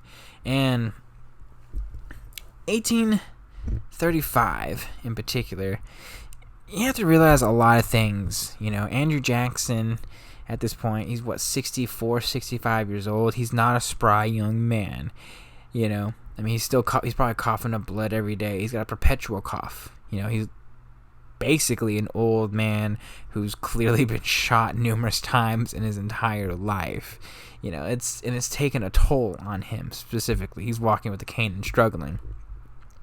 I'm bringing up this point for a lot of reasons. One, because, the presidency really ages you and takes a toll on you physically. But for Andrew Jackson, he aged more than just about anybody. And it wasn't because of the stress of the presidency. If anything, that actually probably sustained him in a lot of ways. It was more so, don't get me wrong, he was exhausted and tired from the presidency. There was a lot of writings. He didn't like it. But it wasn't because of that. He was just always an angry person and an empathetic person. But he physically just deteriorated, to a point where you can only have so much lead poisoning in you before you really start to fall off the wagon, if that makes any sense. Anyways, 1835 would begin with the first ever presidential assassination attempt in history. Yes, the very first one would start with Andrew Jackson. No one had ever attempted to assassinate a president before. No one. First off, if anyone killed Washington, that person would always be vilified forever, if not executed on the spot. And no one had really attempted to assassinate a president before up until this particular point in time. And it just shows the incredible political divisiveness of that particular era and time, and at the very least, the beginnings of what would be real aggressive political partisanship. It's a fascinating story. Jackson was attending a funeral and or a service, I guess you could say, and he's leaving the Capitol building. He's at the Capitol building at this particular point in time. And he's walking down the steps with his cane, etc. And I point out the fact that he's an old man for a reason. And he's confronted by a painter. And Andrew Jackson's like, get away from me, etc., etc. And the painter, he pulls out from his coat a pistol. And he attempts to fire it. And the pistol gets jammed. And it doesn't fire. Andrew Jackson sees it. And within an instant, he is fucking mad. He is furious. He starts beating this young man with a cane, aggressively so. Bam, bam, all the way until the young man goes to the ground. And the young man's kind of freaking out for a second. So he goes to the ground, pulls out another gun from his pocket, and that gun misfires as well. Andrew Jackson is only getting madder. He is beating the living hell out of this young man. I forgot his name. I didn't even write it down. That was my bad. Anyways, he's really just starts. I'm sorry. I just find it funny just to see think of Andrew Jackson, for the most part, just beating this fucking young man. God, what was his fucking name? It's gonna really just bother me. Just really starting to beat this young man. There's really what is his name? Anyways, he just starts beating the living shit out of him to a point where the young man is barely alive. I'm talking about he's barely functioning. Okay, I might be over exaggerating it, but for the most part. But old Andrew Jackson just beating the hell out of this young man with a cane, left and right, whacking him in the head over and over and over again. People have to restrain Andrew Jackson, and he breaks the restraints a couple times and just keeps beating him as they're trying to arrest him. And Andrew Jackson's just like, the guy was a painter, I know that much, and he was a painter and had lost his job primarily due to Andrew Jackson and the bank war specifically, and the whole contentious issue with that. In which case, I don't know why he's not looking for Henry Clay and Nicholas Biddle, but it is what it is. The failed assassination attempt with the 2 bullets with Andrew Jackson in his 60s using a cane would beat him within an inch of his life. That's just... I just wanted to just take a moment to really appreciate that, I mean, just imagine if God forbid someone attempts to assassinate Trump. Just imagine if Donald Trump was like, hey, boom, just... I think I'd be mortified, and I would probably just chuckle to myself, if I'm just going to be honest with you. Anyways, a lot of things start happening right after this too, 1835, 1836, and it's some issues that would be, the issues that would define the next couple decades, unfortunately, in this country's history. The first and foremost thing would be, I would probably say, Andrew Jackson making it very clear, and in fairness, he made it very clear throughout the entirety of his presidency, he was just going to stay out of the issue of slavery and leave it to the actual legislature, because it's a states' rights thing. That's just his personal opinion of it for the most part, and it's a bit of a problem first and foremost because the abolitionist movement is really rising at this particular point in time. I mean, really, really rising. One of God, I forgot who the actual author is, but like books like Uncle Tom's Cabin and a whole bunch of other novels and actual depictions of what the 19th century slavery is like really start picking up, and the abolition movement is rising. John Brown's about to come around and start wreaking havoc and start basically scaring the living daylights out of every single Southerner in the next 15 years. It's fascinating. I think about it because Andrew Jackson's the 7th president. In 15 years, Franklin Pierce would be the 14th president. Time is fascinating. I'll put it to you that way. Anyways, Andrew Jackson just stays out of slavery in general, and leaves it to the states, despite the rising abolitionist movement. That's basically just it. Another issue too is Texas. Yes, this is the time that Texas declares independence from Mexico.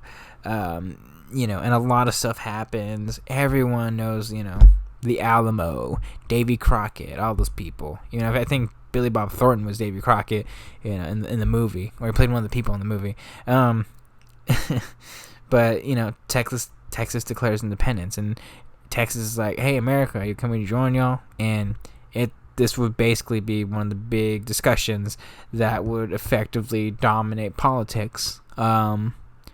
Really, honestly, for the next decade or so, or half decade. It would basically dominate in some way, shape, and form. Part of the presidencies of Van Buren, Tyler, and effectively James K. Polk's like, I've had enough of this. Let's just fucking annex them already. It's interesting, to say the least.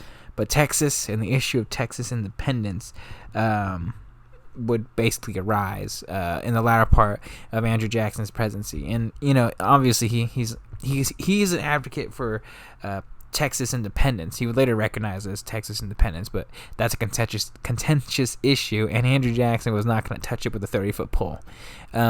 He was going to be like, Martin, that's all you, boy. That's all you, boo. You got that shit. And Martin, I believe, wasn't an advocate. I'm not an encyclopedia. But a big reason why it wasn't annexed immediately was because he was not all for Texas annexation. In fact, one of the few Democrats that wouldn't be for Texas annexation, if I might just say so myself. The last, I would probably say, notable thing was known as the Specky Circular, I guess you could say. I'm pronouncing that horribly. Near the end of his term, Andrew Jackson actually, in a lot of ways, saw the Panic of 1837 coming up, the economic depression, one of the worst in this country's history, at least until the Great Depression, obviously, that would occur, where he saw it happening, because he understood that, he wasn't a dummy. He's no economist, let's just be 100% honest with you. But he's not dumb, he's not naive. He's like, the economy is so good, it cannot be sustained in this particular way. And the biggest problem was that it kind of, obviously it's true, there's going to be peaks and balances with, capitalism, et cetera, but for the most part, what was happening was excessive land speculation to a point where it was becoming untenable as westward expansion was in full swing. I mean, within 5-6 years, California is basically going to be a full-fledged state with the gold rush within a decade, actually, specifically. And it's a very, very tricky time because people are just buying up pieces and bigger and bigger pieces of land and really trying to capitalize on the market for the most part without any fucking wherewithal. Okay, first and foremost, imagine what banking and giving out loans was like back then. It's gotta be fucking chaotic, okay? Because it's just well, how do you get loans from this bank? Is it from this bank? Is there a chain of banks? How do you know if you actually pay it off? Mail services. Let's just be honest, it's fucking gonna be chaotic and crazy. And Andrew Jackson could see it coming, where people are just basically overly, taking out too many loans, realizing that none of these are going to be paid back, and I think most people, at the very least, if there was some functional, I guess you could say, management, would either try and figure out another financial loophole or way to curb, loans and whatnot and land speculation, or, manage it, moderate it, like intervention and be like, hey man, you probably shouldn't be taking out this loan because you're probably not going to pay it back, like actual, like the whole purpose of laws and actually moderating things in terms of like regulations and whatnot. I'm not the biggest fan of regulations, and if you had to ask me if I was going to be much more of a laissez-faire capitalist or this mixed economy that we have, I guess I would probably say much more of a laissez-faire capitalist. But there's a functional need for some sort of regulations.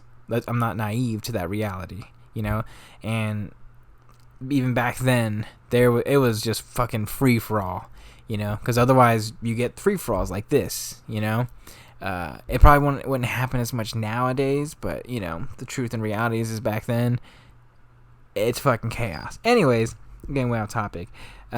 Jackson attempts to act before he leaves office because he feels like he has to do something at the very least, because this will continue to spiral out of control. So he does what Jackson does, and does something fascinating and interesting, I guess you could say. Again, he's no economist, but for the most part, he just wants to curtail people from buying land for the most part. So he basically enacts a couple legislative rules and regulations that basically force people to accept only gold and silver with no actual loans or bank statements. If you're going to pay in land speculation, you have to have solid gold, financial lucrative money. Basically, for better or worse, if you're going to actually, it's like if you buy a house, you're going to have to pay in cash. Like, if that makes any sense whatsoever. Anyways, this made things a little more complicated, and I would actually argue it hastened the Panic of 1837 for the most part, because now people actually had to pay their shit off for the most part, and they really couldn't pay it off because a lot of these people were had already taken out loans but never really got their money, for the most part, that they were going to have in order to actually purchase the land speculation. So not only did they have loans out, but they also could not pay off these loans because no one. Does that make any sense? It's basically like everyone was just buying on credit for the most part, and basically hoping that they would get hard money back, but no one had hard money because a lot of people had credit, and it just, it was going to happen one way or another, and this only hastened it and probably made it worse, at least until I think Van Buren would reverse the act soon after. But effectively, that would be one of the last things Andrew Jackson does functionally as a president. 1836, there are a lot of people are saying, run for a third term, and Andrew Jackson, because he loves Washington, etc., and the fact that he's 65, 66 years old, he's like, I'm done. I'm not doing this. I'm fucking done. And he ends up deciding he's going to leave office, which would effectively now allow his successor, Martin Van Buren, to run for the presidential election of 1836. And it was a bit of a troubling time for the new Whig Party, because they were trying to have this, because Democrats are fully established, and whatever your opinion is of a Democrat, they're like the Gucci Party. Not to mention, too, the Whigs were really all over the place. They didn't really have one unified candidate, and I'll get more into this in the election of 1836, because it is one of the most fascinating elections in this country's history. One that I would probably just do one quick episode on. Anyways, Martin Van Buren would win the election of 1836 and become this country's 8th president, and Andrew Jackson would leave the White House. When you look at the totality of his entire presidency, and you just really look at it objectively, honestly, and fairly, here's what I think. I think he's bold. I think he makes some very interesting decisions. Some good and some bad. But I will say that most of his decisions, I functionally understand his perspective, his point of view, and I don't know if it's just because I might be a Jacksonian kind of person or whatever, but I'm kind of I tend to agree with that with his perspective most of the time, and whether or not he did the right thing in any way, shape, or form. if you want to compare his presidency to the last 3 or 4 presidents in this country's history, Andrew Jackson got a lot of things done that would ultimately help better the country and make the country a lot worse in a lot of different ways, notably with the Supreme Court expediting a whole bunch of different shit that would lead to civil war. And aside from that, if you just take that away and you just look at it fairly, objectively, especially for its particular time and era, I don't know how you can not say that it's one of the best and better presidencies that this country's ever had. That's just my 2 cents. If you look at it overall fairly, you will see that at the very least, he did his best. And he did a very fantastic and very solid job as our 7th president of the United States of America. So what does Andrew Jackson do in retirement from the presidency and from life in general? He returns to the Hermitage, his farm. At least for him, and for a lot of other people, to be honest with you, really like for the first time since his wife really died, and when he became president, it was too painful for him to go back, and it must have been really emotionally damaging and rough for him to go back. He left a relatively old man, and he came back a very old man, and and most of the time, his adopted son, which I probably should have explained a little bit earlier, Andrew Jackson Jr. was actually Rachel's brother's son for the most part, who died unfortunately, and he basically tried to take care of the farm, but failed many times. There was a bunch of fires, apparently. The finances were really in ruins with really poor business ventures, and eventually the Depression and Panic of 1837 would only make things expeditedly worse. So Andrew Jackson, despite being an old man, he's basically like, I'm just going to read my Bible, and we're going to fucking rebuild this, There's really not much else he can do, and he doesn't want to just lie around and die, yet, at the very least. He just wants to basically make sure he has enough money to support all 37 fucking different adopted kids that he fucking has, because that's just Andrew Jackson, and make sure his slaves are, at the very least, financially secured, so they won't be really separated and whatnot, because he treated his slaves, for the most part, pretty well. What did he do, though?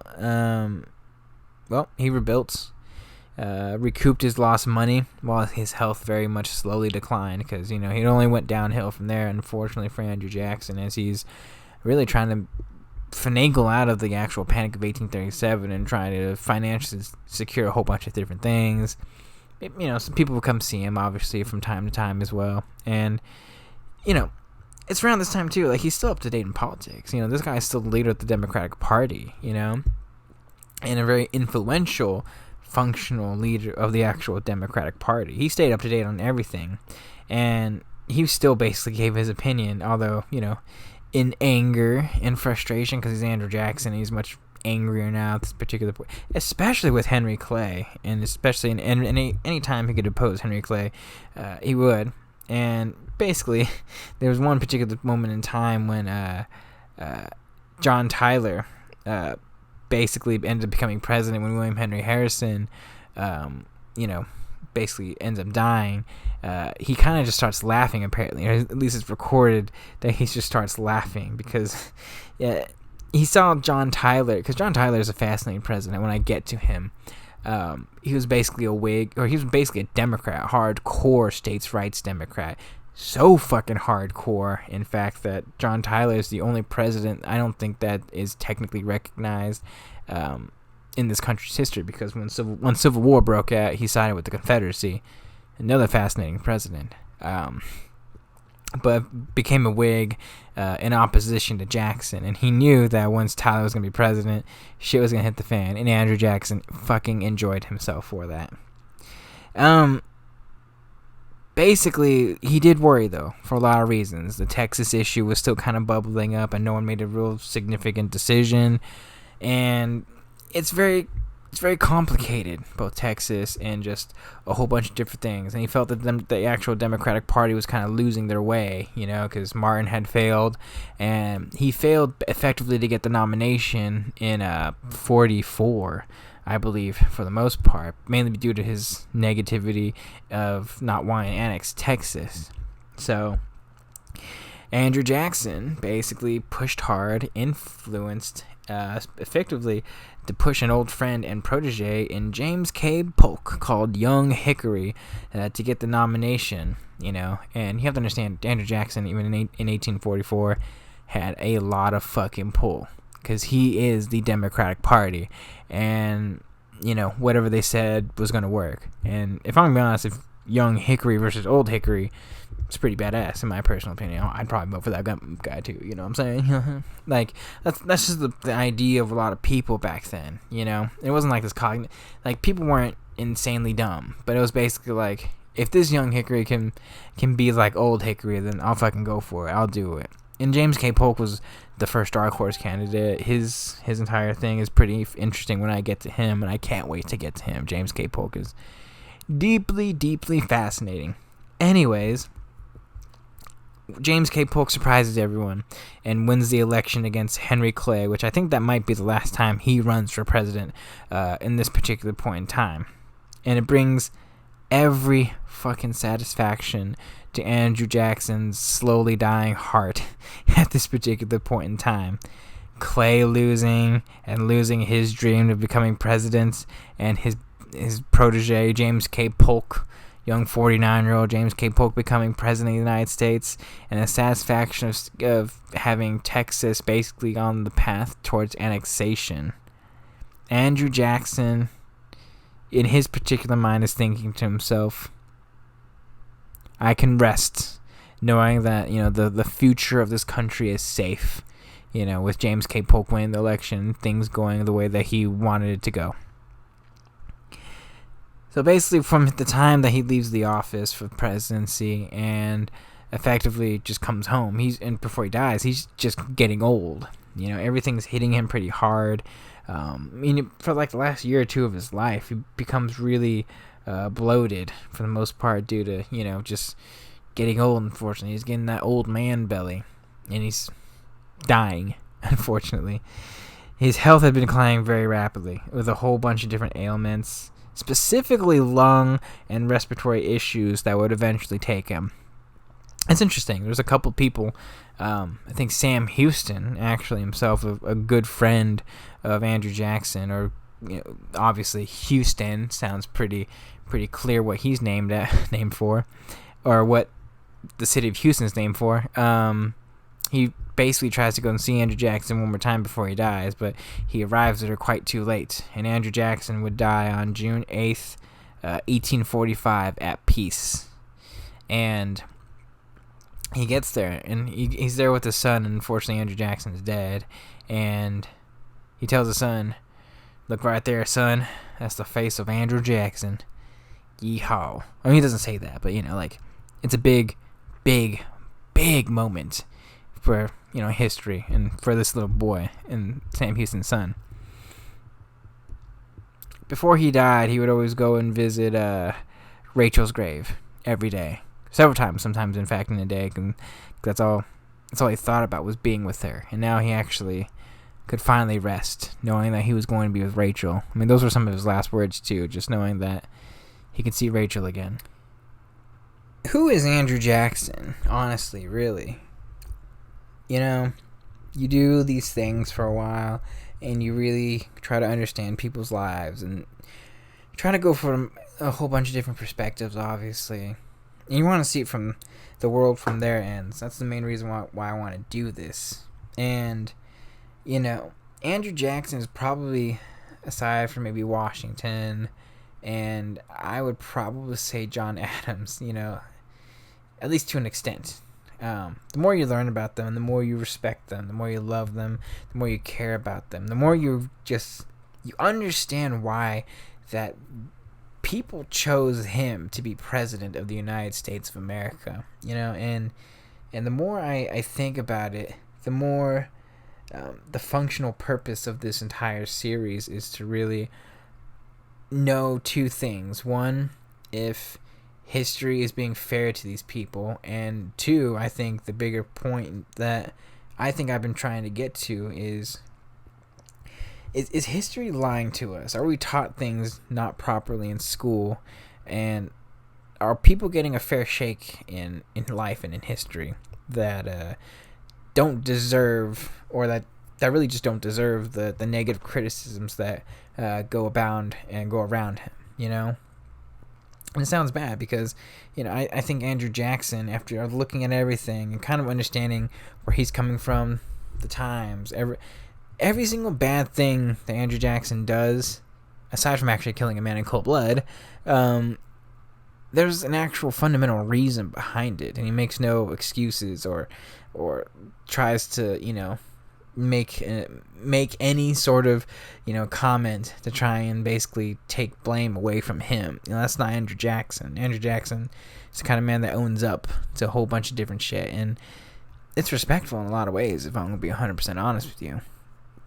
You know, the more you look at him, and people keep saying, you know, fucking controversial figure, you know, an atrocious saint, urban savage, you know, things like that, and this man of contradictions, and not a, you know, controversial figure on the American stage. And here's the truth, you know, I don't think people, I think people want to make Andrew Jackson out to be a villain. I think people want to make Andrew Jackson out to be, you know, this. I think, like I said, I might have said it earlier before, but like Cracked did a video on like Andrew Jackson being like one of the most insane people to actually become president of the United States of America. He's not insane. Don't get it twisted. You know, he's actually probably one of the most sane people on earth. I think he understands human beings, humanity, empathy, and sympathy better than probably any single president that we've ever had in this country's history. I would probably put my money on him understanding that. Like the actual disparity and trials and tribulations that he had to physically go through. I mean, he literally dragged himself basically on the borderline of death to rescue, or at least attempt to rescue, his brother and survive and live. And I don't think any president in this country's history has had to specifically physically go through the horrors that Andrew Jackson had to go through. You know, I mean, some have gone through a bunch of different trials and tribulations, and we've had at least like 4 or 5 presidents that actually fought in the Civil War itself.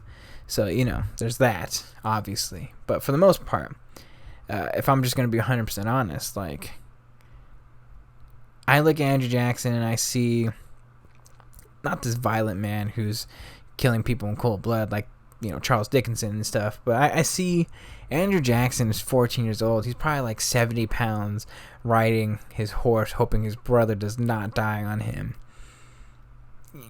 Barely functioning. He's probably going a little bit crazy. He's just trying to figure out what the fuck is home.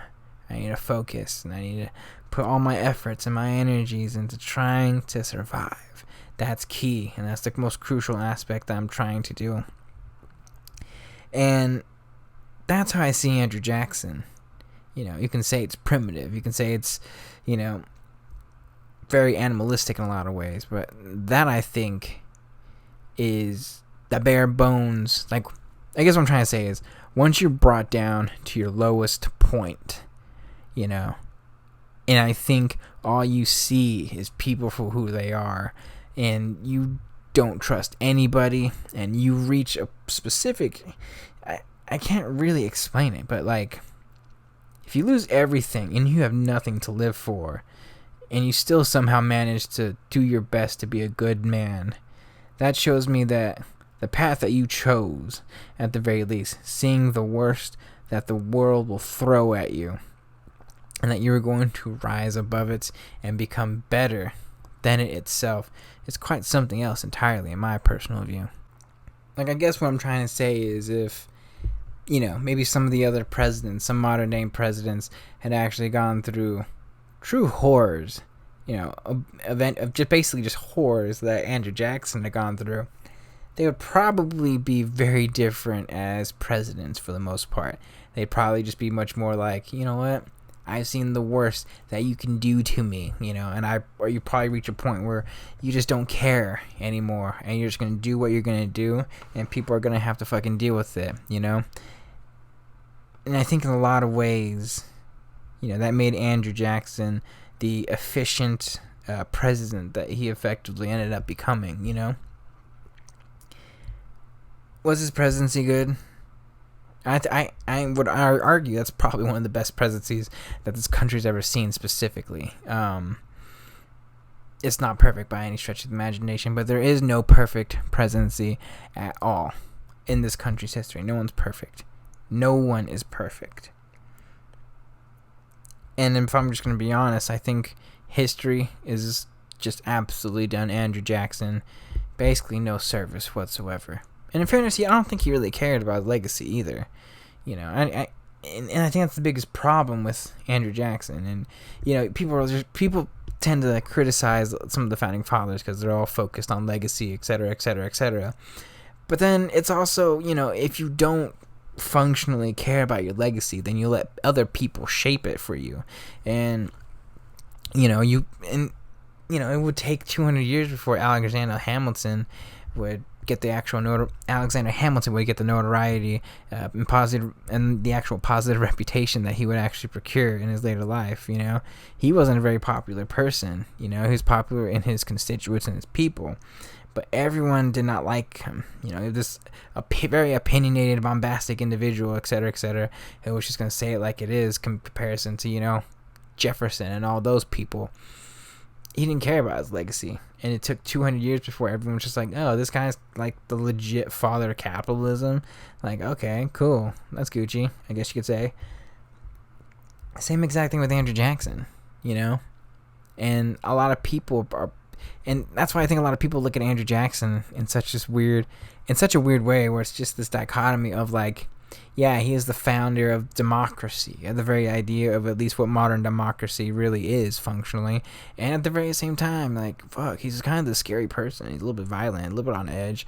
Better stay away from Andrew Jackson, So it's this weird amalgamation that doesn't add up for the most part, in terms of just, how can this person of equality be this violent person that's done all the negative things that are, and a lot of people would say he's controversial and contradictory.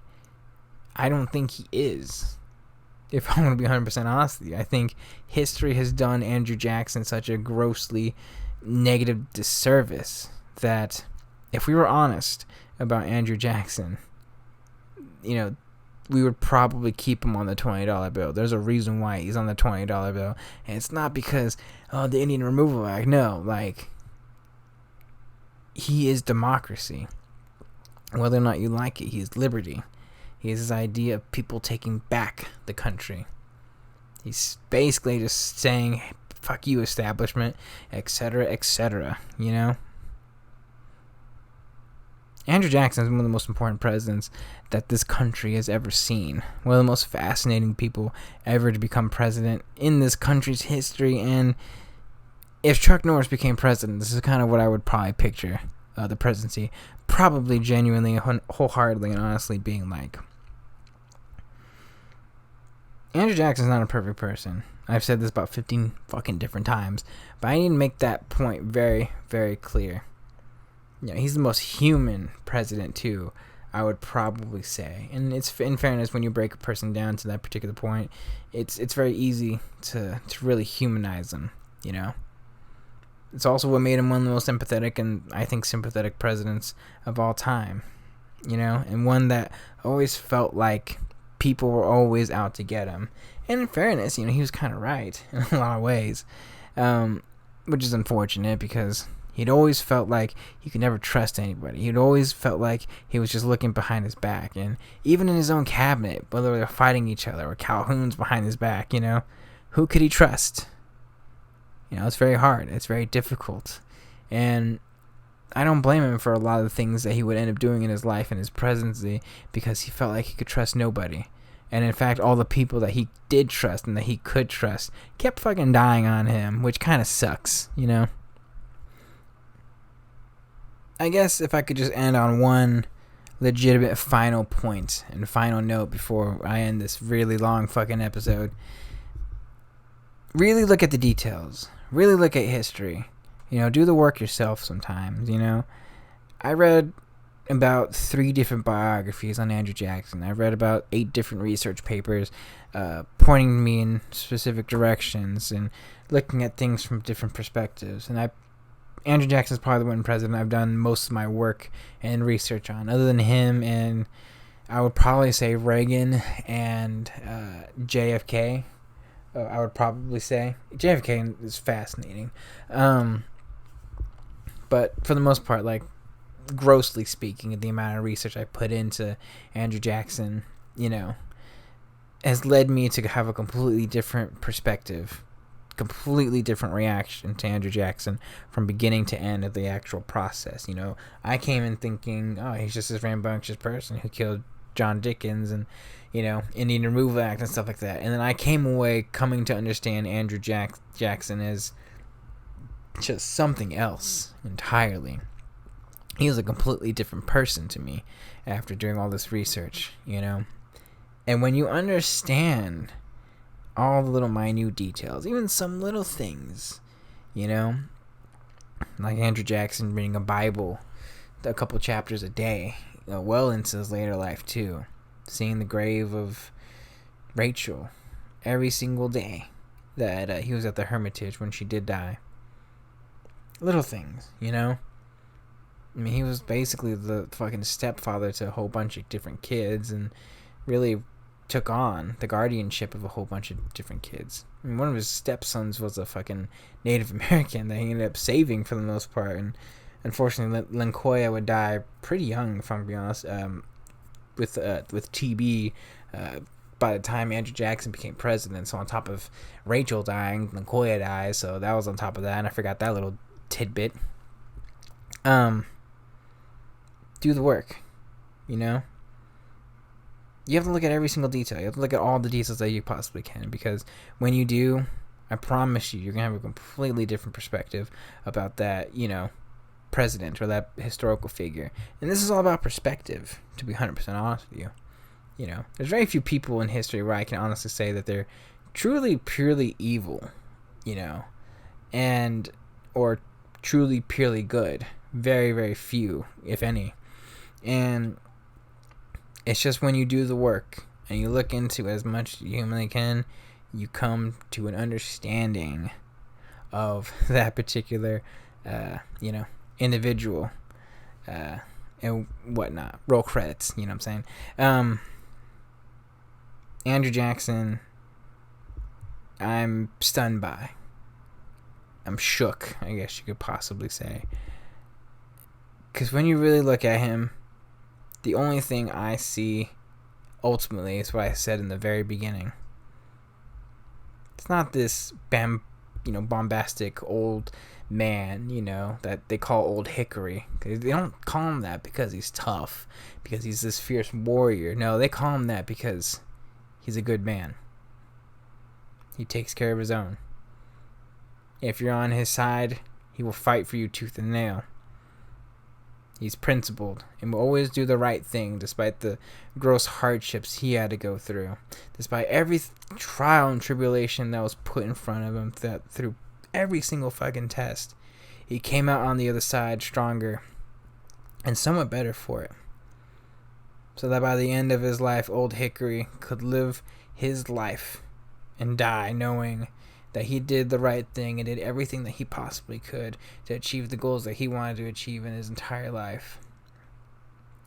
They called Andrew Jackson Old Hickory because he did the right thing. And because, you know what? He was tough as nails. And he didn't want to show any pain or show any frustration. Not because he just didn't, because he's Andrew Jackson. No. He could show pain as much as... and better than anyone for the most part. This guy has been shot a whole bunch of times. You can't hide pain like that all the time. He didn't want to show it because he wanted to set the example. He wanted to be like Washington. He wanted to be the man that was going to set the stage and set the example for what a tough person will be, can do, and what one should do if they were going to lead this country and lead men into battle. Andrew Jackson is Old Hickory, the example of what it means to be a good man. Thank you guys. Hope you guys listen to the next episode. Sit tight and stay tuned.